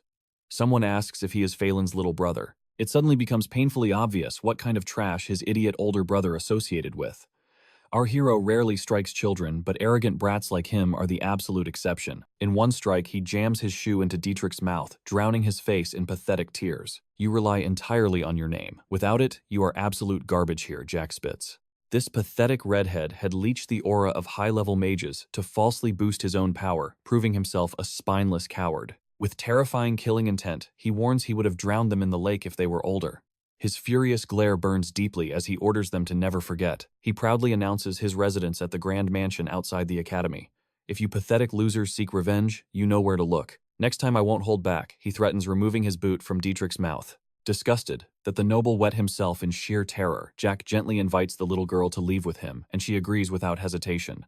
Walking past Thanos, he gives a reassuring pat. "My offer still stands," he smiles. "Our chef is legendary, and you can feast on meat every single day," he jokes. As birds circle the academy courtyard, Jack decides to attend the breathtaking fireworks festival in the province of Asinal. The dazzling festival occurs 2 or 3 days before the new semester officially begins. It perfectly welcomes new students despite an unpleasant day. The academy gathers the absolute pinnacle of imperial elites, including future emperors. Dukes and princesses gather, where graduation guarantees promising futures. However, their prestigious, comfortable status will soon violently end. Jack reflects on the brutal path taken over these past 4 or 5 years. The Teslan Empire was violently erased. Within his darkened soul, he secretly prays that everyone meets a swift, agonizing end. Charlotte happily devours her sweet treat. Meanwhile, his mentor snaps Jack from his gloomy trance, asking if he mumbled aloud. Jack shakes his head, utterly bewildered. The mentor's face darkens, bringing up the devastating recent strikes against the academy. She coldly mocks the pathetic campus security. Sure, Article 1 of the special law preaches absolute equality, but twisted ideologies always rot. Frowning deeply, the mentor finally confesses a shocking truth. She secretly hid ancient dragon blood and bones. Hearing the Teslan Empire mentioned, Jack almost blurts out his tragic history. However, he bites his tongue, keeping his shadows hidden. Dazzling fireworks suddenly paint the night sky. Breaking the mesmerizing spell, Charlotte curiously grills him about his mysterious powers. He casually claims decades of brutal battle experience. Her eyes widen as she nervously asks if his hands are stained with blood. Jack nods coldly, dropping a massive bombshell. He actually regressed from the devastating future exactly 20 years ahead. He reveals Ron was the first to know this dark secret. Shockingly, his friend's tragic death was absolutely premeditated. Peeling back another layer of fate, the boy confesses this timeline marks their very first encounter in the flesh. Before his regression, he only found her deep inside the monster forest, the final desperate sanctuary of the vampire race. Questioned about his sudden interest, Jack stares intensely. He saw a blazing warrior's spirit inside her, desperate for battle. He feels her hidden scars and a burning desire for revenge. Declaring the start of her brutal training, he makes her heart race. His insane blueprint, forging a brand new mana heart for her, and pushing her limits. She gasps in pure disbelief. Bathed in dazzling firework, glows Charlotte beams with absolute gratitude. Watching her, Jack finally smirks with proud satisfaction. Hellish trials definitely await them in the future. However, he pushes those dark thoughts aside to savor this peaceful moment. Inside his lavish quarters, Dietrich absolutely trashes his room. Uncontrollable blazing fury consumes his mind completely. The arrogant noble spits Jack's name like venom. He violently shakes, haunted by the absolute terror of the boy's demonic glare. Surrounded by shattered ruins, he shrieks like a madman. How could a pathetic 14-year-old brat instill such overwhelming dread? Swearing bloody vengeance, he hyperventilates wildly. His frantic, clumsy stumbling exposes a mind completely shattered by pure fear. Day 2 of the academy begins. The young hero hunts for Ron, desperately craving his buddy's mouth-watering legendary steaks. Suddenly, inexplicable tremors rack his body as sickening dizziness strikes. That strange crimson sauce Charlotte served, it was actually human blood. Sweating bullets and deathly pale, the protagonist forces a stiff smile. He weakly asks if she loves the morbid feast. She squeals with pure, innocent delight. but Jack's sharp gaze shifts toward Thanos, slumping miserably by the imposing academy gates. Sensing the hero approaching, the massive guy weakly raises his chin. Dropping his head again, he mutters a pathetic plea for salvation. Without hesitation, the protagonist drags him inside for a hot meal and safety. Overwhelmed by kindness, the blonde giant bawls like a baby. Saving the weeping giant's pride, our quick-witted hero smoothly chuckles. He jokes that the chef simply sliced way too many onions. Morning arrives and a sheepish Thanos tries to beg forgiveness. Smiling warmly, the generous hero waves off the embarrassing breakdown instantly. Our hero completely avoids digging into the trauma, showing absolute respect for the giant's hidden scars. Even suspecting a shady elixir's influence, Jack silently observes the hulking guide train with absolutely terrifying bone-crushing dedication. A sudden presence interrupts the young master. Charlotte steps up in sleek training gear, her eyes burning with unstoppable resolve. A confident smirk graces the veteran teacher's face. He stretches his muscles, kicking off another brutal legendary session with his loyal disciple. As sunset bleeds across the sky, Charlotte is utterly drained. She collapses onto the dirt, stripped of all physical strength. Jack loudly applauds her, declaring her daily progress absolutely phenomenal. Yet a pathetic groan confirms her body is beyond its limits. Her eyes suddenly sparkle with pure excitement. She breathlessly asks what happens next, now that she can finally wield arcane mana. Flashing a tender smile, the boy praises her genius. He warmly congratulates her on a monumental magical breakthrough. He always had a hunch, but seeing it firsthand proved everything. This girl possessed a truly monstrous heaven-defying talent. Her raw mana control was insane, forging a first circle in a mere 10 hours. That was a terrifyingly godlike feat for any beginner. Charlotte gladly accepts his mercy to end the brutal session. She wobbles to her feet, desperate to reach the grand mansion. But after 3 wobbly steps, she spectacularly faceplants onto a bench. Her consciousness completely fades, instantly knocked out by overwhelming magical fatigue. The mentor playfully whispers, asking if Jack will ever admit the truth. Normal geniuses take 2 to 3 whole days just to form one circle. If the choice was his, he would have desperately begged this monstrous prodigy to become his personal apprentice on the spot. To be fair, without his divine interference, she still needed 24 hours.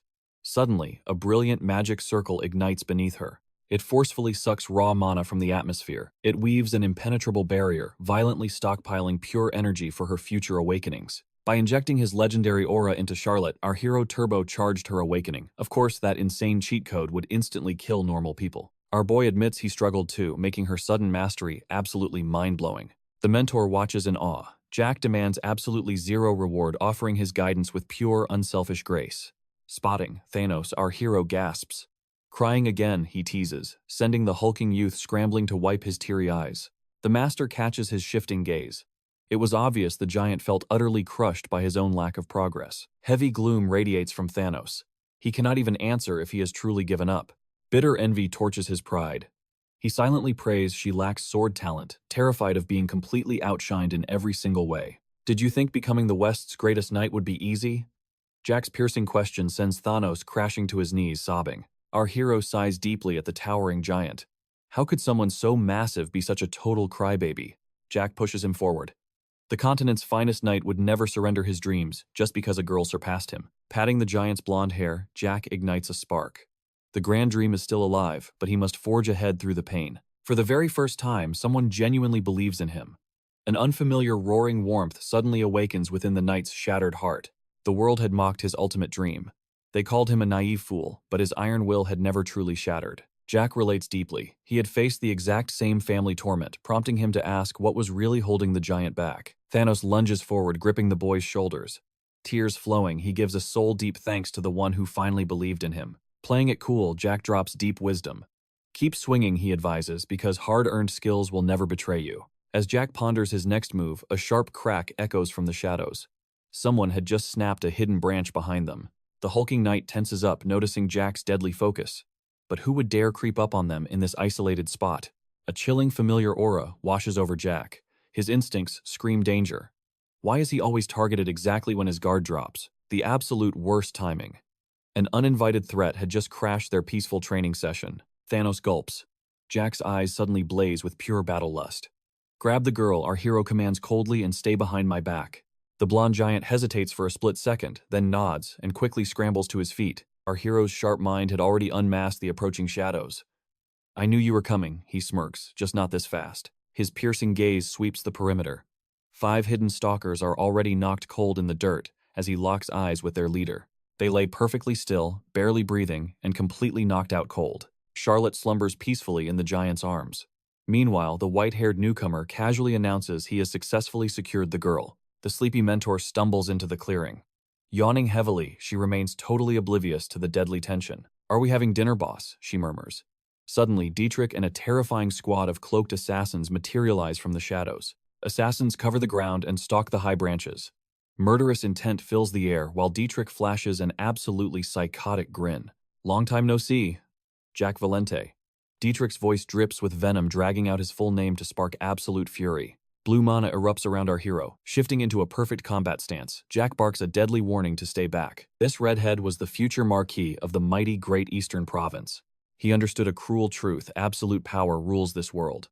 And soon, his family's terrifying authority would be entirely his. Why let Jack live to scheme with the Duke of Asenal? The noble sneers. He already has a masterfully twisted plan. Dietrich's trap is set. He claims Jack struck first, using paid witnesses to ignite a bloody war between the two noble houses. Beside him stands Benjamin, wearing a terrifying plague mask. He is the Pentel Guildmaster and an apocalyptic Ninth Circle mage. Jack is a monster, but even he cannot casually crush a god-tier master of the dreaded Ninth Circle. Dietrich briefs his deadly hired blade. Jack was the sole target, but now he is totally exposed alongside Charlotte and the giant. Dietrich checks for loose ends. From beneath his mask, Benjamin coldly confirms that the blonde girl is currently forging a mana heart. The Marquis breathes a massive sigh of relief. Stalling for 9 hours was brilliant. A mana heart requires 2 full days. His kill squad has tracked down the target's cook and 5 loyal servants. On his command, they will be instantly slaughtered. It was a smart tactical play. They avoided clashing directly with the mighty assembly family, whose forces were distracted elsewhere. Chaos erupts nearby. Panicking crowds scream for water as a blazing fire conveniently engulfs the Duke's basement right before the ambush. The estate's guards are trapped fighting the roaring inferno. The masked mage coldly assures his killers that 0 reinforcements are coming. Their sinister plot falls perfectly into place. The deadly ambush is fully primed, until Jack abruptly roars the battle cry himself. With a single cold hand gesture, dozens of elite warriors storm forward. Advanced they scream, executing a bloody 500,000 gold contract. Dietrich smirks, convinced Jack Baylor is doomed. Suddenly, a broad-shouldered warrior fiercely steps in, shielding the boy. Gripping his heavy blade with shaking hands, the blonde warrior begs his master to run while he buys time. He tearfully thanks Jack for trusting him heavily, shouldering the blame for their grim, inescapable nightmare. He swears to hold the line so they can escape. Caught off guard by this desperate loyalty, Jack breaks into a fond, amused grin. What a bunch of lovable fools, he muses. A rare warmth fills his chest completely, unlike the icy solitude of his previous tragic death. Squaring his shoulders, Jack steps forward with absolute confidence. He orders them back, vowing to shield everyone. He boldly marches toward a panicking Dietrich. If these fools crave death, he will oblige. As devastating mana swirls in his palms, a comical cheek pinch from his mentor abruptly halts his explosive wrath. She elegantly floats down right in front of Dietrich. Jack blinks in total confusion. Will she just obliterate these trashes herself? Dietrich stares in absolute disbelief. Why is this mere doll talking? Suddenly, her lifeless eyes ignite with terrifying, blinding brilliance. Radiant light erupts, blinding the whining noble. As the mystical smoke clears, a legendary heroine from a forgotten era stands tall, her true breathtaking form finally revealed to the world, the absolute pinnacle of humanity. This supreme being has finally awakened from her 400-year slumber, leaving Dietrich utterly paralyzed with dread. Tilting his head, Jack beams with pride at his master's glorious return, happily trying to greet her. But before he can utter a single word smack, she brutally decks him in the face, sending him crashing painfully to the freezing dirt.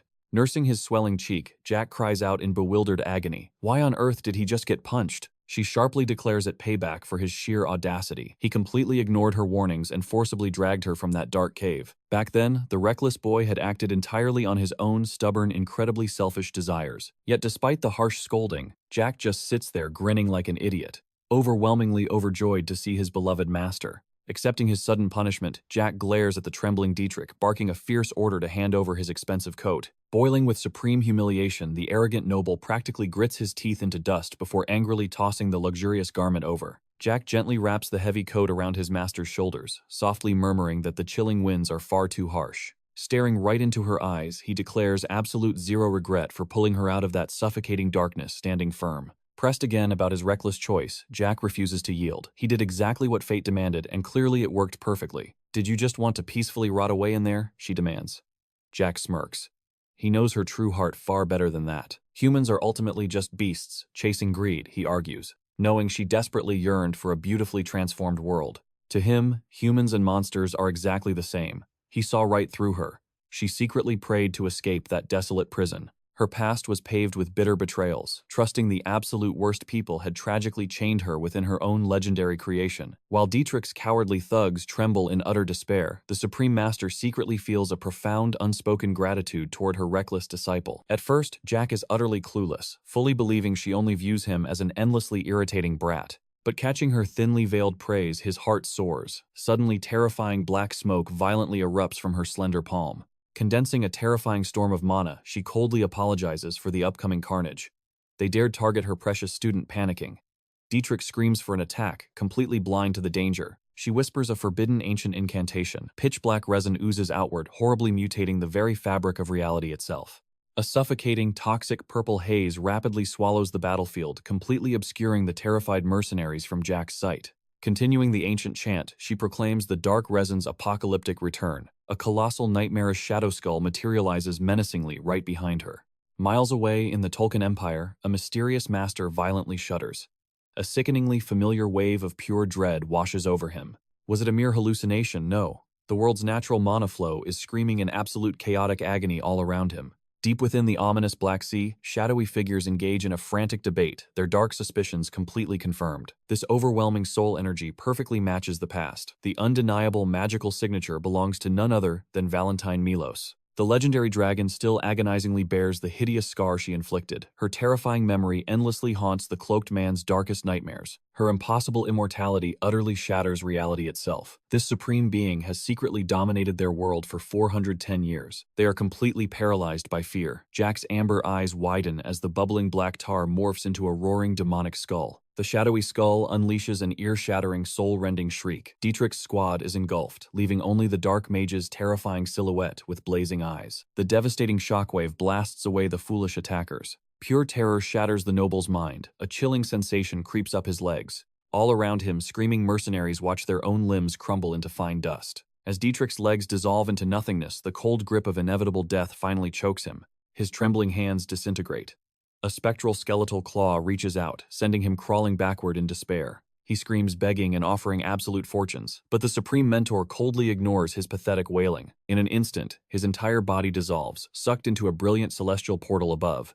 Charlotte gasps in sheer disbelief. To her, Valentine radiates the overwhelming aura of a final boss. She flinches as the almighty mage reaches out, only to receive a remarkably gentle head pat. She introduces herself as the master of that foolish disciple, requesting they watch his back. Tanis suddenly steps forward, placing a hand on his chest to bravely correct the legendary mage. He declares, "Jamie is a genius." The mentor smiles softly while the boy playfully acts completely innocent. Masterful. Bidding them farewell, the main character warmly notes his companion's absolute loyalty. His smile fades as he addresses the real crisis. Valentine Milo stares back with crushing gravity. She deeply pondered his earlier warning, demanding to know if he remembered his own explosive words. She had witnessed everything through Charlotte's vision, hearing every forbidden secret about dragon blood. The clues screamed of forbidden immortality research. Her face darkens with dread. Could these twisted experiments be reviving that ancient forbidden magic? The young master nods gravely. Her terrifying deductions were absolutely spot on. Humanity's greedy obsession with eternal life always chained itself to the desperate hunger for eternal youth. In Ancient Immortality, Study's desperate elders devised a horrifyingly radical method. Why not steal the lifespan of dragons? Those mythical beasts possess an entirely transcendent biology. Their divine cells defy time. He describes nightmarish laboratories drenched in terrifying blood-soaked research. Twisted cross-species abominations yielded flawed results, utterly failing to grant true immortality. Leached powers from elves and orcs merely granted pathetic extensions of 5 to 10 years. With crushing weight, he reveals the Tolkien Empire resurrected this madness, pushing survival to 30 years. Crushing guilt warps the mentor's face. She swore she annihilated that dark cult 4 centuries ago. She remembers walking alone into that freezing hellscape, her bare feet stepping on twisted, forbidden documents. She incinerated every dark record and mercilessly slaughtered every crawling, agonizing hybrid nightmare in her path. Devastating sorrow twists her features. Her fatal mistake, she should have slaughtered the Dragon Lords too. 2 traitorous, legendary beasts sold out their own kind, offering their bloodline for these twisted experiments. Asked to name the traitorous dragons, the young master immediately fires back with absolute certainty.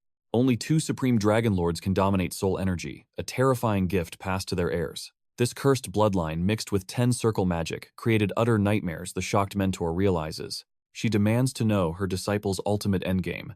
As an ancient relic, the world's fate still binds her. She questions the future. The boy boldly vows to break through the 5th or 6th circle within 1 year. He plans to wage war on the Tolkien Empire during break. His mission: obliterate their cursed laboratories. He will butcher every single researcher. Meanwhile, poor Thanos desperately struggles to carry the unconscious servants. Rolling up her sleeves with deadly intent, the Supreme Mentor questions why they must wait for break. Her fierce impatience stuns the disciple. His momentary hesitation proves he is truly her student at heart. Eyes flashing, the boy reminds her of her sacred vow of non-interference. This vengeance was meant to be his alone.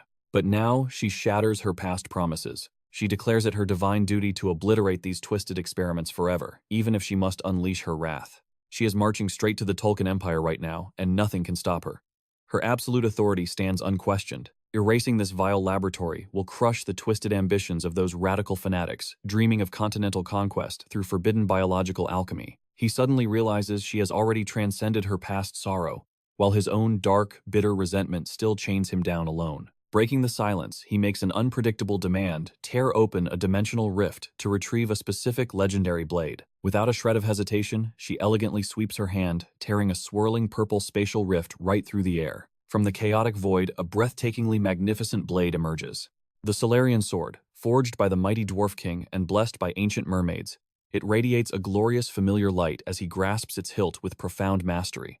Valentine reveals an intricate white mask, an ancient artifact designed to perfectly conceal true identities and flawlessly manipulate mana flows. Questioned about its mysterious origins, she casually deflects, vaguely recalling purchasing it at some forgotten market centuries ago. Slipping it on, the cheeky main character jokes about spying on men's bathhouses, instantly earning a swift, punishing smack to the skull for his utter insolence. Hearing the teleportation coordinates, pure recognition flashes across his eyes.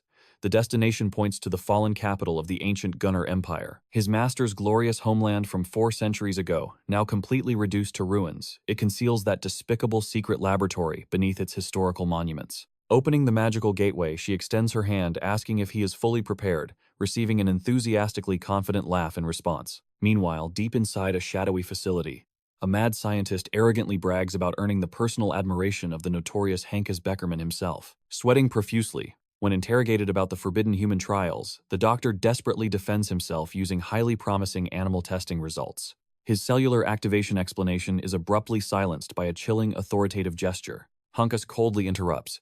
He merely demands to know when it actually begins. Frantically wringing his sweaty hands, the researcher begs for magically gifted test subjects. When questioned about a name for these hybrid abominations, he answers without a single doubt: half-bloods.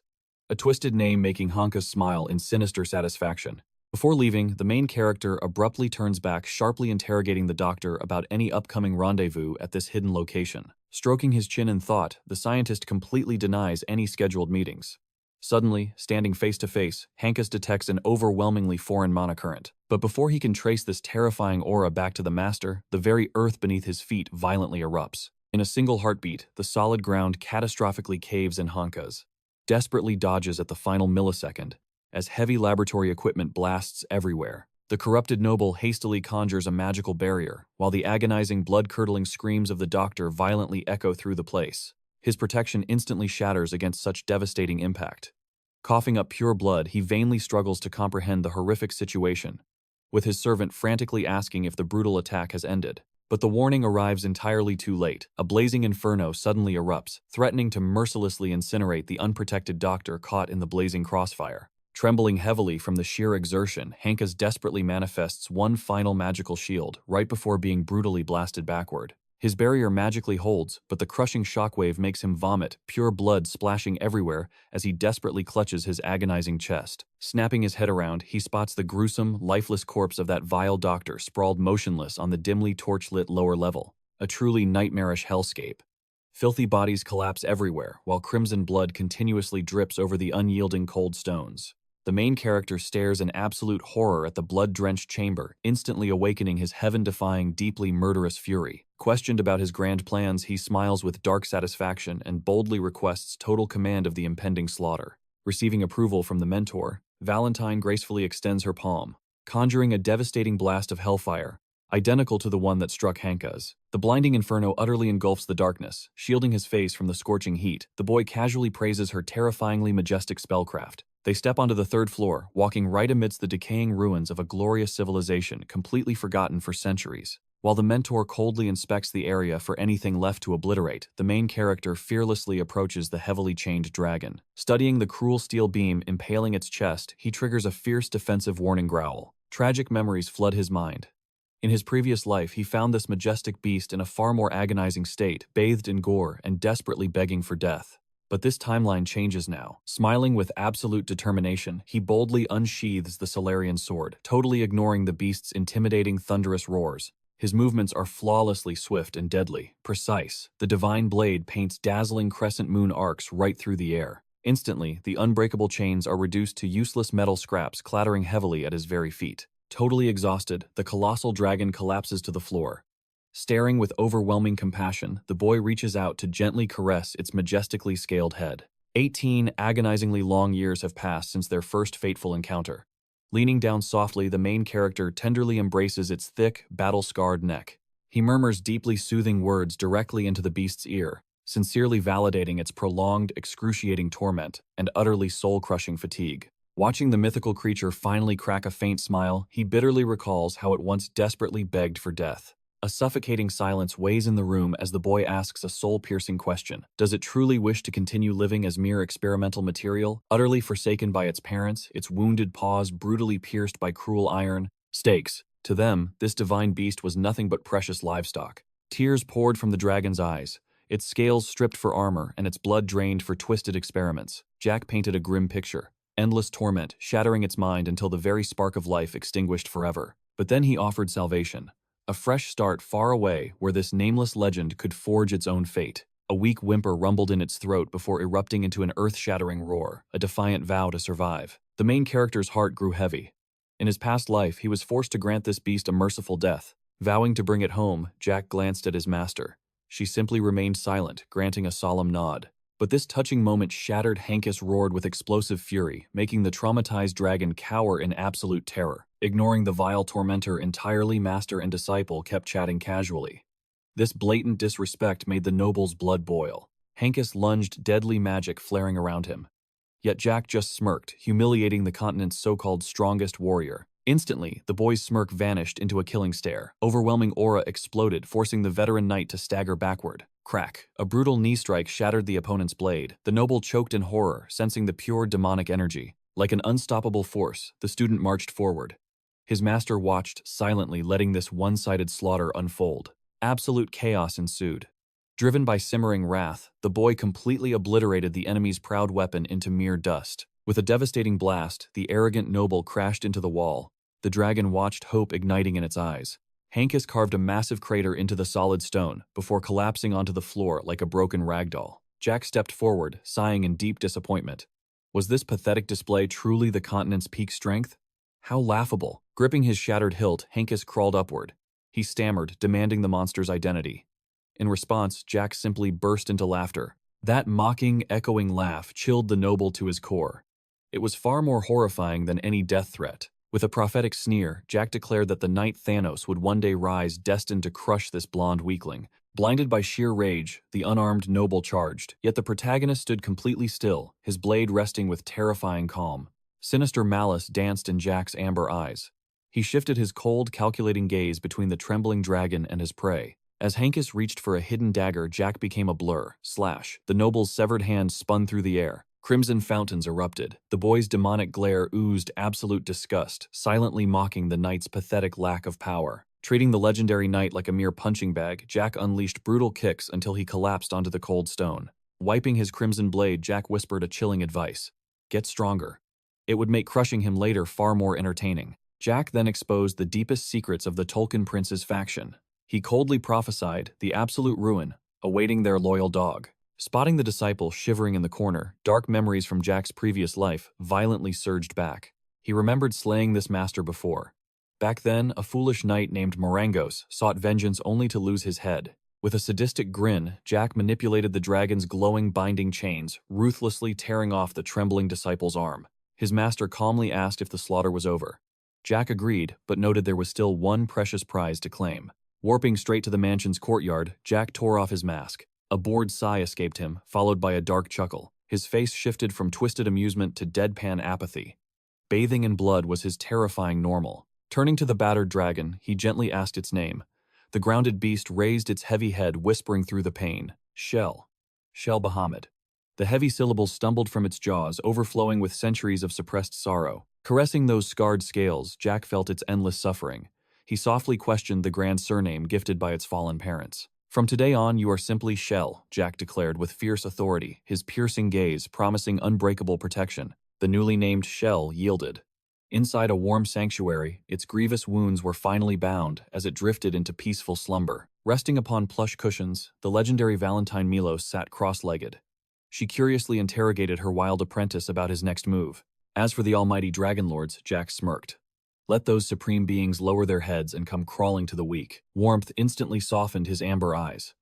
His master recognized that tender devotion, the very same fierce loyalty he showered upon her. Jack gazed in pure awe at this immortal goddess. She had defied death for 4 centuries, personally forging this world's foundation. Dropping to one knee, he gently gripped her hands. He swore a solemn oath to conquer the arrogant dragon lords himself. When the destined hour strikes, he alone would bear the burden, ensuring she never had to sacrifice herself again. A comfortable silence fell. Valentine finally nodded, heading to bathe. Left alone, Jack quietly stared at her battle-worn cloak hanging nearby. Her damp hair cascades down like dark silk. He instantly freezes, then unleashes a barrage of breathless praise. She playfully orders him to wash up next. But as his shirt falls, a chilling tapestry of brutal battle scars is exposed. Downing a healing elixir like a desperate addict, he treats his fresh wounds. She softly asks what he plans for tonight. Pulling a chair to her bedside, he dodges her questions until her deeply worried gaze pierces his defenses. Suddenly acting like a total crybaby, he milks his injuries. Ron already snitched that she guarded him for 3 agonizing days. Now it is his turn to protect his sleepy mentor. He gently drapes a warm blanket over her, admiring her perfectly serene face. Immersed in the dead of night, a wild thought strikes him. What if they had crossed paths 400 years ago at her birth? Heat rushes to his cheeks. Kneeling beside her, he marvels at the world's most feared necromancer. To him, she is simply a breathtaking goddess. Rewind to several hours ago. Deep inside the duchy's grim dungeon, a heavily chained prisoner boldly interrogates the furious Tower Lord. Was spying on his master for 10 long years truly a sin? After all, the master had showered him with nothing but fatherly devotion. That blind devotion makes the sudden betrayal utterly unforgivable. Yet even with his mana circle shattered and chained like a dog, the traitor smirks. Oozing maddening arrogance, he ruthlessly mocks his former master. Is the noble lord truly blind to the dark truth, or just playing the innocent fool? Brutus demands they look back at a decade of lies. Why did so many legendary 10-circle mages flee this rotting kingdom? The mood turns deadly serious. Mages were lured with noble promises of purging monster-filled woods, but that was just a filthy cover-up. The Tower Lord spits venom, swearing the torture tools will break him. But the chained man just erupts into pure, unhinged laughter. This eerie confidence sparks a massive red flag. If he is a kingdom-threatening traitor, why has the brutal torture not started yet? 5 agonizing days in this hellhole, yet he remains completely unharmed. That definitely breaks the kingdom's bloody protocol for dangerous enemies. Paranoia strikes the Tower Lord's mind. Trudging up the cold stairs, a horrifying thought hits him. Is the entire kingdom already rotting from within? Fast forward 4 hours later, a raging inferno magically engulfs the dungeon, perfectly synced with Dietrich's deadly ambush against Jack. Finding only a pile of ashes at the scene, the Tower Lord assumes Brutus burned alive. When dawn breaks, the mighty dragon shell causes total absolute chaos among the hero's loyal comrades. Charlotte shrinks back in visible horror, while a trembling Thamos aggressively points his finger. Is that mythical beast actually a real dragon? The main character quickly steps in, swearing that Shell is nothing like those mindless monsters. He desperately tries soothing the panic. The colossal beast violently shakes like a trapped mouse. That is until the boy gently strokes his scales to calm him. He whispers soft promises of absolute safety to Shell. It makes him realize that the world's common sense is often completely wrong. A mortal's pathetic blade could never pierce dragon scales. These awe-inspiring titans are hailed as heaven's blessed beasts for a damn good reason. That bastard Hannes definitely used Shell for twisted magical experiments. But hey, the hero already served some sweet justice with a brutal kick. Having witnessed his abuser get completely wrecked, the dragon is now terrified of the boy. It stares with strange god-worshipping reverence. The boy sighs, noticing Shell looking at him like a supreme deity. Did he undergo some bizarre physical glow-up while sleeping? Regardless, he knows he is insanely handsome. The moment he pulls his warm hands away, the majestic creature instantly bows its massive head in absolute unquestioning submission. What a mind-blowing shift from the past timeline, before a deeply broken shell could only rot in gross puddles utterly drained of life and hope. Things are barely better in this life. Feeling an overwhelming wave of sorrow, the hero gently pets the beast's rough, scaly snout. Mentally, this dragon is basically an 8-year-old human child, he ironically chuckles. Why do only profoundly broken souls naturally gravitate toward his aura? He accidentally created a misfit sanctuary. Stepping up, the brilliant mentor floods the dragon's massive body with dazzling high-tier healing magic. The trio drops their jaws in utter shock as severed limbs flawlessly regenerate in mere seconds. But hold on, the crazy miracle is not over. Valentine pushes the bizarre evolution further. Shell screams in pure agony as draconic bones violently twist and mold into human shape. A fragile little girl emerges from the blinding light. Charlotte desperately hugs Thamos in panic, while the mentor just flashes a dangerously proud smirk. The main character is totally speechless, hopelessly captivated by the little dragon's shocking new human appearance. Snap out of it. The mentor loudly reminds him about the upcoming semester ceremony. Turning to the humanized shell, he promises they will be back very soon. He orders her to get some much-needed sleep, quickly wondering about a proper dragon diet. At the glorious mention of meat, her giant eyes sparkle like stars. Laughing, the boy immediately demands the chef grill up a massive, juicy steak. Before heading out, he casually points her to the rooftop view for entertainment. Leaving her behind, his mind races about her wild, unpredictable future. Ancient memories of the newly forged Teslan kingdom suddenly crash into his mind. At the legendary academy's founding, the director delivers a bone-chilling, absolutely terrifying speech to the fresh recruits. He warned that mighty empires eventually crumble. A chilling contrast to his optimistic memories. His chilling words of lurking shadows sounded like dark prophecy. The lingering smoke from yesterday's shattered laboratory proved his ominous point. With inside intel likely from Brutus, he detailed how 10th Circle fanatics would drown Tolkien in blood. His heavy sorrow clashed with the founder's burning passion. This bitter contradiction left the students completely bewildered. Watching the heavy words sink in, our hero sensed a sudden shift in the atmosphere. He knew the truth. Every student held the power to rewrite this tragic destiny. With the ceremony over the courtyard flooded with students returning to ordinary life, Jack groaned, stretching his stiff muscles. Thank God there were no grueling classes on the first day. He thought about visiting the director's office. He genuinely needed to thank him for that magnificent house. Suddenly, a familiar shadow caught his eye. A wicked grin formed as he cheerfully called his older brother. Failon jumped in terror. Meanwhile, Jack waved with sickening sweetness, casually asking when he arrived. Yesterday, Failon muttered dryly. He flinched away from Jack's touch like it was pure poison. Ignoring the icy reaction, Jack slammed a hand onto his back. At least say hello properly. We share the same blood. But as Failon stood frozen, Jack's playful eyes turned dangerously cold. Leaning in close, Jack whispered a lethal threat. Show respect, or I'll tear you apart right here. Instantly, his terrifying aura vanished. He laughed loudly, telling the crowd he wouldn't hold his brother back. With a friendly pat, Jack let him go. Failon practically sprinted away, fleeing for his absolute life. Charlotte materialized beside Jack, tilting her head. Was that a friend, she asked, getting a blunt no. Her eyes widened at the word brother. Jack chuckled, explaining that sharing DNA didn't magically create love. The little vampire leaned in with an impossibly cute pout. Then, what exactly do I mean to you? Caught completely off guard, Jack coughed nervously. Hitting puberty already with these heavy, deep philosophical questions. But admitting she was true family made her face glow with joy, a rare, warm display from him. To Jack, true family meant people he chose to fiercely protect. That circle now included Thanos and Charlotte. Meanwhile, Failon scrambled away from his gossiping friends. Their whispers about his bizarre fear echoed endlessly. One friend noticed the chilling truth. Jack had completely shattered Failon's ego, violently flipping their old power dynamic. Failon clutched his trembling chest in absolute confusion. Why was he paralyzed by a brother he once bullied? The dark thoughts made him walk faster. His baffled friends exchanged weird looks, assuming he had lost his mind. Driven by sudden rage, Failon spun around to fight, but he instantly froze under Jack's terrifying predator-like stance. The brave words died in his dry throat. He dropped his gaze in ultimate submission, crushed without a single blow. You've gotten incredibly boring, Jack sneered with absolute disgust. Still shaking, even after conquering your fear of the deep. A bizarre storm raged inside Failon's chest. Toxic hatred, suffocating terror, and a sickening new emotion he couldn't even name. Completely unfazed by the emotional damage he caused, Jack grabbed a cold cookie. His mind focused entirely on Brutus's demise. The grim news didn't faze him one bit. Instead, he casually asked the weary director why it was a problem. The old man stared in absolute shock. This kid literally couldn't care less if Brutus lived or died. Seeing the dead-end conversation, Jack smoothly pivoted.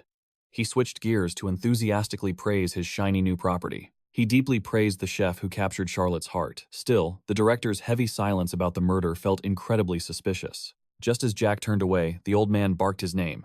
Chewing his cookies, Jack listened to a shocking proposal: a forced transfer to the Magic College. The Tower Master's invisible hand was obviously pulling strings from the shadows. Jack openly admitted he never planned on playing good student, but the director warned of brutal rule changes coming next year. The sly veteran offered a sweet deal. Switch to the magic department and your brutal course load gets slashed. But Jack ruthlessly demanded just one class day a week. After an intense verbal tug-of-war, they finally settled on 2. He made it crystal clear he only craved the fancy diploma. However, his incredibly greedy motive quickly surfaced right after. The ultimate treasure vault. He wanted access to the 400-year-old divine weapons reserved for elite graduates. He doubted the legendary sword was still resting there. But maybe, just maybe, Bellamy Craig could forge him an even deadlier blade. Jack smirked at their transparent ambition. A pawn. The very thought of serving these 2 fools was utterly hilarious. A marquee title in exchange for his genius, Jack clutched his aching stomach, roaring with uncontainable mocking laughter. Wiping away a tear, the young rogue smoothly rejected the shiny bauble. Playing noble dress-up simply was not his destiny. He turned to escape this boring charade, but the old fox called out. His piercing gaze hinted at hidden secrets. Any trouble yesterday? Flashing back to those unconscious lackeys, Jack smiled innocently, declaring the day was perfectly peaceful. The atmosphere instantly sharpened into an interrogation. Jack smoothly countered, claiming he merely sought his terribly delayed meals. He spun a tale of dragging everyone indoors from the cold streets, casually dismissing the obvious signs of a brutal brawl. The old man saw right through the pathetic lie, yet played the gentle grandfather. Youthful brawls build character after all. Jack finally pushed toward the heavy doors. Suddenly, a striking canvas arrested his gaze. A fierce maiden striking down a demon. Left alone with Valentine, the seasoned director fell into profound silence. Decades of cutthroat politics warned him of her danger. He had stood before countless kings and arrogant nobles, yet Valentine Milos radiated an overwhelming presence unlike any mortal. Brushing the delicate petals with an otherworldly grace, she praised his silver tongue. Every single movement defied human logic. Just her footsteps toward the glass felt transcendent. A shiver ran down his spine. She was a peerless, heavenly existence. A quiet smile played on her lips. A battlefield general definitely suited him far better than a dusty academic chair. Just as Bellamy hinted at his blood-soaked past, the Grand Tesla Empire teems with raw, unpolished monsters and hidden geniuses. Could his fragile umbrella shield them all? Her mesmerizing divine stare trapped him, completely demanding a painfully honest answer. Before the heavy truth could escape his lips, the oak doors exploded inward. The young rogue was back for his master. She groaned about his impatience, claiming she was already on her way. Jack shot back, feigning deep worry for her tardiness. Back on the bustling streets, her divine beauty hijacked every gaze. She dodged eager merchants and their treats with masterful, quirky lies. A sudden flower allergy today, and absolutely no more tea. Her bizarre rejections left the desperate vendors thoroughly heartbroken. She bathed in the spotlight like a seasoned goddess. The director's greedy desire to claim her was hilariously obvious.